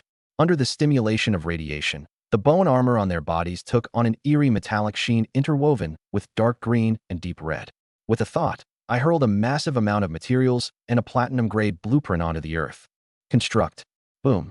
The scorched earth trembled violently, and the crust was torn open by an invisible giant hand. Under the enveloping platinum radiance, the materials melted and reshaped. A terrifying flesh mountain covering hundreds of square kilometers, like a giant heart, was forcibly pulled up from beneath the ground. Its surface was covered in thick, dark red blood vessels the width of water vats, each pulse rumbling like war drums and spewing blood mist that blotted out the sky. Platinum-grade structure, flesh-mutated nest, complete. Yet at that very moment, the abyss rotwood tree 2,000 meters away suddenly went berserk. It sensed a dual threat to its territory and nourishment. Hundreds of thick vines tore through the air, lashing fiercely toward the newly born flesh mountain. The flesh mountain refused to be outdone. Countless gaping mouths lined with meat grinder-like teeth split open on its surface, biting down hard on the vines and madly sucking at the tree sap. The 2 flesh-based structures began slaughtering each other right in the center of the divine realm. The land was torn to shreds. 2 tigers cannot share one mountain. Their functions overlapped almost perfectly, both devoured flesh. I stood in midair, watching coldly from above. If it were any other god, faced with a platinum-grade regulated structure, they would have treated it like a treasured ancestor and tried every means to reconcile the conflict. But I was different. A strategic-grade structure in the military's eyes is nothing more than fertilizer here if it won't obey. I raised my right hand, my palm aimed at the roaring flesh mountain. Extract. Dark gold chains erupted from the void, transforming into dozens of giant serpents that pierced the outer walls of the flesh mountain and struck straight into its core. The defense mechanisms of the platinum-grade structure resisted Feng, the writhing flesh trying to tear the chains apart. But before absolute rules, it was meaningless. The flesh mountain rapidly dissolved, and the structure's laws collapsed. The entire mountain turned into a dazzling dark gold sphere of light, floating in midair. Notification: rules ignored, extraction successful. Obtain platinum-grade conceptual trait, source of flesh mutation, effect. After being granted to a target, the target will gain the ultimate ability to decompose and mutate. All spawn troops will undergo 100% benign mutation, and their growth cycle will be greatly shortened. Go! I flicked my finger. The sphere of light turned into a meteor and crashed into the main trunk of the abyss rotwood tree. The rotwood tree let out a supremely satisfied cry, and its trunk swelled laterally by a large margin. Bloodline patterns unique to a nest emerged on its bark, and the number of flesh sacs hanging in midair increased tenfold. But that was still not enough. This was only the appetizer. With a turn of my wrist, 3 specially prepared military lead boxes appeared before me. I had originally intended to directly grant the extracted trait to the entire army, but these 3 items were of too high a rank. Forcibly empowering 50,000 goblins one by one would drain my faith points dry, and might even overdraw the Divine Realm core. Since I can't strengthen them individually, then I'll turn the base into the ultimate arms factory. My gaze locked onto the abyss rotwood tree and the black blood training ground. Dark gold light burst forth like a blazing sun. I hovered in midair and crushed the first lead box. A murky green toxic mist instantly spread out. It was the heart of a diamond-grade abyss plague beast. Extract. The moment the heart exploded, before the poisonous blood could even splatter, my power forcibly peeled it away. 2 traits acquired: epic-grade calamity venom body and platinum-grade hyperspeed toxin metabolism. The second lead box shattered. The remains of the white-boned evil god altar turned to ash. Countless mad whispers tried to invade my mind, only to be crushed to dust by dark gold light. Diamond-grade endless slaughter acquired. Finally, I opened that spatial folding container. A stream of abyss starfall fluid metal poured out, like a miniature black hole trying to devour everything around it. The military was helpless against it. No divine flame could forge it. In my hands, there's nothing that can't be forged. With divine power fully unleashed, the liquid metal let out a piercing buzz. In the end, under my absolute law, it turned into a drop of pure black liquid bead radiating starlight. Epic-grade living metal complete. 4 clusters of high-level auras hovered above my palm. The power of creation erupted, transforming into 4 invisible giant hands that crushed the auras to pieces. 120,000 faith points evaporated in an instant. Under my guidance, the rain of light gathered from all directions and split into 8 streams of lawful radiance, slamming into the abyss corruption flesh tree and the black blood martial arena below. The corruption flesh tree mutated first. Its dark red bark writhed violently, and a kind of black living metal spread up from its roots, swallowing the entire tree. The root system turned into tens of thousands of metallic berserk pythons, drilling deep into the earth veins and forcibly drawing out the fire poison that had been accumulated for tens of thousands of years. All the leaves in the canopy hardened into half-meter-long metal blades. As the wind blew, countless blades scraped against one another, erupting in bursts of ringing metal clashes. Tens of thousands of flesh cocoons underwent a core transformation. With the dual force of calamity venom body and hyperspeed toxin metabolism, the corruption flesh tree no longer relied on flesh and blood nutrients. Instead, it drew in all the fire poison and radiation into its body, converting them into pure life energy and pouring it into the flesh cocoons.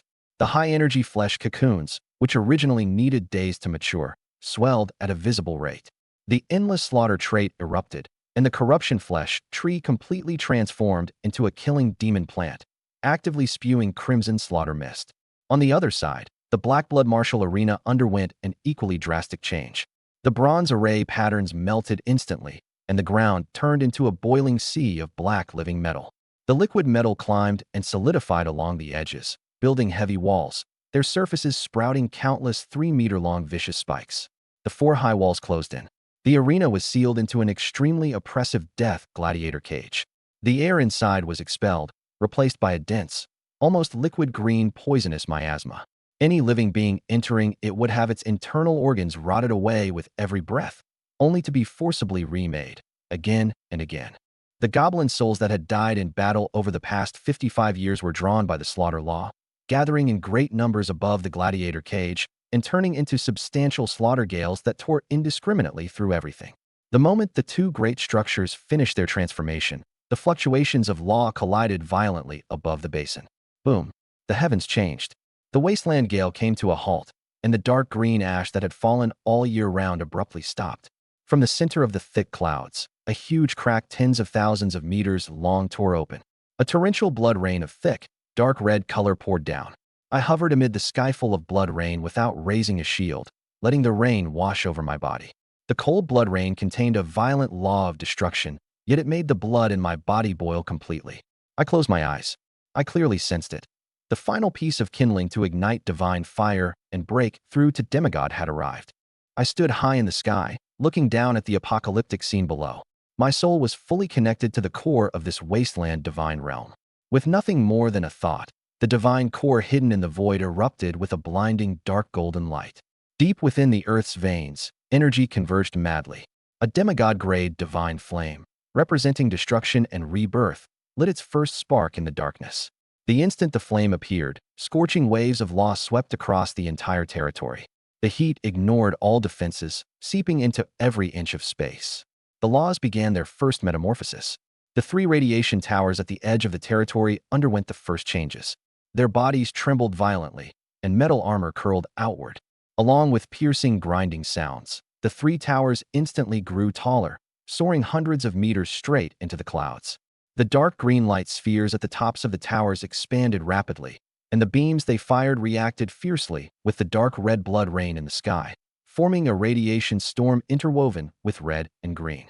The storm swept across the land with tangible destructive power.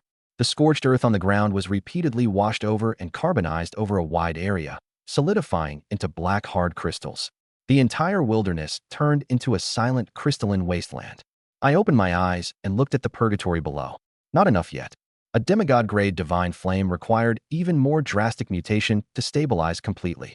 Without hesitation, I continued pouring divine power deep into the earth's veins.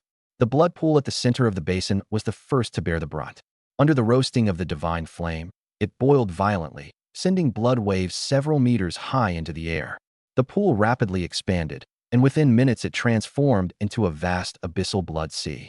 Countless earth-vein blood vessels as thick as water vats burst from beneath the blood sea, spreading under the crust and forming a neural network that covered the entire domain. The blood sea became the heart of this divine realm, and with every beat, it delivered the divine flame's energy to every structure. The roots of the abyss-rotten flesh tree plunged into the blood sea, its trunk breaking through the clouds, while its metallic canopy shaded half the sky. The death gladiator cage underwent spatial folding, and its interior expanded more than tenfold, enough to accommodate 50,000 troops slaughtering each other at once. The ground automatically reconstructed itself. The eastern side turned into a corrosive swamp, the western side formed a mountain of blades, and the center spewed forth a sea of hellfire. The dark, golden divine flame continued to swell deep within the earth's veins. I floated in the sky, letting the radiation storm whip past me. The violent power of the laws crashed recklessly through my body, my consciousness torn apart and reassembled. I did not suppress the pain, but instead fully opened my senses, allowing the divine flame's might to sweep across this wasteland completely. All the structures had completed their metamorphosis. The radiation towers roared as they operated, poisonous light blanketing the dome. The gladiator cage spewed killing gales. The roots of the rotten flesh tree continued drawing nutrients from the blood sea. The environmental limit of resistance had been pushed to the max. I looked down coldly upon the vast, desolate land below. Those wasteland creatures trembled amid the upheaval, then plunged into extreme frenzy. Environmental reshaping complete. My voice carried no emotion as it echoed in every creature's mind. Now, begin excising the waste. I raised my hand, and divine power poured down without reservation. The 4 perverse buildings were forcibly activated. and together with the demigod fire deep within the ley lines, they unleashed the cruelest forced metamorphosis upon every race within the divine realm. The sky rained down dark crimson blood, mixed with highly concentrated radioactive toxins, pouring into the river Styx. In just over 10 minutes, the water level of the Styx surged, transforming completely from a dark, acidic body of water into a crimson sea of poison. The lowest level of the ecosystem reacted first. The ash spore mushrooms on the basin's outskirts absorbed the blood rain and radioactive miasma, then grew frantically, swelling from fist-sized to millstone large. The spots on their caps turned into dark crimson toxin sacs. With the slightest breeze, they spewed thick neurotoxic haze. Millions upon millions of corrupted cockroaches, drawn by the scent of poison, poured out from underground nests and rushed toward the mutated mushrooms to gorge themselves. As the poison miasma accumulated within them, the power of law began to take effect. Their rotting black shells hardened and transformed at once, taking on a dark green metallic sheen. Their bodies swelled to half a meter long, and serrated metal barbs grew from their mouthparts. After devouring the mushrooms, the massive tide of insects turned its starving fangs toward every living thing around it. In the sky, tens of thousands of demonic vultures were soaked through by the blood rain. Under the baptism of law, their feathers quickly fell away, replaced by black metallic plumes sharp as blades. Their wings spread wider than 3 meters, and their eyes turned a bloodthirsty scarlet. No longer circling to await carcasses, they let out piercing shrieks and, like tens of thousands of dive bombers, launched themselves at the cockroach hordes on the ground. The pack of vampire poison bats deep in the mine tunnels was also driven out of its nest. Their bodies doubled in size, and sharp bone blades grew along the edges of their wings. Opening their mouths, they emitted infrasound with tangible killing power, causing large numbers of vultures to fall from the sky bleeding from every orifice. At the bottom of the Styx, the abyssal swamp crabs entered a frenzy.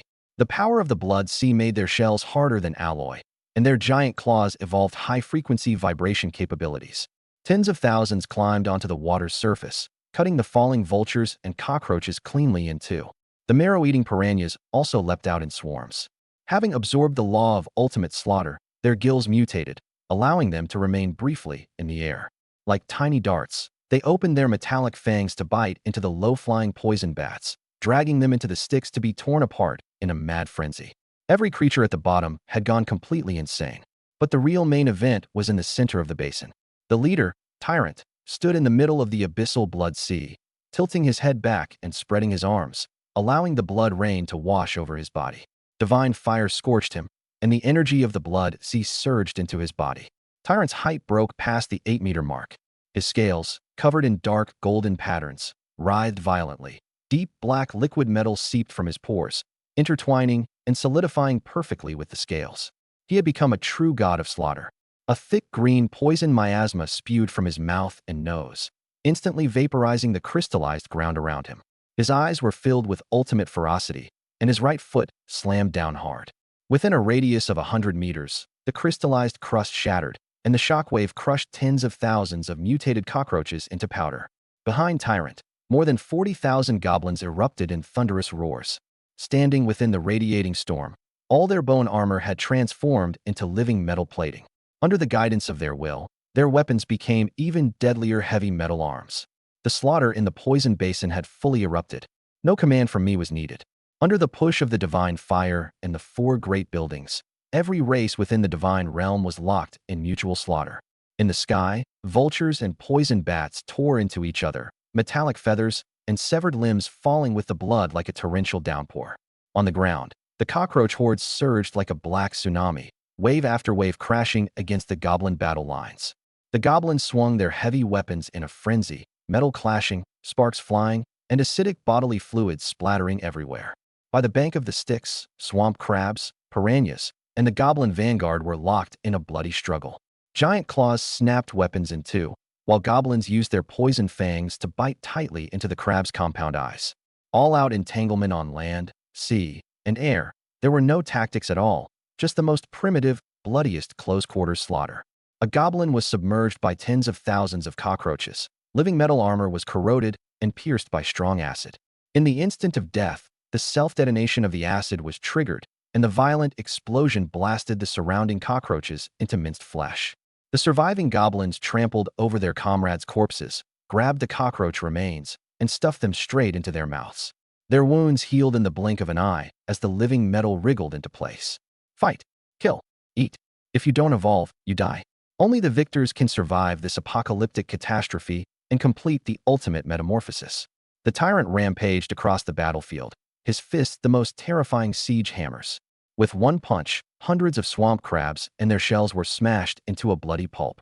Grabbing two diving vultures, he tore them apart with both hands, bathing in scalding beast blood as he roared to the heavens. The slaughter continued. Every second, tens of thousands of living beings died, turning into nourishment for the sea of blood and the flesh and corruption trees.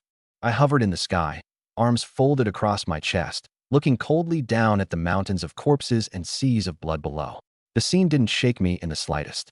Down beneath me was a frenzy of slaughter. 50,000 troops, along with millions of lower-level creatures, bursting with fervor, killing intent, and despair at the edge of life and death, all of it transforming into a dark golden torrent that poured into my body. This power of faith was absurdly vast. A normal demigod would have been blown apart by it long ago. But my body and soul had already been tempered 1,000 times over. Crack! A clear breaking sound came from within me. The final shackle shattered. The dark golden divine fire deep in the earth veins followed and ignited my soul. A breakthrough, demigod. I closed my eyes. At this moment, my soul was pulled up into an indescribable dimension. My spiritual power expanded infinitely with me at its center, and my consciousness merged with the entire wasteland divine realm. The trembling of the earth, the surging of the blood sea, the trajectory of every goblin swinging a weapon, all of it was under my control. This was not ordinary perception, but the authority of a god. With a single thought, I could snuff out the souls of tens of thousands of monsters. The real world, Xingho Military District Independent Villa. My physical body suddenly erupted with a terrifying pressure. The air was driven out, and fine cracks appeared in the walls. My skin flowed with a faint dark golden radiance, the power of a demigod brought back into reality by divine fire. This divine power was no longer an illusory law, but liquid dark golden divine essence, roaring and surging through my dried-up meridians, forcibly refining mortal flesh and blood into a higher dimensional source. I opened my eyes. My pupils became as deep as an abyss, with dangerous dark golden light flickering in their depths. Spiritual power overflowed, causing ripples in the surrounding space. I didn't stand up. I simply raised a hand and gently clenched at the air. Bang! The air was crushed to explosion with bare hands, the sonic boom shrill and piercing. Violent gusts whipped up a hurricane indoors, flipping chairs over. Dark golden divine power ground the airflow into a vacuum, and the attached spiritual power directly sealed the micro-laws of this space. This is the power of a demigod. I looked at my palm and felt the terrifying strength within me, enough to destroy hills, the vast river of divine power coursing through my meridians, and the abyss-like, ocean-deep spiritual control in my mind. Very satisfied. By now, I had long surpassed mere brute physical force. Add to that the wasteland laws contained in my soul and the all-around spiritual suppression. Even without the army of my divine realm, with this body alone I could smash ordinary demigods barehanded, and even crush them at the soul level. 3 days had passed in reality. I sat cross-legged on the bed and slowly opened my eyes. In those 3 days, the slaughter in the divine domain had never ceased for even a second. Waves of war faith kept pouring back into my body, completely stabilizing the newly ignited divine flame. My cultivation at the first transformation of demigod not only showed no sign of being unstable, but had instead become indestructible. My consciousness sank once more, descending into the wasteland divine domain. The scene before me had been completely transformed. The dark green ashes had been replaced by a radiation storm interwoven with red and green. The scorched earth had turned into a dead land of carbonized black crystals. The sky had split open with enormous fissures, and dark red blood rain was still drifting down. The slaughter had already come to an end. I swept my gaze across the battlefield. Casualties were horrifically severe. Of the 50,000 goblin army, only a little over 20,000 remained, gasping for breath while standing on the corpses of their own kind. A small portion had died to the insane birds in the sky and the insect tide from underground, but the vast majority had been torn apart alive by their own kin while competing for the Bloodsea's resources. The affiliated races had suffered just as badly. The ground was covered with broken metallic feathers and shattered shells. The numbers of demonic vultures, vampire bats, marsh crabs, and piranhas had all dropped by a third. The worst off were the mutated cockroaches. An insect tide of over 1 million had been reduced to just a few tens of thousands, nearly driven to extinction. But the ones who survived were all monsters. I pulled up the Divine Domain terminal panel, and the data scrolled by. Follower race. Abyssal blood living gold berserker demons. Formerly obsidian goblins / deeply mutated. Quantity 19,800 average rank. Silver 8-star to 9-star race traits. Living liquid gold armor. The body surface is covered in abyssal liquid metal, with physical defense and magical resistance reaching the extreme. Weapon form can be changed at will. Hyperspeed toxin metabolism. Immune to most deadly toxins, and can convert them into life force to repair injuries. Endless slaughter. In battle, each enemy killed increases base attributes by 1%, stacking with no upper limit. Fatal explosive poison. At the moment of death, the strong acid and liquid metal fragments inside the body detonate, causing large-scale piercing corrosion. I stood high in the divine realm, my gaze locked onto the colossal figure in the center of the basin. The 8-meter-tall tyrant was covered from head to toe in dark, flowing liquid metal. It did nothing at all. Simply standing there was enough to warp the surrounding air into ripples of heat and toxic gas. Gold 5-star. This was the most powerful war machine under my command. Behind it were 20,000 demonic brutes, all of them high-level silver rank. I continued scrolling through the panel data. 20,000 black gold blade-winged vulture demons. Once ordinary vultures, their feathers had now fully metallized, able to tear through steel in a diving strike. 10,000 sonic bone blade bats. Blades had grown from their wings, and the infrasound they released could directly shatter internal organs. 50,000 shockwave liquid metal crabs, its shells fused with liquid metal, and their twin claws possessed high-frequency crushing functions. 40,000 scarlet flying blade bone fish. After their gills mutated, they could briefly survive out of water, with mouths full of metallic fangs. And finally, that group of insects that had almost been wiped out. 30,000 dark gold toxic miasma insect race. I used to be too lazy to bother with these cockroaches. Their intelligence was too low and their numbers too great. Sending spiritual commands to them felt like throwing them into a black hole. But now it was different. After breaking through to demigod, my mental power had surged, and their ranks had also risen to high-level black iron. Those faint sparks of soul fire could finally bear my direct will. With a single thought, 30,000 poisonous insects would form a suicidal charge formation. I switched to the building panel. Wasteland radiation tower, platinum low tier, capable of releasing a radiation storm that would quintuple the rate of genetic mutation. Endless slaughter arena cage, diamond high tier. Its internal space had expanded tenfold, filled with pools of highly corrosive acid, mountains of blades, and seas of fire. The souls of those who died in battle would become gale force winds that kept cutting down the living, while the survivors could plunder the attributes of the dead. Liquid metal blood-devouring demon tree, half-step, transcendent. Its roots were sunk into the sea of blood and the earth veins. Its leaves turned into metallic blades for anti-air defense, and it could also produce poisonous high-energy flesh cocoons, greatly shortening the growth cycle of my dependence. Blood Abyss C, platinum low tier. It was the heart of the divine realm, with earth vein blood vessels connected throughout the entire territory. Any dependent within the range of the blood sea would recover from injuries 10 times faster. I nodded in satisfaction. This transformation had increased the overall strength by well over 100-fold. The territory now seemed empty. 20,000 demonic brutes were nowhere near the carrying limit. At the demon tree's production rate, given enough time, they could multiply to 100,000. But I didn't want to wait. I glanced at my account, 200 million faith points. Back to reality. I picked up the encrypted tactical tablet issued by the military, aligned it with the helmet interface, and pressed the start button. Identity verified. Connecting to the Starfire Legion's top-secret internal network. A flash of white light swept over me, and a sensation of weightlessness hit. When I opened my eyes, I wasn't in the usual virtual conference room. A blinding searchlight hit my face. I was standing at the edge of a massive steel platform. Above me was the vast, cold, starry sky of the cosmos, and beneath my feet was a mechanical abyss so deep it was impossible to see the bottom. This was a giant war fortress deep in outer space. The roar of machinery was deafening. Hundreds of heavy mechs, each 50 meters tall, shot out from launch bays overhead and vanished into the endless sea of stars. Around me were stern-looking military officers, hurrying about, all wearing heavy battle armor. No advertisements, no entertainment facilities. Only the purest war machine. Move aside. A military officer at the peak of demigod rank strode past me and gave me a cold glance. I stepped aside. My gaze passed through the crowd, through the fortress's transparent dome and looked toward the far end of the starry sky. There, a gigantic dark purple rift was slowly writhing. Deep within the rift, a massive vertical, I was staring at this fortress. I stood at the edge of the steel platform and glanced up at the vertical pupil in the sky.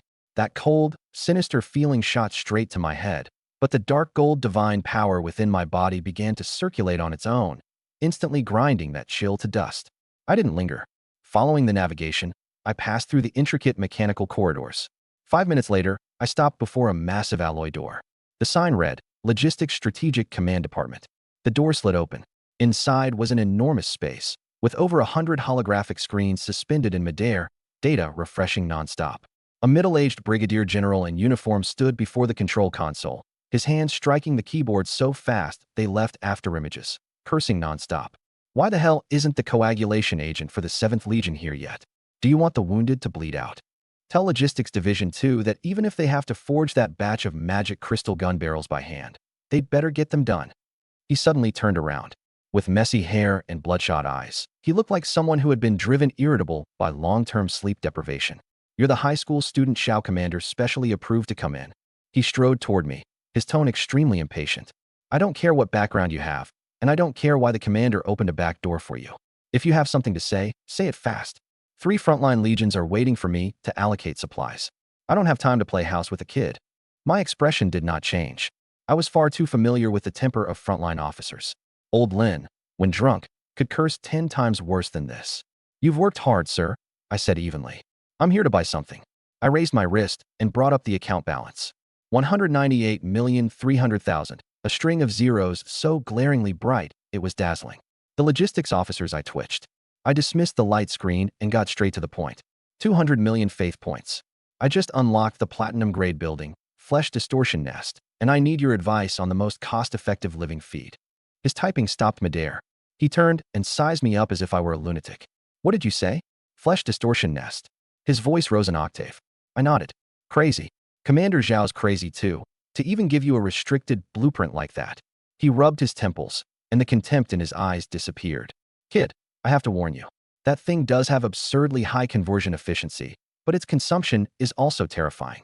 If you throw in ordinary beast meat, it won't even make a splash. If you want to keep it running, you have to feed it high-tier monster flesh. Your more than 100 million faith points look like a lot, but if you really buy high-tier meat, it won't even be enough to fill a gap between your teeth. That's why I came to you, I said, meeting his gaze.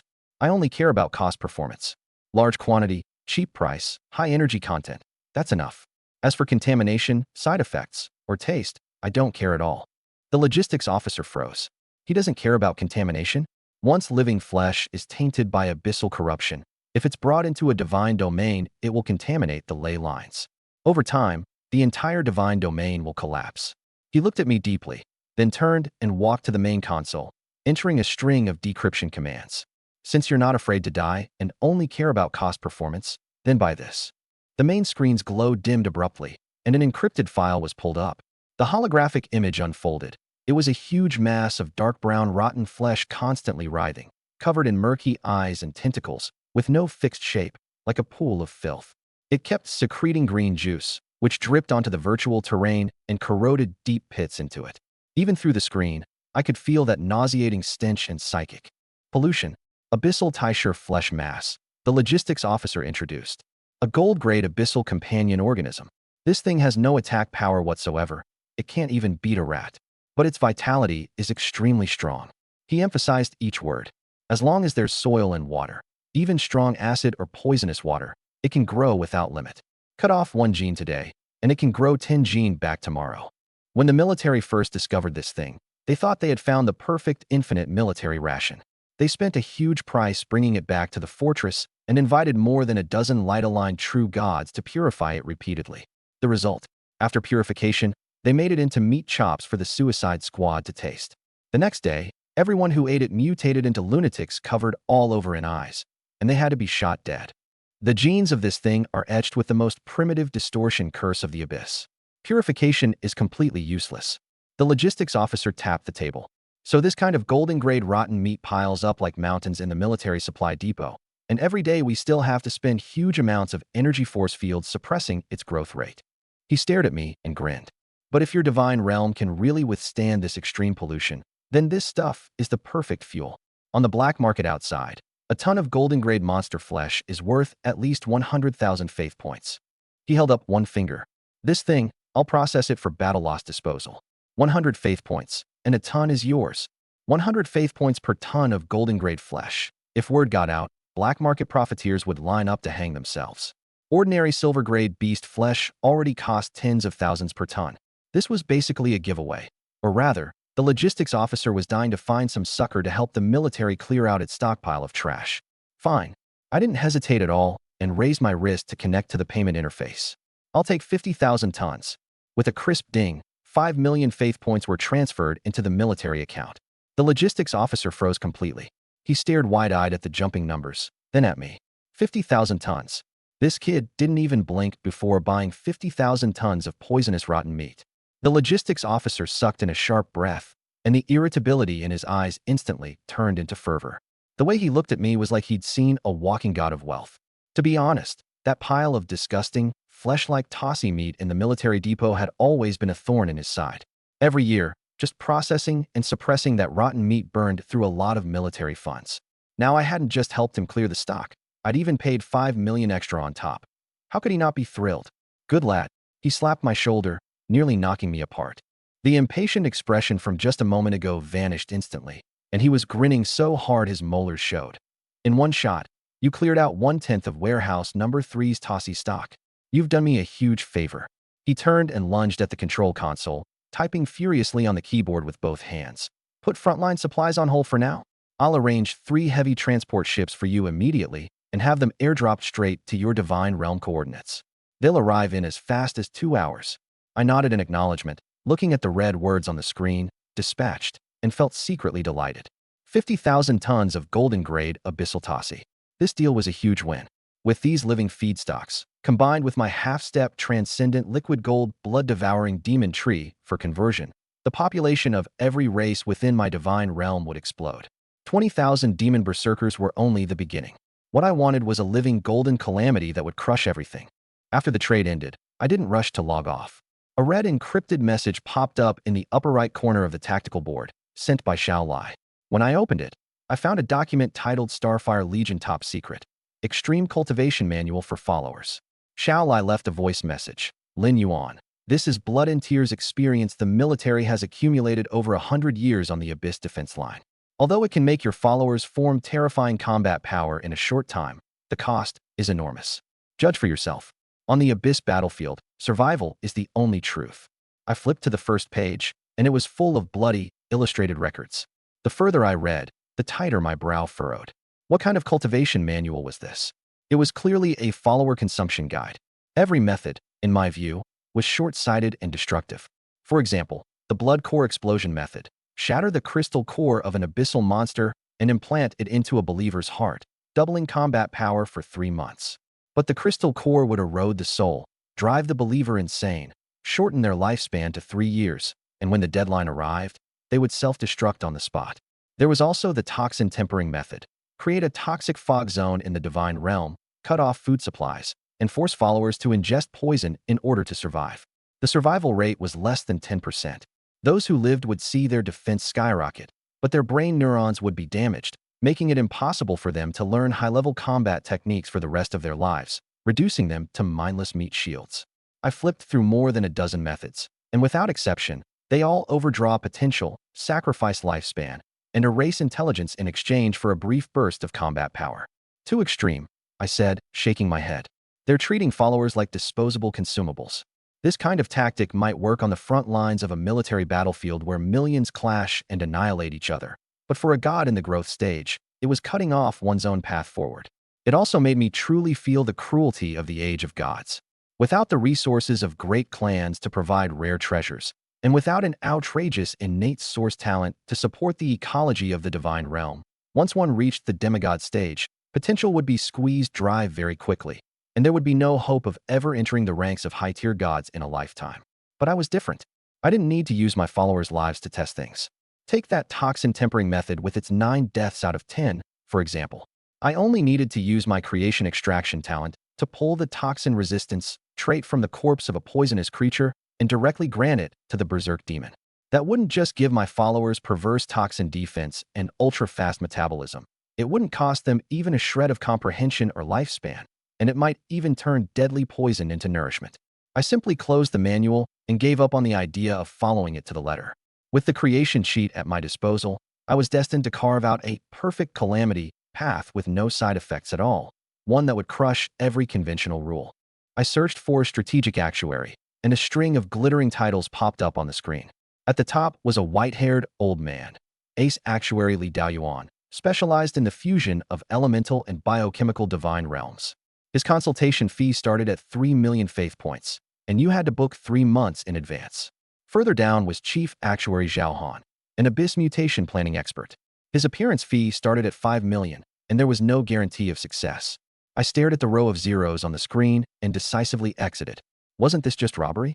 Hiring some old man to run simulations once for several million, and not even guaranteed to pass? How many high-tier abyss remains could I buy with that money? Ecological planning, resource loops, total bullshit. In my view, the best plan was to throw every living thing into the wasteland radiation zone and let them tear each other apart. The survivors would be the perfect ecosystem, and the dead would turn directly into fertilizer for the demon tree. I took off my helmet. It was already dark. Suddenly, the roar of engines came from outside the window. I pushed it open. 3 military heavy transport ships were hovering above the sanatorium, their downwash shaking the ancient trees violently. Red tractor beams shot from the undersides of the ships, straight onto the open ground in the back courtyard. The security soldiers all looked up. A combat transport ship? Why is it here? Judging by the setup, it's all heavy cargo. I walked into the back courtyard, where a convoy officer descended along the beam. He was fully dressed in a hazmat suit, holding an electronic delivery tablet, and looked at me like I was insane. Specialist Lin, the 50,000 tons of golden abyss Taodai flesh mass you ordered has all been delivered. He pointed to the metal containers landing nearby. They were covered with abyss contamination warning signs, with high-voltage arcs crackling across the hull. This thing proliferates extremely fast. Even in frozen dormancy, it remains highly corrosive. It must be dealt with before the isolation field fails, or the entire sanatorium will be swallowed up. I pressed my fingerprint to sign for the delivery. The convoy officer didn't want to stay a second longer. He immediately took off and returned to the sky. The 3 transport ships dropped the containers and ran. I looked up at the mountain of containers before me, 50,000 tons, equivalent to the weight of a heavy aircraft carrier. I tore open the Divine Realm passage and unlocked all the containers' electronic locks. The hatch doors blew apart, and 50,000 tons of dark brown, slime-covered Taodai flesh masses poured out. The moment the flesh masses hit the ground, abyssal aura erupted, reeking nauseatingly. Countless turbid eyeballs bulged on their surfaces, sticky tentacles lashed wildly, and corrosive acidic slime ate pits into the ground. Even more terrifying was the rate of proliferation. After being tainted by toxic blood rain, the flesh masses expanded and split, becoming larger than before in just a few minutes. This was the abyss's most unsolvable symbiotic organism. As long as it had energy, it could reproduce infinitely. Trying to take over? I floated in midair, my expression calm. With a thought, the liquid metal blood-devouring demon tree went berserk. Tens of thousands of metal roots burst from the ground and violently plunged into the core of the Taodai flesh masses. The Taodai toxin tried to dissolve the roots, but it was reversed into nourishment by the ultra-fast toxin metabolism. Countless Taodai eyeballs widened, and tentacles strangled the roots, but it was meaningless before the demon tree. The treetop swayed, and hundreds of thousands of metal flesh cocoons rapidly expanded under the infusion of high-grade energy. After confirming there was no risk, I withdrew my divine sense and opened my eyes. The night was deep, and the transport ships had already vanished into the distance. I pushed open the villa's front gate and walked along the sanatorium's tree-lined avenue toward the special rehabilitation area. Xingho Sanatorium was a military-run institution, and all the residents were retired officers and veterans. Just as I reached the entrance of the rehabilitation center, a brazen burst of laughter came from inside. Old Shun, I'm not bragging. Back then on the 7th Abyss defense line, when I hacked down 3 silver-rank flame demons with 1 battle blade, you were still in logistics moving manure. I opened the door and stepped inside. In the center of the spacious lobby, 7 or 8 veterans with missing arms and legs were gathered around. At the very center of the crowd was my foster father, Old Lin. He no longer looked like the hunched, dispirited figure from the slums. After several days of restoration in the high-grade divine source pod, His haggard face had turned rosy, and the dullness in his eyes had returned to a sharp glint. Most eye-catching was the highly metallic mechanical leg beneath the right leg of his trousers, the military's latest neural-coupled powered armor. Old Lin stamped around on that powered leg, thudding the floor as he bragged to the old buddies around him. See that? Military exclusive issue. Personally approved by that old bastard Xiaolai. Not only can it run and jump, it's built with a micro-energy condensing array too. One kick can blow up a heavy armored vehicle. A one-armed veteran in a wheelchair beside him rolled his eyes. Enough, Old Lin. Keep blowing hot air. Commander Xiao approved that form for you because of your merit from covering the rear back then? Wasn't it because you've got a good son? Another old man with one blind eye looked on enviously. Exactly. He was directly special recruited into the Xingho Legion, and at the highest strategic specialist level at that. Old Lin, you've lived a worthwhile life. You raised a prodigy. Old Lin was thoroughly pleased by the praise, his chin practically lifted to the sky. That goes without saying. Do you even know who raised him, Dad? I interrupted him. The lobby fell silent. The few veterans who saw me straightened up instinctively. After all, I was now a bona fide senior military specialist, with a status far above theirs. Old Lin's swagger subsided a little. He rubbed his hands together, his weathered face rarely turning red, though the smile at the corners of his eyes was impossible to hide. Unz, why'd you come out? He walked over, his mechanical leg hitting the ground without the slightest hitch, clearly fully adapted already. Things are done, so I came to see how your recovery's going. I glanced over his mechanical leg and complexion. The divine source pod really was powerful. It hadn't just reconstructed his limb, it had also cleared out the hidden injuries he'd accumulated over the years. Excellent. Your old man can now punch a bull to death with one fist. Old Lin patted his chest, then glanced at the clock. Hungry, aren't you? Come on, let's go home. Dad'll make you braised pork. He turned and waved to the veterans. All right, brothers, I'm heading out first. I'll treat you all to drinks another day. Half an hour later, in the restaurant, the table was covered with dishes made from high-tier beast meat. The braised pork was made from the belly meat of a silver-ranked snorting pig, rich without being greasy, glistening, and translucent. I had a piece. The fragrance burst forth, and it melted in my mouth. If it tastes good, eat more. These are all specially supplied by the military district logistics. Back when we were just father and son, we couldn't even eat this for New Year. Old Lin sat across from me, not eating himself, just resting his chin in his hand and smiling at me. While eating, I tapped a few times on my personal terminal. Ding! Old Lin's worn-out terminal on his wrist rang. Startled, he lowered his head and opened the screen. A light curtain popped up and a line of golden text flashed. Your account has received a transfer. 5 million faith points. The smile on Old Lin's face froze. He rubbed his eyes and counted the zeros one by one. A 1, 10, 100, 1,000, 10,000, 5 million. I wiped my mouth. Settling in allowance. Special military subsidy. Approved by Commander Xiaolai. Keep it as pocket money. If you want to drink, get the Spirit Fruit Brew on the Star Network. If you want to play cards, play as much as you like. Don't drink that cheap synthetic booze that wrecks your liver anymore. If the money isn't enough, come to me anytime. Old Lin opened his mouth, his throat blocked, as if by cotton. 5 million, pocket money. He stared at me in a daze. My face was still my face, but the cautiousness that had once lingered between my brows when I was in the slums was long gone. Old Lin suddenly realized. The fledgling he had once desperately protected had, at some point, already grown into an eagle capable of soaring across the sky. You brat, burning money like this, he muttered, his voice trembling. His eyes suddenly reddened, and his vision blurred so much that he couldn't even see the dishes on the table clearly. He stood up with his back to me, pretending to go to the kitchen for a soup ladle, and roughly wiped at his face with a big hand. Made it. Damn it. You really made it. He forced down his voice, his shoulders slightly shaking with his back still turned to me. I watched my dad's lively figure walking out the door, and my heart felt warm. Striving to become stronger in the divine realm, wasn't it all so my family could live with their heads held high? I lowered my head and kept eating the braised pork.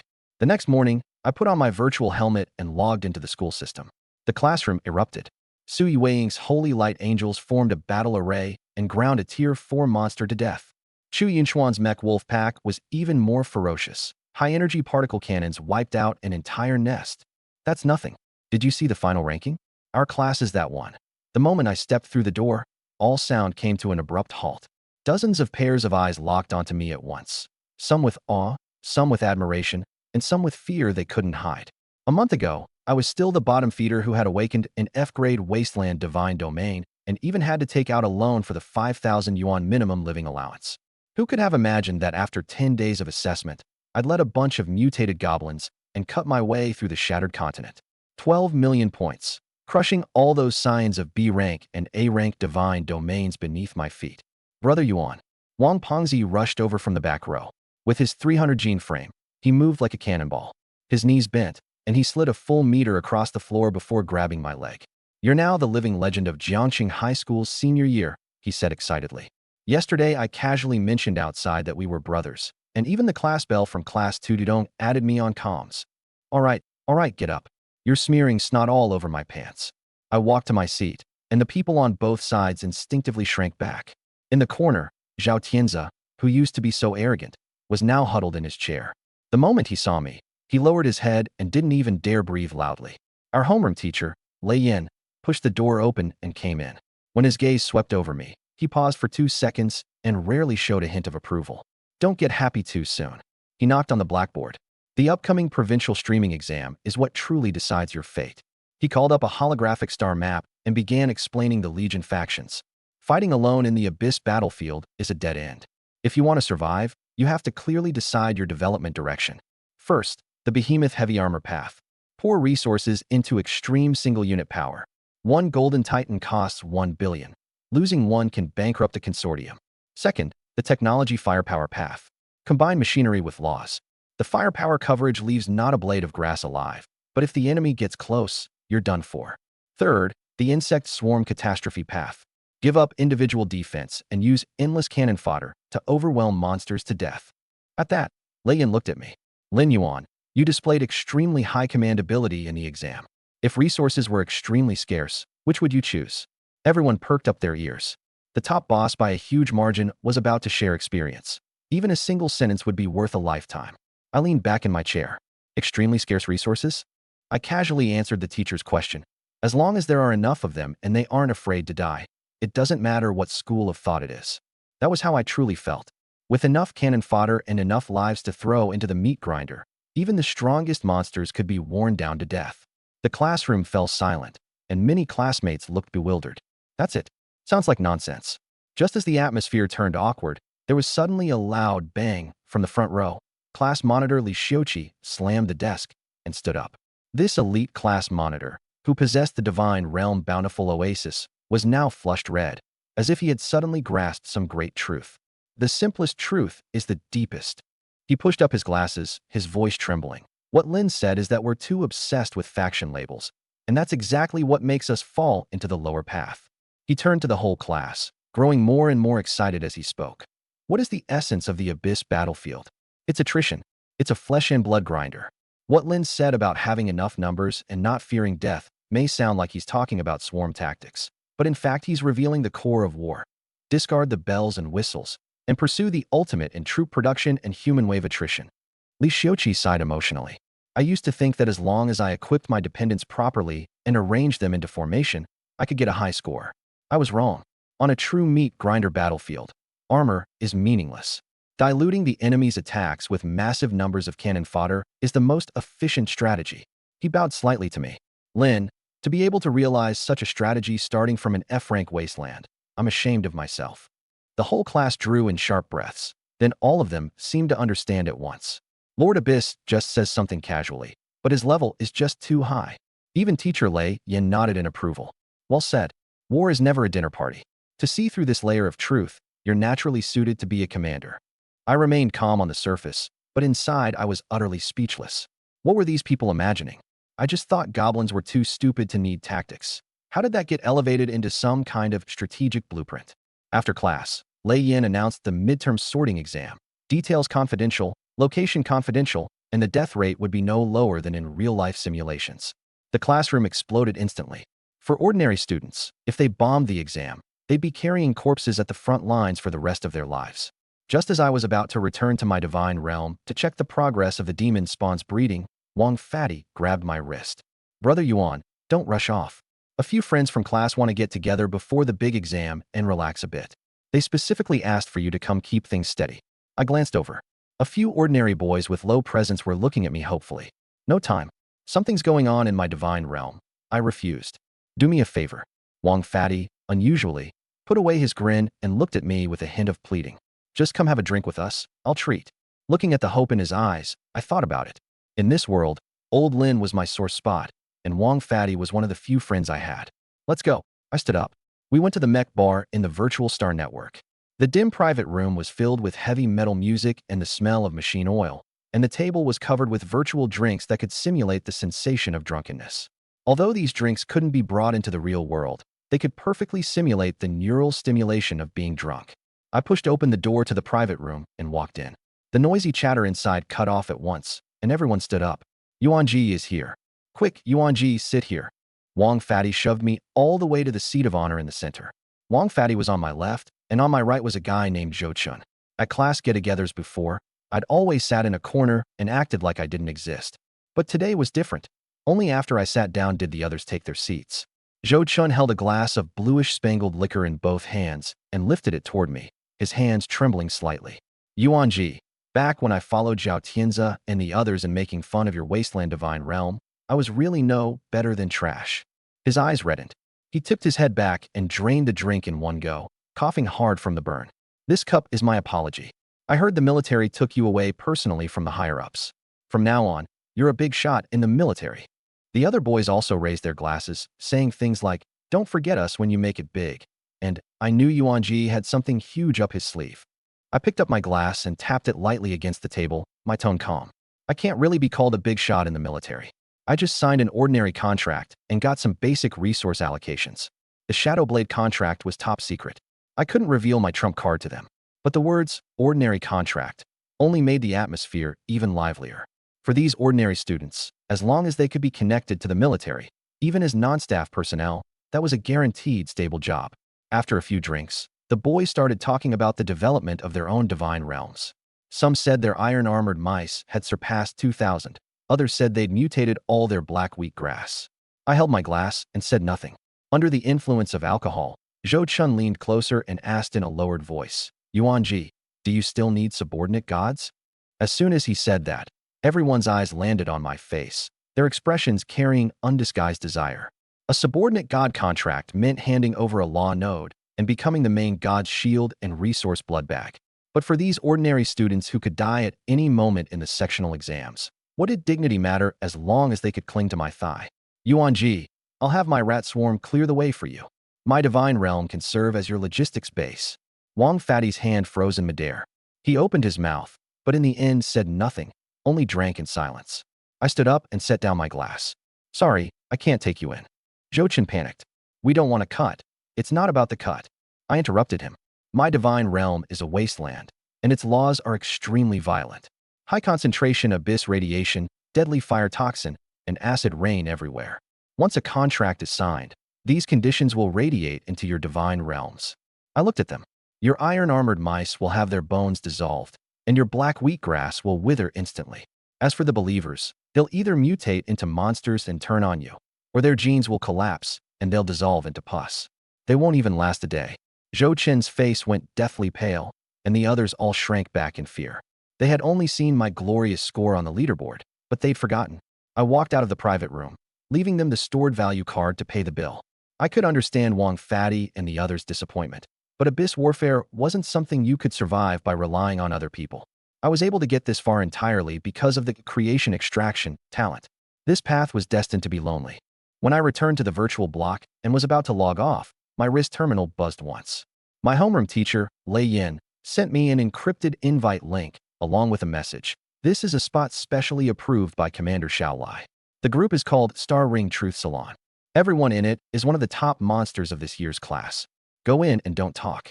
Just watch. I clicked accept, and the scene before me instantly shifted. A highly sci-fi virtual conference hall appeared. Above my head floated a slowly rotating galaxy map, and around the circular Blackstone conference table stood dozens of suspended thrones. Everyone here was under real name verification, and every name carried a family or faction prefix. I quickly scanned the list. Su Yueying and Chu Yinxian were both there, but the identities that let them command attention in Jiangcheng didn't even place them in the top 10 here.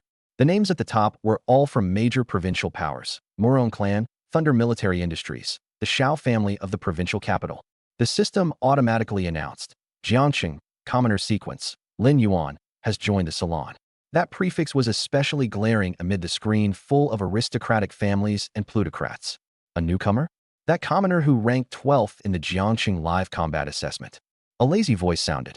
Achievements stacked up from F-rank wasteland trash and low-tier mutated species, and he still made it into the Star Ring Salon. Looks like Jiangxing really has no one left.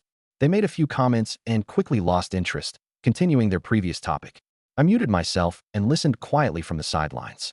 The things they were discussing were on a completely different level from Chu Yunchuan's circle, mining starfield veins, 30,000 heavy-armored behemoths as the vanguard, auctioning off the bones of a fifth-tier dragon. Ordinary geniuses were still worrying about feeding their believers, while these provincial monsters were already forming groups to go open up new frontiers in alien starfields. Just as I was about to idle out and log off, a barrage of text suddenly flashed across the center of the light screen. Speaker, Provincial Capital Xiao Family, Xiaoting. Starfire Legion has really fallen.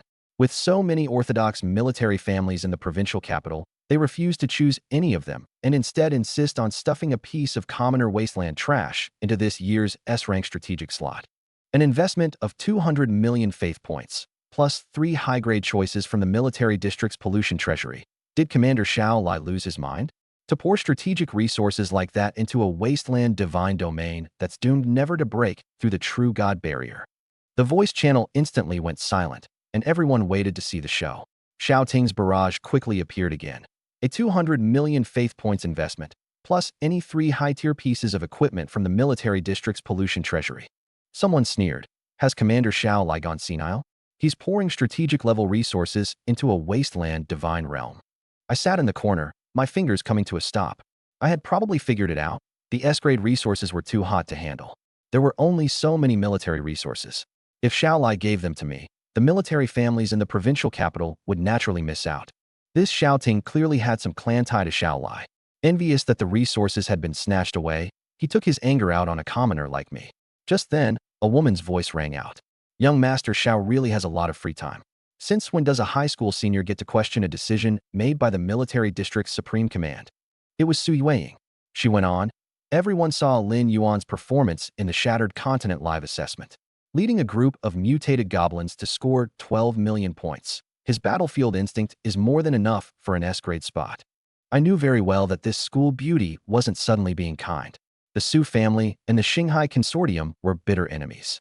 I had turned down Xinghai, and now she was speaking up, nothing more than trying to build some goodwill. The friendship of a conglomerate has always come with a price tag. Su Yueying, if your Su family wants to recruit watchdogs, don't drag me into it as a favor, Xiao Ting said arrogantly. A live assessment? Killing a few low-level silver rank monsters, and you call that skill? He then sneered at me. Lin Yuan, don't think that because you found a loophole you can act like you're something special. For the provincial midterm placement assessment, I'll make you understand that the monsters you cobbled together from scrap aren't even fit to be compared to insects. If you dare take the military's 200 million investment, I'll make your divine realm collapse completely. Everyone was waiting for my response. I looked at the light screen and only replied with 3 words, as you wish. Then I left the salon without another word. I took off my helmet and tossed it onto the bedside table. Xiao Ting. I didn't take him seriously at all.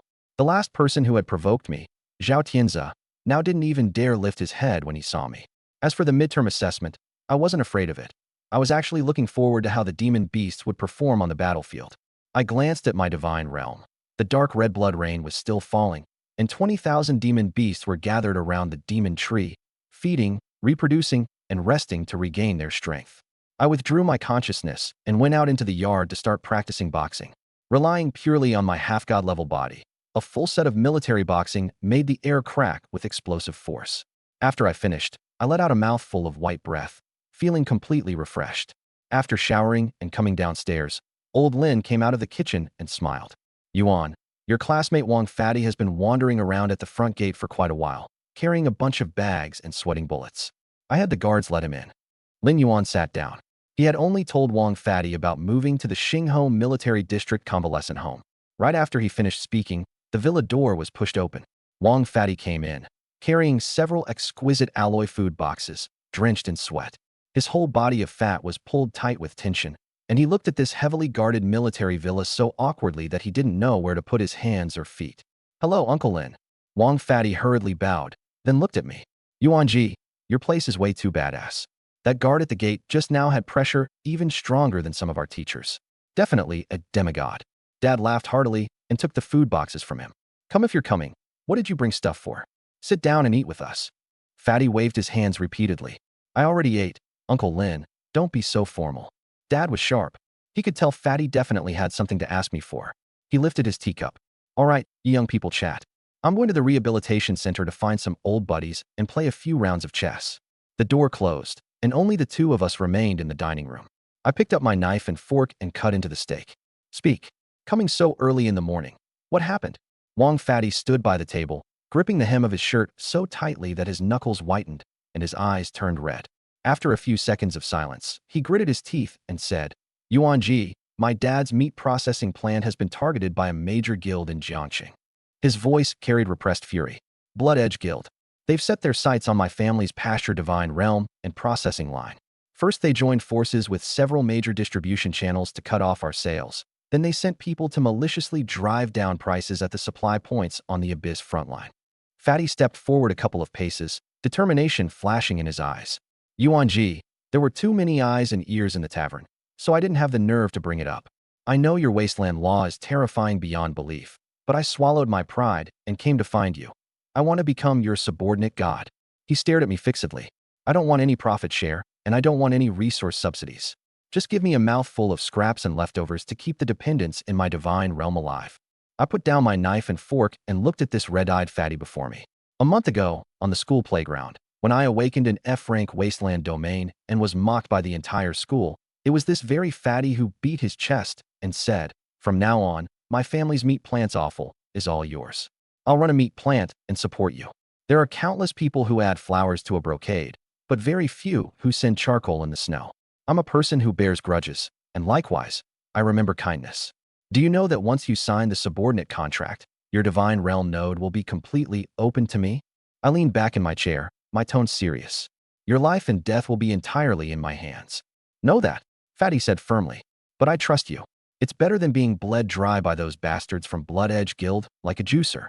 From now on, all the meat produced by my divine realm will be supplied free of charge to your goblins. Just don't let my pigs starve to death. My fingers tapped lightly on the tabletop. All right, I agree. I stood up and wiped my mouth. I won't take your things for nothing. I'll provide you with a batch of specially made feed. I looked straight into his eyes. But this batch of feed is mixed with wasteland radiation poison and blood sea residue. Fatty froze, his whole body of flesh twitching. Your honking pigs will eat it and die in large numbers. Their genes will collapse, and they'll turn into blood water. I continued, but as long as they can survive it, the pigs that live through it will undergo deep mutation. They'll adapt to the harsh environment, and their reproduction rate and size will both multiply. This is a massacre-like speciation. Do you dare accept it? Fatty was shocked to the core as he listened. Even a demigod deity wouldn't dare easily let toxins contaminate the ecology of their divine realm, much less someone like him, a newcomer with only E-rank talent. But he clenched his teeth and did not hesitate in the slightest. Dare. Fatty directly raised his right hand and activated his will. A faint green light lit up between his brows, and a crystal phantom the size of a fist, carrying the scent of fresh grass, floated in midair. This was the projection of his divine realm core. Handing this over was equivalent to handing over his own lifeline. A glint of approval flashed through my eyes. I raised my right hand and pressed my index finger onto the projection of his divine realm core. Dark gold flames of demigodhood surged out along my fingertip, wrapping around the green crystal. Ancient, overbearing fluctuations of law rippled through the restaurant. I formally signed the highest-level subordinate god bonding contract with Wang Ponzi. The instant the threads of law connected, my divine sense followed the channel and perceived the full extent of Pongzi's divine realm, vast grasslands, and herds of low-tier snorting pigs. And at the moment the contract was formed, a trace of wasteland law from the past inevitably seeped in. The green grass at the edge of the plain withered visibly before my eyes. Wang Pongzi didn't pay it much mind. Slumping in his chair, he let out a relieved sigh. With the contract established, a subordinate god management option appeared on my divine realm panel. A one-way resource channel was officially established.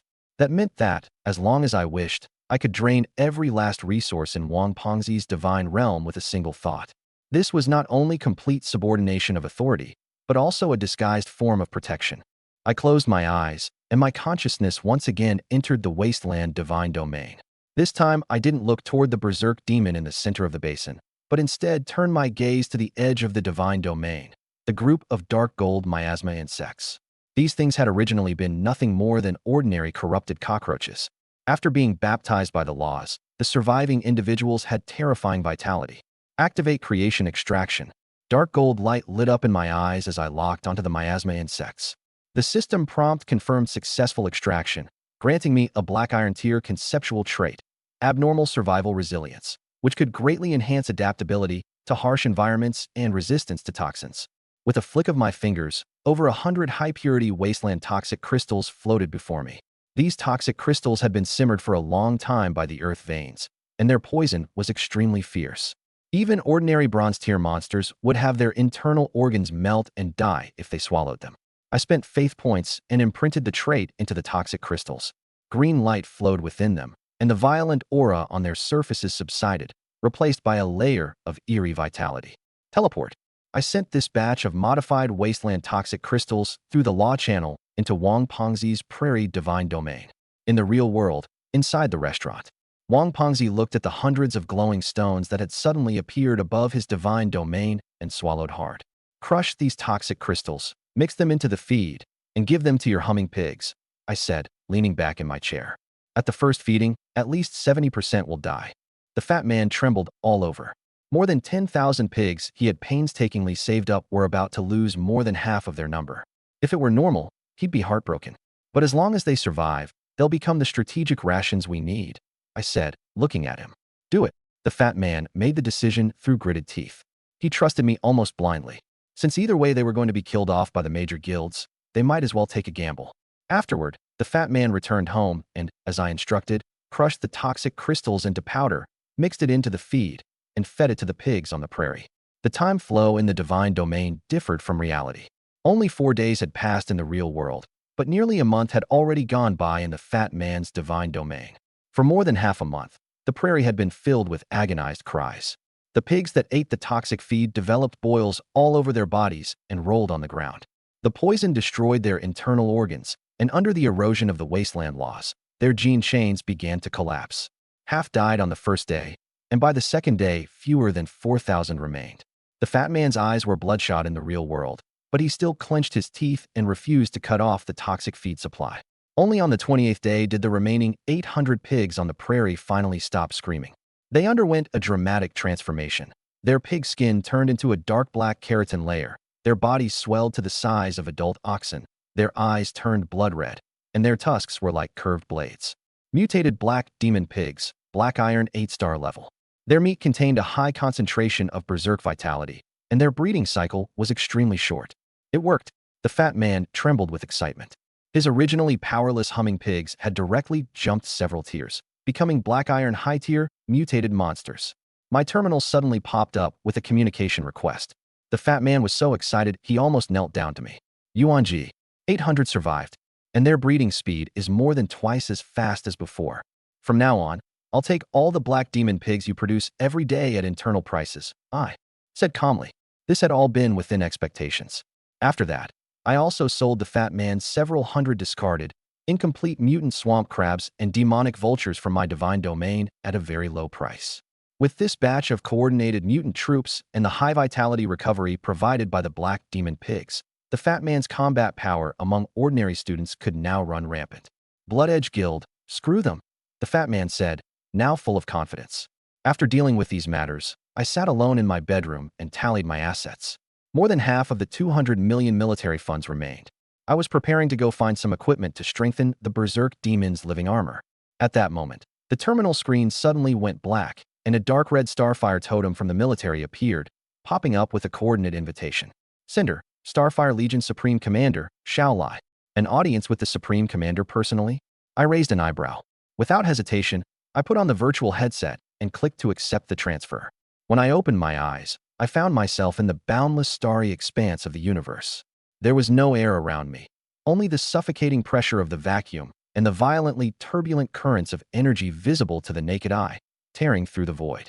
I stood on a floating shard of meteorite.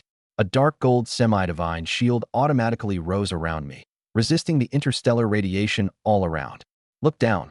Shaolai's deep, authoritative voice sounded in my ear. I turned and found him standing 10 meters away on another meteorite. This iron-fisted military commander wasn't wearing a uniform. Instead, he was clad in a dark gold suit of interstellar armor covered in knife marks, his gaze blazing like fire. I followed his direction and looked down. The next second, my pupils constricted sharply.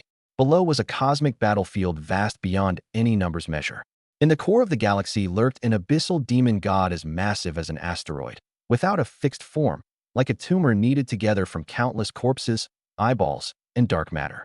It did nothing more than stand there, yet the terrifying gravity it emitted caused the surrounding void to collapse on a massive scale. Dozens of dead stars were ensnared by its tentacles and crushed as easily as cookies. Opposite the demon god was an army of tens of millions of interstellar mechs, forming an iron wall stretching for tens of thousands of kilometers. An angel legion of high-tier angels condensed a million-zhong holy light greatsword and cleaved through the darkness. Hundreds of true god-level powerhouses moved through the asteroid belt, unleashing world-destroying beams of law. Each explosive collision of energy was brighter than a supernova eruption by thousands upon thousands of times. It was too vast, too brutal. The semi-divine power within me was so tiny before such might that it was less than a speck of dust. This intense visual impact instantly shattered the faint complacency I had felt from the divine domain's explosive army and enormous wealth. Do you see it? Xiao Lai's voice pierced through the vacuum. This is what a true war of god nations looks like. Those high-tier demons you killed before, and those mutated goblins you're so proud of, aren't even qualified to serve as cannon fodder before something like this. He pointed at the demon god below. The things you killed were nothing more than dandruff falling from its body. I fell silent, my fists slowly tightening. He was telling the truth. In front of a real interstellar abyss, the struggles of Jiangqing's so-called geniuses and aristocratic families were like bacteria in a petri dish fighting over nutrient solution. The commander didn't have me come here just to put me in my place, did he? I withdrew my gaze, my expression returning to calm. A trace of approval flashed in Xiao Lai's eyes. Of course I didn't bring you here just to scare you. The midterm grand exam is approaching, and those young nobles in Jiangsheng have deep foundations. Have you decided on the direction of your divine domain's evolution? He raised a hand and unfolded 2 holographic star maps. The military's mainstream path is basically one of 2. First is mechanical ascension. Build an interstellar fleet and crush everything with firepower, but it burns money and requires a very high industrial base. Second is a transcendent body. Rely on genetic breakthroughs and use flesh and blood to withstand planet-killing cannons head-on. Which way do you plan to go? I didn't hesitate. Commander, the environment in my divine domain is too harsh. I can't set up a precision mechanical production line. I plan to take the extreme flesh mutation path. In the wasteland divine domain, there is acid rain and toxic radiation everywhere. Not even a clean iron plate can be set down there. Building machinery, there would be suicide. Living metal armor is the most suitable combat vessel for a demon subduer. Xiao Lai nodded. Smart. A commoner should put limited resources into the blade's edge.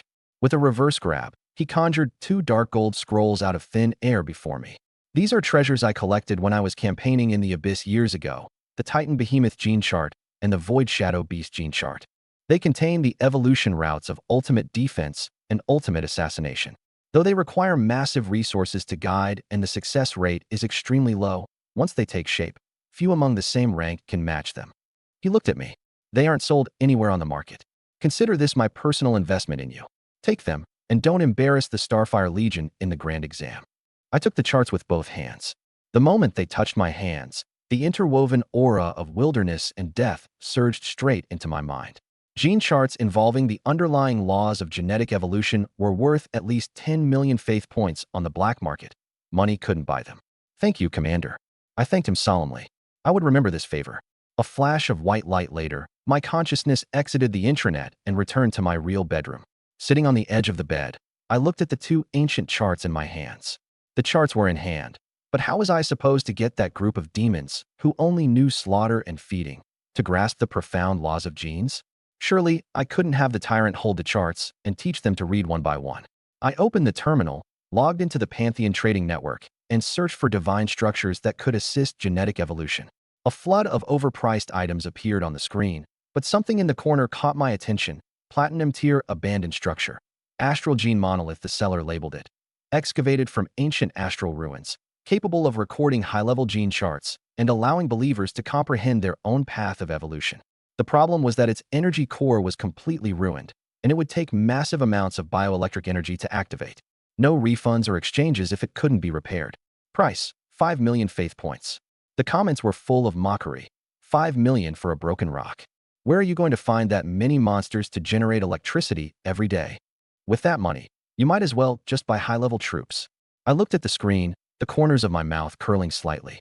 For others, it was trash. For me, it was perfect. I placed the order without hesitation. Others lacked a power source, but in my wasteland divine realm, there was a liquid metal, blood-devouring demon tree rooted in the sea of blood. The free energy across the entire divine realm was under its control, so providing electricity was effortless. The transaction completed, and I closed my eyes and sank into my divine realm. The dark red blood rain still drifted down, and the radiation storm tore through the sky. I hovered high in the air, gazing down at this berserk domain. The blood abyss sea surged endlessly, and on the carbonized crystal land around it, the number of abyss blood golden demon brutes had multiplied to 60,000. With abundant food and no natural enemies, they reproduced wildly. A mother brute had just given birth to a cub. The newborn, upon touching the radioactive toxins in the air, had its skin harden instantly, and liquid metal seeped from its pores to form bone armor. It opened its blood-red eyes, bit a rock to pieces, and swallowed it whole, born a bronze 3-star. This was the foundation of the demon brutes, far beyond the gray goblins of the past. The wasteland did not nurture the weak. In order to advance and obtain the high-energy flesh cocoons from the demon tree, the demon brutes spontaneously surged toward the endless slaughter arena cage. The killing there never stopped. In the highly acidic and venomous swamp, 2 newly born demon brutes were brawling hand to hand. One smashed the other's sternum with a liquid metal warhammer. The victor devoured the loser's remains, triggered a tribute plunder, swelled in size, and its aura surged as it broke directly into the silver tier. Outside the arena cage, the demon tree stood quietly, its roots embedded in the sea of blood, continuously delivering energy.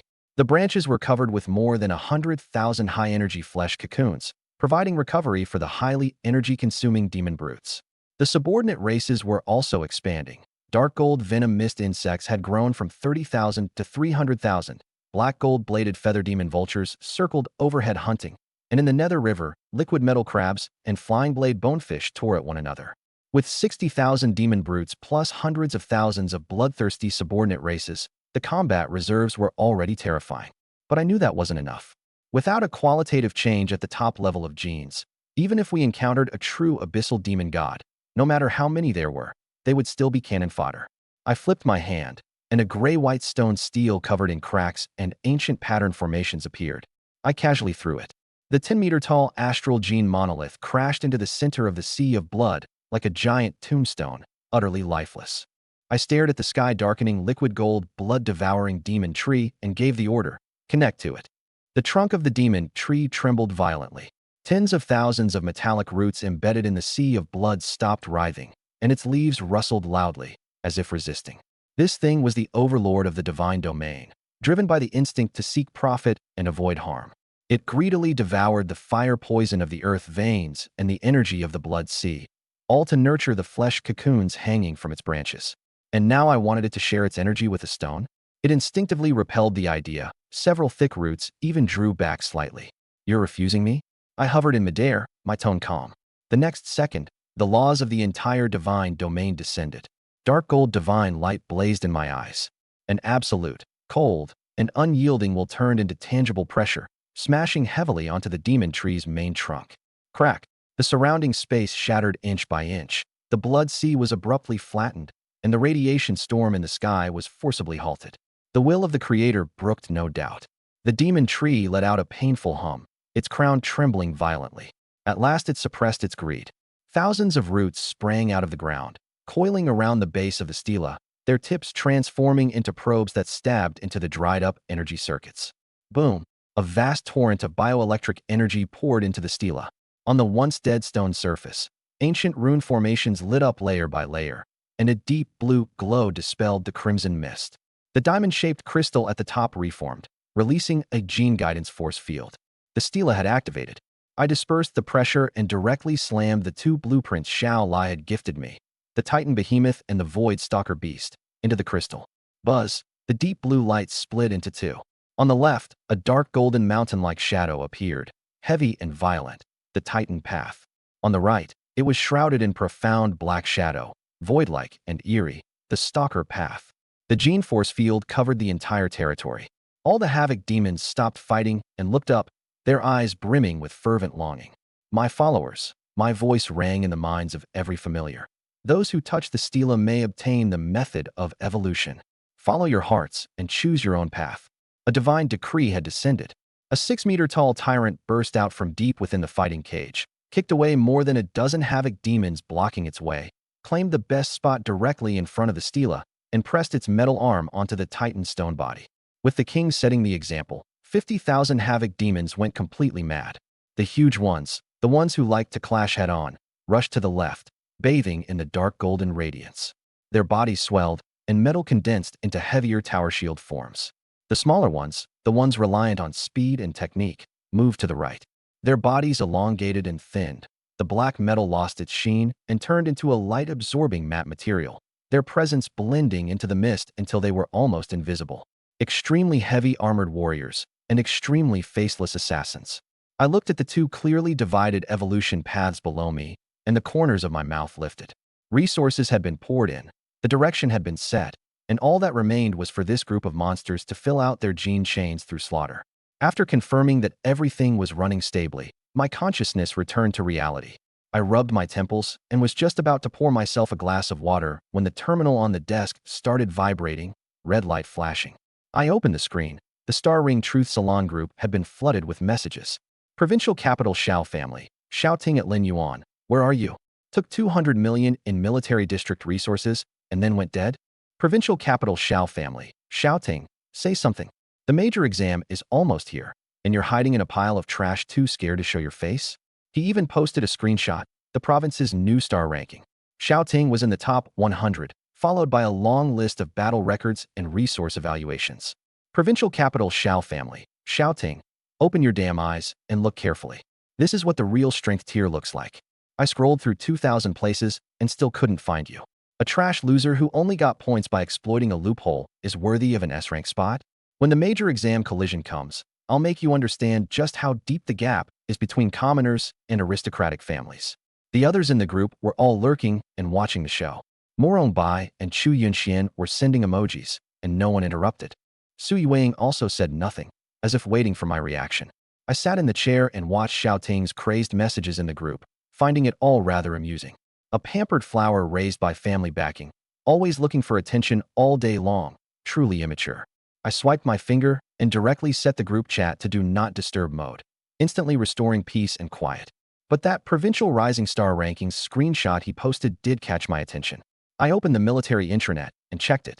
It turned out to be a virtual platform jointly created by the military and all federal universities, the Starry Sky War Chess Sand Table. The introduction on the interface immediately caught my eye. 100% true law simulation, containing data on millions of abyssal monsters. Most importantly, death without loss. This meant endless troop training, with no need to worry about any casualties. I opened the overall rankings, and the names at the top were all big shots. The governor of Tianhai Province, the vice commander of the Spark Legion, the honorary dean of the Federal First Academy. Strangely, Commander Xiao Lai wasn't on the list. Given his strength, he should definitely be in the top 10. Maybe at that level, they were already too prominent to care about leaving their names on a public platform. These old monsters had lived for hundreds or thousands of years. For a high school senior like me, who had only just ignited divine fire, making it onto the overall rankings was pure fantasy. I switched to the Rising Star rankings and went straight to the rewards description. Top 2,000, 1 million faith points per month. Top 1,000, 10 million per month plus building blueprints. Top 100, 100 million per month plus a resource blind box. Top 10, a one-time reward of 1 billion plus an astral source baptism. First place, 1 billion faith points, plus 1 shard of the divine spark. No wonder Xiaoting was so arrogant.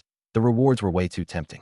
And my violent demons had just split into Titan and Shadow routes, so I was worried there'd be nowhere to test combat data. We could train troops and earn rewards at the same time. There was no reason not to fight. 5 days later, I once again descended upon the wasteland divine realm. The shore of the Blood Abyss Sea was piled high with the mutated black demon pig corpses Wang Pengzi had delivered, while beneath the star spirit Gene Steel in the center of the sea, The violent demon faction had already fully completed its split. On the left was the Titan faction shrouded in dark gold light. On the right was the Shadow faction hidden in black shadows. Those able to withstand the baptism of the gene chain were basically veteran soldiers who had survived the earlier divine fire metamorphosis, with only a handful of gifted rookies mixed in. More than 2,000 elite violent demons all raised their heads in unison, their eyes burning with fanatical flames of faith as they awaited my command. I pulled up the data panel and looked at the more than 2,000 elite violent demons before me. Aside from the newly hatched infants, all of them were at Silver 9 stars. There were even dozens of ferocious individuals who had fought their way out of the gladiator cages and had already broken through to Gold 1 star. But what truly surprised me was the leader standing at the very front, Tyrant. It now stood a full 10 meters tall, like a mountain of metal flesh standing there. Tyrant had taken the Titan route, and its entire body was covered in terrifyingly thick, heavy living armor, with both arms evolving into spiked structures like siege hammers. Even more outrageous was that its surface metal wasn't the dark gold of the Titan route, but the matte black of the Shadow route, capable of devouring light. Dual route compatibility. It had both the power and defense of a Titan and the stealth ability of a Void Shadow beast. Just imagine it, a 10-meter-tall, fully fortified heavy armored demon god that could still vanish into the shadows and launch surprise attacks. For any enemy, it would be a nightmare. Connect to Starry Sky War Chess.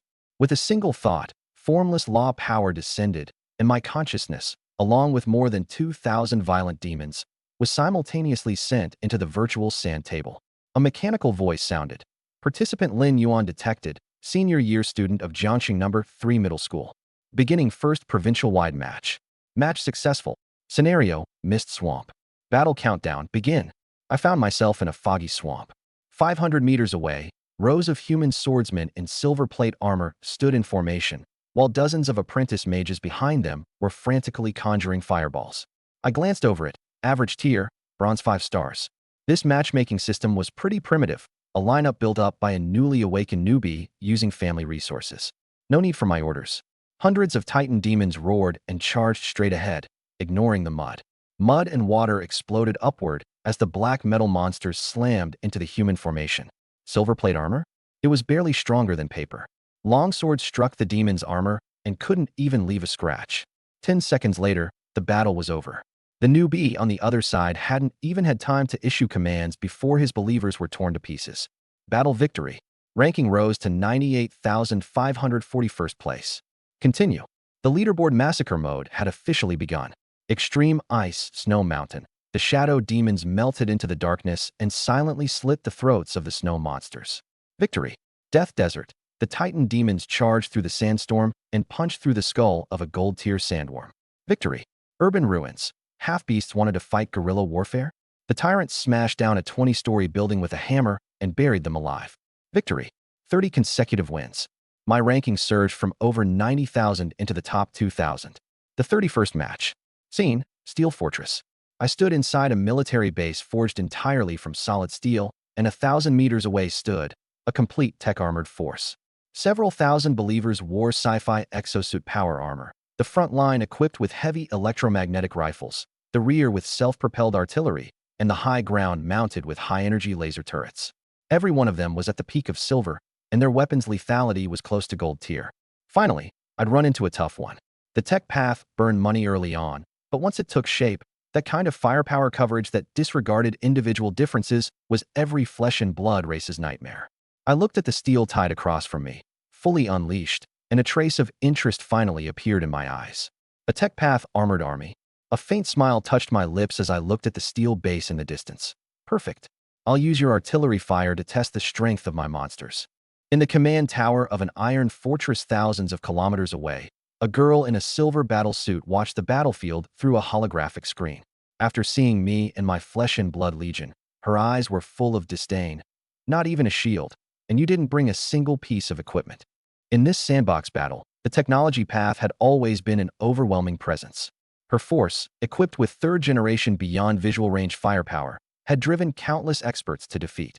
In her view, as long as she kept her distance, there was no chance for flesh and blood creatures to even get close.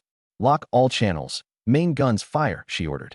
Dozens of self-propelled artillery pieces raised their barrels, and thousands of heavy infantry aimed their rifles. The next second, The sky was torn apart by countless high-explosive armor-piercing shells and electromagnetic beams, and a storm of metal swept across the area where I stood. She watched the damage numbers on the screen surge upward, a cold smile appearing on her face. In her mind, the other side would surely be blasted into minced meat. However, when the smoke cleared, I was still floating in midair, arms folded across my chest, not even the slightest wrinkle on my clothes.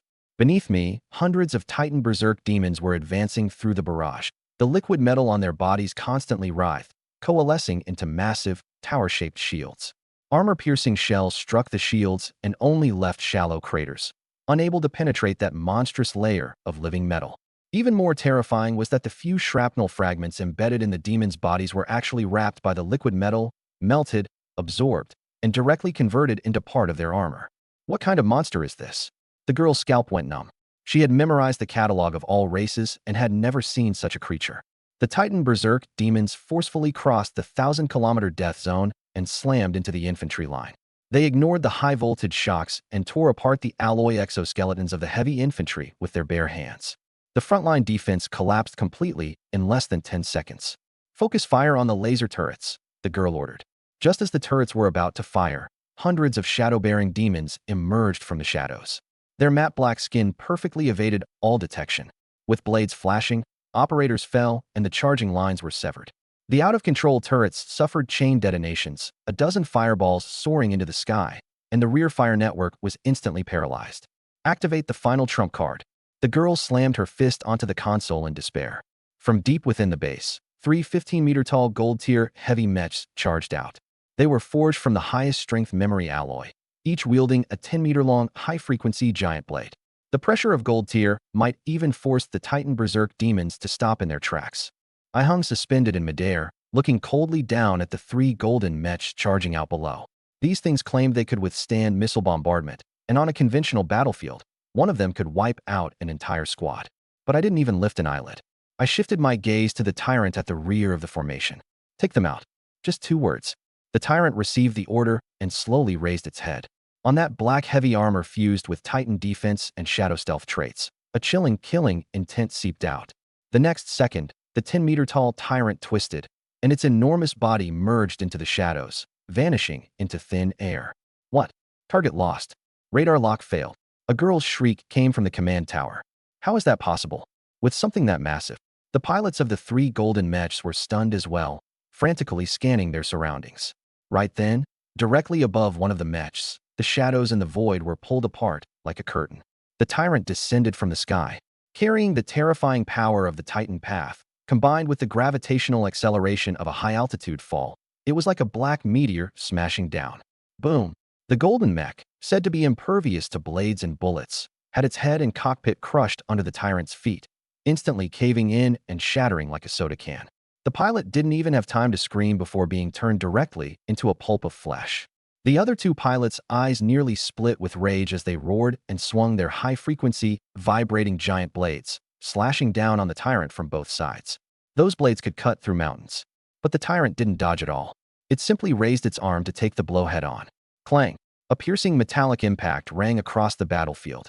The vibrating blade struck the tyrant's arm, leaving only a shallow white mark. The tyrant's arm muscles bulged, black liquid metal surging wildly. Crack! The 2 giant blades were forcibly smashed in half. Before the pilots could react, the tyrant thrust out both hands, gripping the chest armor of the 2 mechs on the left and right. Roar! With a deafening howl, it tore outward with both arms. Amid the screech of tearing metal, the chest armor of both mechs was ripped open with gaping holes. The tyrant immediately reached in and yanked out the 2 power cores, still running and spitting electric sparks. Bang! It crushed them with one hand. The 2 mechs collapsed with a thunderous crash, turning into heaps of scrap metal. On the entire battlefield, only the tyrant remained standing atop the wreckage, the flames of the explosions illuminating its demonic, godlike form. The battle was over. System time elapsed, 55 seconds. 31 consecutive wins.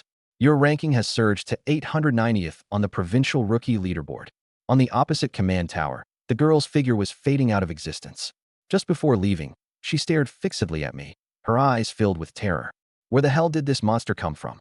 With a flash of white light, she was kicked out of the sand table. She left behind a field of scrap metal, a testament to my dominance. I didn't start the next battle immediately. Standing in place, I quickly replayed the 31 battles in my mind, especially the last one, a total crushing of the tech side. Titan for main defense, Shadow for main kill. A gleam flashed in my eyes. This system is even more twisted than I imagined. What did the tech side pride itself on most? Long-range firepower saturation and life radar detection. But in front of my demon beasts, all of it became useless. The Titan demon beast's living liquid metal armor had physical defense and energy resistance maxed out. The Shadow demon beast's traits were even the bane of all radar and thermal imaging.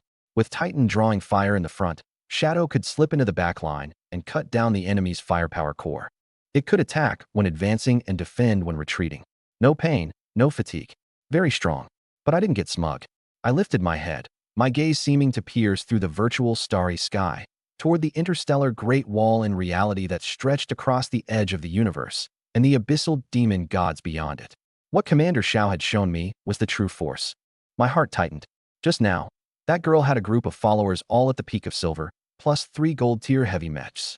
With that setup, she was only ranked around 800th on the province's Rising Star leaderboard. So the threshold for the top 1,000 is already this high.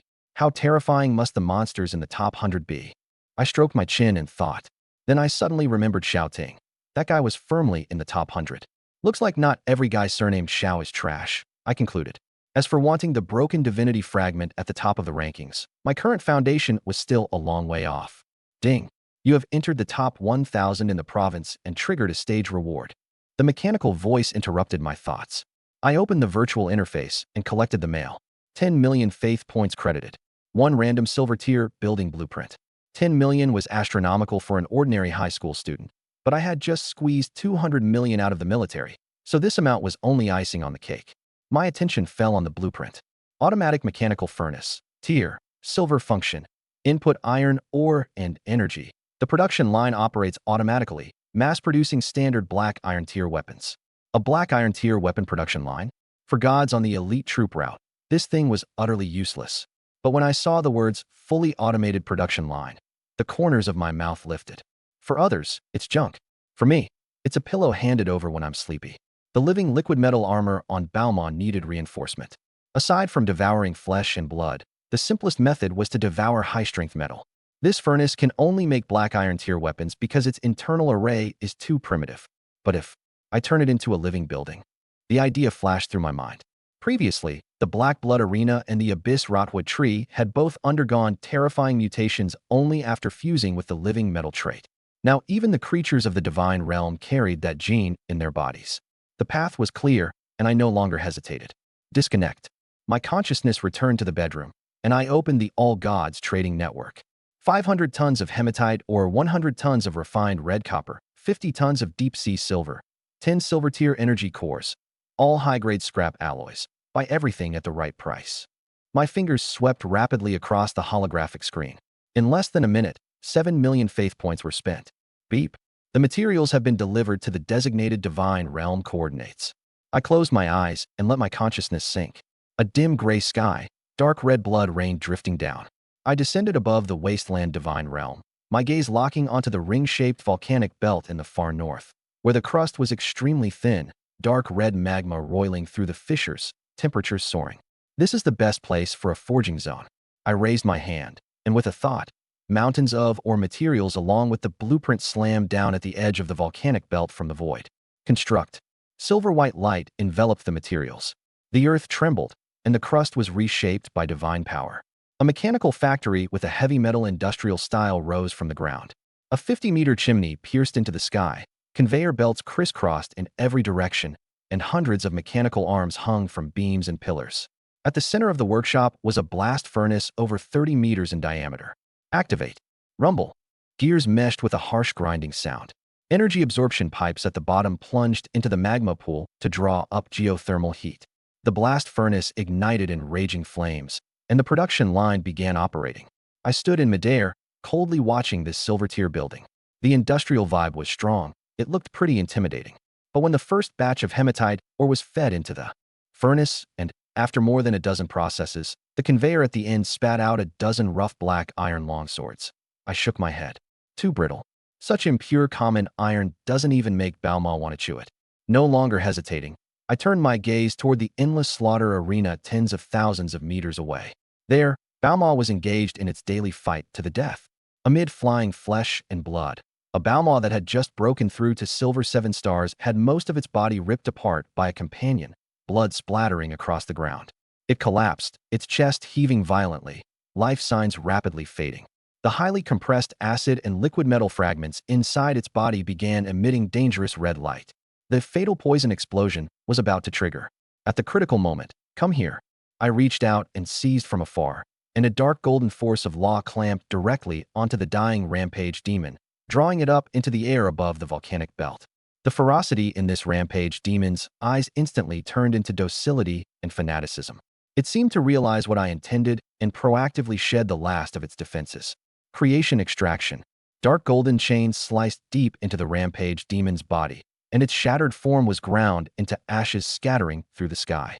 Above my palm, a fist-sized halo of concepts slowly pulsed, flowing with profound black light and dark golden specks. Extraction successful. Abyssal living liquid gold, epic fragment. Effect. Grants the target metal metamorphosis ability. Can devour and fuse with all ores, converting them into a stream of living metal. Only a fragmented epic level, but enough to modify a silver-grade furnace. I hurled the halo down at the mechanical furnace below. Boom! An unbelievable mutation began. The cold steel seemed to be endowed with life. The walls softened and writhed, and dark black liquid metal spread upward like a living thing. The conveyor rails melted and were reshaped into thick metallic intestines. Mechanical arms sprouted barbs, and their tips mutated into gaping mouths full of sharp teeth. Blood-red vein-like patterns emerged on the 100-meter-high furnace's outer walls, and every time it drew in magma, it emitted a heartbeat-like thump-thump sound. A crack opened at the top, forming a feeding chamber like a gaping abyssal maw. Pure mechanical industry was twisted into a spine-chilling mech-punk monstrosity. Living foundry nest here, half-step platinum grade, upgradable, function 1, endless devouring. Automatically seize and devour ore and discarded weapons function 2. Living liquid gold refinement. Use magma to melt impurities and refine them into abyssal liquid gold streams function 3. Weapon/food shaping. Can produce high-energy metal blocks or self-repairing heavy weapons. I activated the nest. Hundreds of mechanical arms dropped from the dome, bit into the black iron ore and red copper crystals on the ground, and fed them into the furnace's gaping maw. 3 minutes later, the metallic intestines writhed, and more than a dozen dark, lustrous high-energy metal blocks were expelled. They were heavy the moment I picked them up, with all impurities burned away. Pure solidified liquid metal, the easiest form for rampage demons to absorb. For rampage demons, this was a supreme tonic. With the production line handled, I turned my gaze to the star spirit gene monolith in the Blood Abyss Sea. 2,000 elite rampage demons lay quietly in ambush behind the tyrant, their auras still ferocious. But my spiritual power could descend to the microscopic level, perceiving the deepest fluctuations of their souls. Something was off. I frowned slightly. The soul flames of those 2,000 rampage demons, though made even more vigorous by 31 consecutive victories, had a faint sense of dispersion and fatigue at their edges. It was as if, after a sword had severed countless rocks, the blade itself had developed tiny, barely visible nicks. I fell into deep thought. In Star Chess, when believers are killed, they can indeed be resurrected intact, with no damage to their bodies. But the problem is pain in battle, fear at the moment of death, and the mental drain of using skills. All of these are real. This kind of high-intensity mental burden may not show after 1 or 2 times. But after 31 matches, the demon gods had repeatedly gone through life and death combat. Some had even died several times in the sand table. This burden would directly act on the very source of the soul. So the so-called fully realistic simulation law really isn't that perfect, I thought to myself. If there were really no cost, then those old monsters who had lived for tens of thousands of years would have long since thrown their believers into the sand table for endless simulations and broken Star Chess wide open. Since there are hidden costs, then I can't force it. Breaking into the provincial top 100 is not something that has to be rushed. There's still time before the midterm tracking exam. If I ruin my core combat strength now, it would be more loss than gain. After thinking it through, I decided to let the elite rest for a few days. I hovered above the sky of the divine realm, dark golden divine flames burning in my eyes as I issued a divine decree. My loyal followers. A cold, majestic voice rang out in the minds of every living being.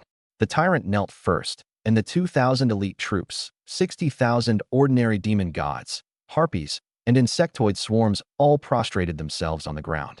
I told them that the forging brood nest had been built in the volcanic belt at the far north of the divine realm, and that the demon gods could go there to feed and rearm.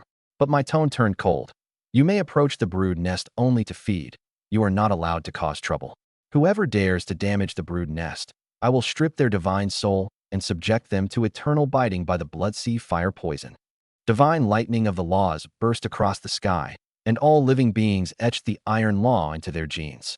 One day later, in the real world, after finishing my meditation, my consciousness descended into the divine realm. Deep within the blood abyss sea, 2,000 elite demon gods lay quietly in hiding. I swept them with my spiritual power, and the fatigue in their souls had been completely gone. Rest is over. The demon gods all raised their heads in unison, battle intent blazing in their eyes. Connect to Star Chess. The first match, Death Desert. Opposite them was a wall-like formation of tens of thousands of heavily armored infantry, with ballistae ready to fire. The opponent's commander was still shouting, "Advance steadily and steadily." I couldn't be bothered to take a second look. Kill. The shadow trace demon gods melted into the darkness, slitting throats from the rear and harvesting lives. The Titan demon gods slammed straight into the formation, flesh and blood flying everywhere. 30 seconds, total annihilation. The second match, Lava Volcano. Fire mages rained down firestorms from the sky, Titans charged while tanking everything head-on, and the shadow trace units cut off the retreat. The third match, Mist Forest. The other side used poisonous vines. The Titans drank in the toxins like they were beverages, and the tyrants smashed a golden rank man-eating flower with one punch. The fourth match, the fifth match, 50 straight wins. In the pool of high school seniors, no one could withstand this kind of two-pronged crushing. My ranking soared, 1,500, 800, 300, 150. The StarNet forums were already exploding. What kind of troop composition is this guy using? Every match is a one-shot kill. Why is Jiangxing producing another monster? He's hacking, right? Is the system bugged or something? I shut out all distractions, leaving only battle in my eyes. Bang! The tyrant tore apart the last Golden Peak Dragonblood beast, and time in the void seemed to freeze. The system prompt rang out, sharp and high. Battle ended. Win rate, 100%, Lin's ranking, number 68 on the Provincial Rising Stars leaderboard. Detected entry into the Provincial Top 100. 100 million faith points plus a golden tier blind box have been issued. I looked at the resources that had arrived, and the corners of my mouth lifted slightly. I'd crossed the threshold into the top 100. Still in decent shape. I can make it into the top 50 tonight. I estimated the mental load on the demon tyrant and pressed continue matchmaking. Matching in progress. Warning. Warning. The interface suddenly flashed red, and the mechanical voice picked up a crackling electronic noise, matched with an opponent of extremely high danger level. The opponent is using a hypermission card, ID hidden. Scenario generated, Starry Sky Ruins. I frowned. The environment was reshaped, and I stood on a floating meteorite. All around me was the deep darkness of outer space, with countless wrecked warships drifting by. I looked up. On the meteorite opposite me, there were no armies, no formations. Only 10 figures. 10 humanoid beings hovered in midair, clad in silver-white armor. The armor surfaces flowed with starry array patterns, and each held a formless light, sword in hand. I swept them with my senses, and my eyes shrank instantly. Platinum tier. Every single one of them was at the peak of platinum. What's more, the energy fluctuations emitted by that armor and those light swords were extremely restrained, yet terrifyingly lethal, transcendent-grade equipment. Damn, I was always calm, but I couldn't help swearing now. 10 Platinum Peak Believers? Fully equipped with transcendent-grade gear? Is that the kind of foundation a high school student is supposed to have? This had to be some old monster using a smurf account to farm noobs. The other side didn't give me time to think. The 10 figures moved, and 3 of them casually raised their swords and slashed down through the air. Boom! 3 dazzling 1,000-meter sword lights swept across the starry sky, annihilating wreckage in their path. Too fast. My 2,000 elite demon tyrants below didn't have time to defend, and no time to shadow escape. As the sword lights passed, there was no blood and gore, no screams. 2,000 silver 9-star demon tyrants, together with the meteorite beneath their feet, were instantly vaporized. The battle damage panel dropped to 0 in 1 second. Absolute numeric suppression. No amount of operation could make up for it. My expression darkened, and my finger hovered over the surrender button. No way to fight this. The other side was clearly here to clear the field with cheats. Staying would only mean enduring the agony of soul-rending pain for nothing. Just as I was about to press it, roar. A roar that shook the starry sky burst out from the dust. A figure wreathed in dark flames stood up straight from the dust, forcibly enduring the remaining swordstorm. It was the tyrant. Most of its armor had been shaved away, and a sword wound deep to the bone gaped open across its chest. Dark gold divine fire burned in the wound, preventing the transcendent sword chi from corroding it. Its golden 5-star foundation, combined with its dual-line evolved physique, had allowed it to withstand a single basic attack from a platinum peak opponent. The tyrant did not retreat, even half a step. It raised its ferocious head and stared fixedly at the 10 lofty figures in the starry sky. From the flame of its soul, I sensed an incomparably pure yearning and frenzy. It wasn't afraid, it was excited. My fingers paused in midair. I remembered the trial on the shattered continent of the abyss. Tyrant was clearly only at silver rank, yet it dared to provoke that golden tier lord. This fellow had been invincible in the wasteland divine realm for far too long. Every day, besides tearing apart members of its own kind, it could not find a single opponent that could force it to go all out. For Tyrant, dying in battle was not frightening. What was unforgivable was to swallow humiliation and admit defeat. You want to fight? My voice was calm. Tyrant threw back its head and roared. Liquid metal surged along its right arm, transforming into a heavy gauntlet covered in barbs, and it smashed a meteor in front of it with one punch. Fine. I withdrew my hand, folded my arms across my chest, and said, then go die a happy death. Since invincibility was too lonely, I might as well fulfill you. With my tacit approval, Tyrant completely shed its shackles. Its body twisted instantly, merging into the darkness of the starry sky. At the other end of the cosmos, among the 10 platinum warriors, the one in the lead tilted his head slightly. Interesting. A mere golden rank can actually hide forcefully under our lock-on. A cold mechanical voice came from beneath the helmet. He raised a hand and gently clenched it toward the void on his left. Bang! Space collapsed, and Tyrant was forcibly squeezed out of the shadows. Before it could even steady itself, a silver stream of light crossed several thousand meters and directly pierced its skull, blasting half its head apart. For any living creature, this was a fatal injury. But Tyrant did not fall. The undying divine flame body operated frantically. In the shattered neck, liquid metal mixed with flesh squirmed, and within half a second, a more ferocious head grew back. In an instant, Tyrant did not defend itself. Instead, taking advantage of the pause in the opponent's attack, it suddenly surged forward. The 10-meter-tall armored demon god slammed brutally into the protective aura of that platinum warrior. Tyrant raised its barbed right fist. This punch gathered all the compressed energy within its body, and the arm's muscles could not withstand it, exploding in bursts. Shattering shockwave fist. It did not merely target the physical body, but also carried real damage that tore at the soul. Boom! The violent fist wind struck the platinum warrior's chest. Star-patterned formations flashed on the silver-white armor, offsetting most of the impact, but that trace of shockwave power aimed at the soul still penetrated through. This peak platinum warrior's body trembled, and he was actually forced back half a step. The starry sky fell into silence.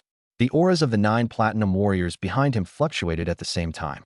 Golden rank had forced back a peak platinum warrior by half a step. Even if it had not broken through the defense, this was still a miracle that crossed a chasm. Good job, I praised coldly from midair. The platinum warrior who had been driven back steadied himself, and his gaze turned extremely icy. Being forced back by a lower-ranked being was a humiliation. Exterminate. No longer testing the waters, the 10 platinum warriors simultaneously raised their light swords. 10 sword chi that pierced through the galactic river intertwined into a net of death, shrouding Tyrant within it. Tyrant stood in place and roared to the heavens, not evading at all, spreading its arms to let the sword net slice through it. The divine flame went out, and the liquid metal vaporized. Tyrant was cut into the finest particles and completely vanished into the starry sky. Until death, it did not take a single step back. The system's red light lit up, battle failed. Current win rate, 98%. Province-wide Nova ranking, number 73. The Jiangxing number 3 high school campus forum exploded. It was supposed to be quiet deep at night, but the traffic graph shot straight up like a vertical line. The cause was an anonymous post, containing only one holographic screenshot, the Starry Sky Chess Provincial Rising Star Rankings interface. Among a screen full of IDs prefixed with the province's top-tier financial conglomerates and ancient aristocratic families, one clean, unadorned name was firmly pinned within the top 100. Rank 73, Jiangxing, Commoner Sequence, Lin Yuan. Win rate, 98%. Highest winning streak, 55 games. 3 minutes after the post went up, the replies erupted like an avalanche. Photoshopped, right? A Jiangxing commoner making the provincial top 100? Why not just say he can crush a true god with one hand? Tech expert has checked it. No signs of tampering. The image is real. Lin Yuan? That ruthless guy from the Live Combat exam who scored 12 million points and ranked first by a huge margin among commoners. This is insane. Jiangxing's number 1, Sui Weiying, is only around 50th. How did he jump to 73? Are you blind? Look at his win rate and streak. 98% win rate, 55 straight wins. Is that the kind of data a human can pull off? In Starry Sky Chess, the more consecutive wins you get, the more monstrous your opponents become. This data is 100 times more outrageous than the ranking itself. 55 straight wins. He must have been overranked and killing every game to keep that up. What kind of monster is he raising in his god domain? All kinds of doubt and shock flooded the screen. The usually lofty children of the financial elite were utterly broken, and the resource foundation they prided themselves on became a joke before this screenshot. It must be a bug. Low-tier mutant species in the wasteland god domain can't even make a splash when they run into an armored legion, one sour second-tier aristocrat replied. The moment that reply was posted, an account with the name Jiangxing Meat Processing Plant Young Master dropped into the thread. Wang Pengzi had arrived. He was lying on the sofa, monitoring the black demon boar eating in his god domain, while his fingers flew across the keyboard, leaving only afterimages behind. Is it really that hard to admit someone else is your show? A bug? Go and trigger a Starry Sky Chess bug for me, then? That game was jointly developed by the military and the Supreme God Alliance. Brother Yuan sliced through silver-tier monsters in the live exam like he was chopping vegetables. What were you doing back then? Getting chased around and peeing your pants. Basic move, no need for 6. He still hasn't even gone all out. Once he does, he'll smash the Milky Way apart. As Lin Yuan's only affiliated guardian deity, Wang Pengzi single-handedly fought the mob and actually managed to shout several aristocratic brats into silence before they fled. Brother Yuan's thigh, I'm clinging to it for life. Wang Pengzi sniffled, looking at the screen full of Brother Yuan is awesome and grinning ear to ear. At the same time, in the provincial capital of Tianhai province, the Xiao family estate, Xiao Ting stared darkly at the light screen. What was playing on it was the final replay of my match in Starry Sky Chess. As a core member of the provincial military establishment, his access far exceeded that of ordinary high school students, and he could pull up unencrypted battle replays. Half an hour ago, he had still been swirling a glass of red wine, mocking my luck. Now his back was already soaked with cold sweat. Platinum Peak, extraordinary grade armament. What the hell kind of monster is this? Xiao Ting's voice trembled. What made his scalp prickle even more was Tyrant, a 10-meter-tall black monster wrapped in dark gold divine flames, forcibly tanking a Platinum Peak attack and punching its opponent flying half a meter. Although it was finally instantly killed by focused fire, that fearless, tier-crossing combat power that could still pose a threat made Xiao Ting feel cold all over. He remembered the harsh words he had thrown at me in the Star Ring Salon. Dare to take the military's 200 million investment, and I'll make your divine realm collapse completely. Now he only wanted to slap himself twice. If that monster gets close, my Tier 4 Lion Dragon may not even be able to withstand that strange shock damage.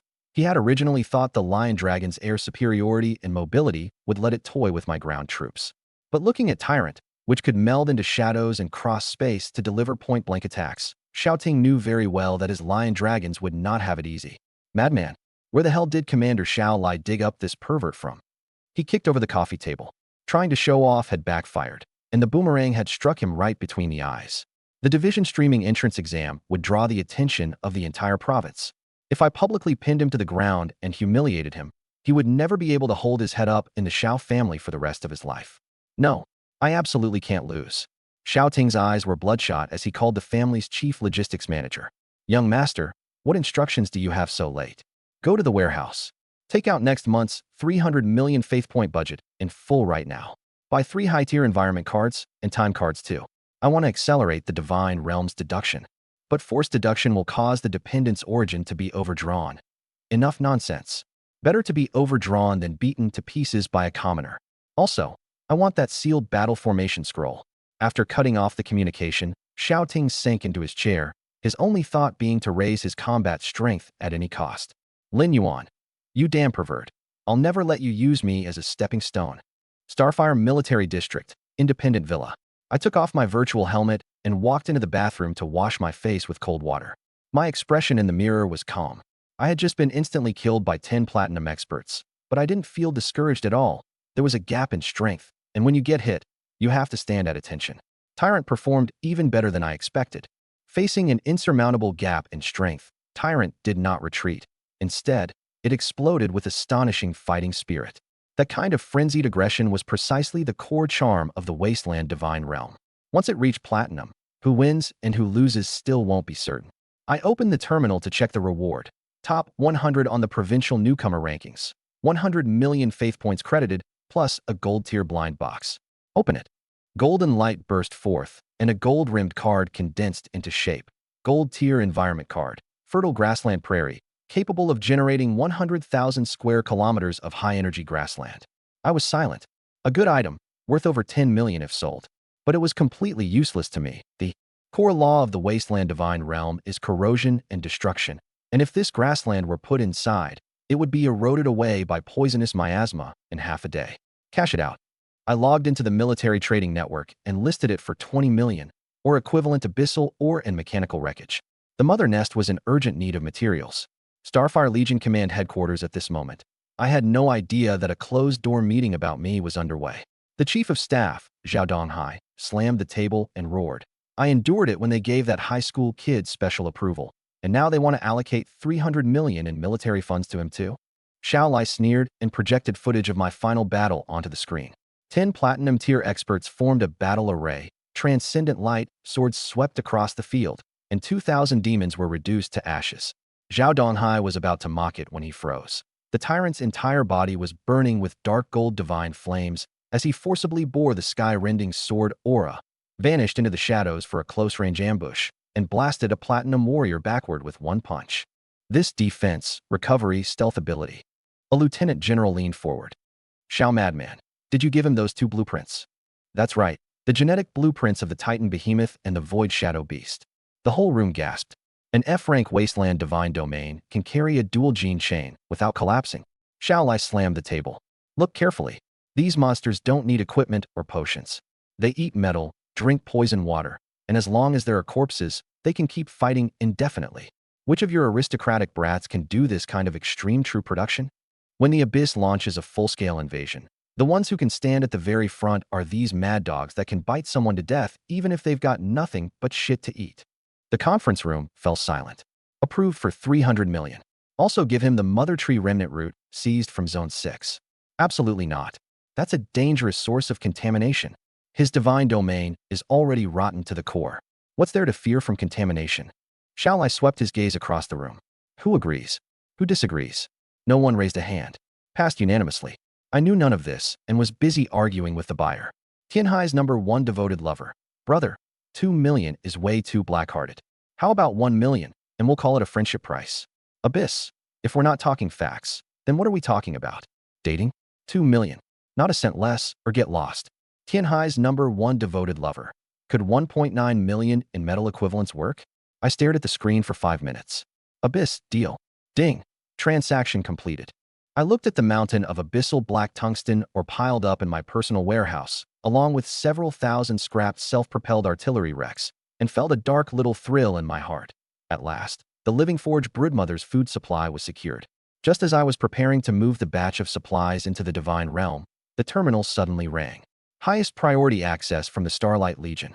Immediately afterward, 300 million faith points landed in my account, along with a specially sealed card. 300 million? I froze for a moment. Xiao Lai's virtual projection appeared. The iron-blooded commander looked at me and smiled with satisfaction. Well done, kid. I watched the battle chess recording. That gold-tier tyrant had a bit of my old style. He got straight to the point. The 300 million is sprint funding for your major exam. Battle chess may be well played, but it's still virtual data. The splitting exam half a month from now is live-streamed across the province in a real environment. No tricks, no fakes. This money is enough for you to double your forces. He paused. But that's just the icing on the cake. 300 million was just icing on the cake? I walked over to the metal receiving chamber and opened the hatch. Inside lay a lead box covered with golden sealing runes. Even through the seal, I could feel the maddening aura surging inside. When I opened the lead box, there was no card. Only a half-meter-long dead tree root, black as ink, covered in dark red tumor-like growths. Once it touched the air, the growths twitched slightly, releasing a dark purple mist that instantly corroded the metal walls of the chamber. This is a remnant root of the abyssal mother tree, Xiao Lai explained gravely.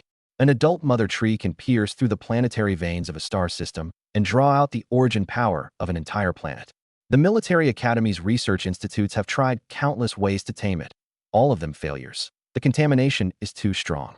If planted on an A-rank elemental continent, it would turn into a dead land in 3 days. But his intention in giving it to me was obvious. The mother tree's remnant root doesn't need conventional resources to feed on. It absorbs negative energy on its own. Poison gas, radiation, ash, corpses. Xiao Lai's gaze burned. Plant it deep within your divine realm's veins, and it will become the most perfect super purifier and energy hub. Your wasteland will have a stabilizing anchor. I took the lead box into my arms. Don't rush to thank me. Xiao Lai's projection began to flicker, the signal unstable. For the splitting exam, I want you to use this group of monsters to trample every prodigy in the provincial capital underfoot. I want everyone to know, war is not a banquet. The communication cut off. I looked at my account balance and the mother tree's remnant root, then let out a soft laugh. I had originally planned to keep a low profile and develop slowly, but they were giving me too much money and too powerful an arsenal. Since I'd taken the money, then I'd do the job thoroughly. My consciousness sank back into the wasteland divine realm. Dark red blood rain drifted down, and radiation-laden gale winds tore across the sky. Hovering in the heavens, I looked down. 100,000 abyssal blood metal demons were entrenched on the carbonized ground, biting and devouring one another, their life force surging to the sky. But after sweeping over them with my mental power, I frowned. Out of 100,000, only 4,000 elite troops had truly comprehended the Titan Behemoth or Void Shadow Beast gene charts. The conversion rate was too low. At the center of the Blood Abyss Sea, the newly spawned demons gathered under the star spirit steel, glaring with red eyes and scratching their heads and faces, unable to understand the gene charts no matter how hard they tried. I didn't bother with them first. I arranged the newly arrived supplies properly. With a sweep of my hand, a spatial passage opened, and 500 tons of silver-grade abyssal black tungsten, and several thousand wrecked self-propelled artillery units poured down, crashing into the volcanic belt in the north of the divine realm. The food and weapons for the demon army were now in place. Then I handled the second matter. I flashed up into the sky above the abyssal blood sea, took out the remnant root of the abyssal mother tree sealed in the lead box, and tossed it straight down. The demon tree went berserk instantly. With a thunderous boom, the blood sea boiled, and tens of thousands of metallic root systems shot up into the sky, tightly coiling around the remnant root and dragging it down into the seafloor. This remnant root carried the extreme malice of the abyss's 7th layer. Any ordinary plant would have its genes collapse at the touch of it. But the demon tree wasn't afraid. It was itself a mutated structure at half a step beyond the extraordinary. Abyss versus abyss, pollution against pollution. The root systems transformed into probes that pierced into the remnant root, and swallowing sounds echoed from beneath the sea. Soon after, the demon tree began to metamorphose. Its branches and leaves curled inward, and a thick black metal shell condensed over its surface. The violent aura collapsing inward until it fell completely silent. Once it breaks out of its cocoon, it will definitely be able to advance to a transcendent grade building. With the 2 major logistical cornerstones taken care of, I shifted my attention back to that group of scratching demon brutes. There was only half a month left until the province-wide streaming exam. Relying on this bunch of muscle-brained idiots to figure it out on their own, by then the day lilies would be cold. If their brains weren't enough, I'd make up the difference with cash. I left the divine realm and opened the terminal to check my balance. More than 500 million faith points. I'd never fought such a lavish battle in my life. Logging into the military's S-rank internal trading network, I set the search criteria: enlightenment enhancement, group buffs, environmental cards. After swiping through hundreds of items, my eyes locked onto a golden card marked extremely dangerous. Golden special environmental card. Reign of the Oracle. Price: 70 million faith points. Effect: summons 12 hours of Reign of the Oracle. The rain contains a high concentration of brain domain development factor, forcibly broadening neural circuits and instantly pushing believers into a state of absolute enlightenment. The side effect was written in red. The effect is extremely intense and brutal. Races with low intelligence and low spiritual resistance are prone to brain domain explosion and can die of brain death on the spot. I snorted. Can't handle it. Then your head explodes? My divine realm feared nothing less than physical damage. If they blew up, I'd just send them back through the furnace and turn them into the demon tree's feed on the spot. The wasteland does not raise useless things. As long as 1/5 of the demon brutes could survive this reign, and, with the help of the medicine's power, comprehend the genetic blueprint, then these 70 million would be money well spent. If they can enlighten, they can serve as fertilizer.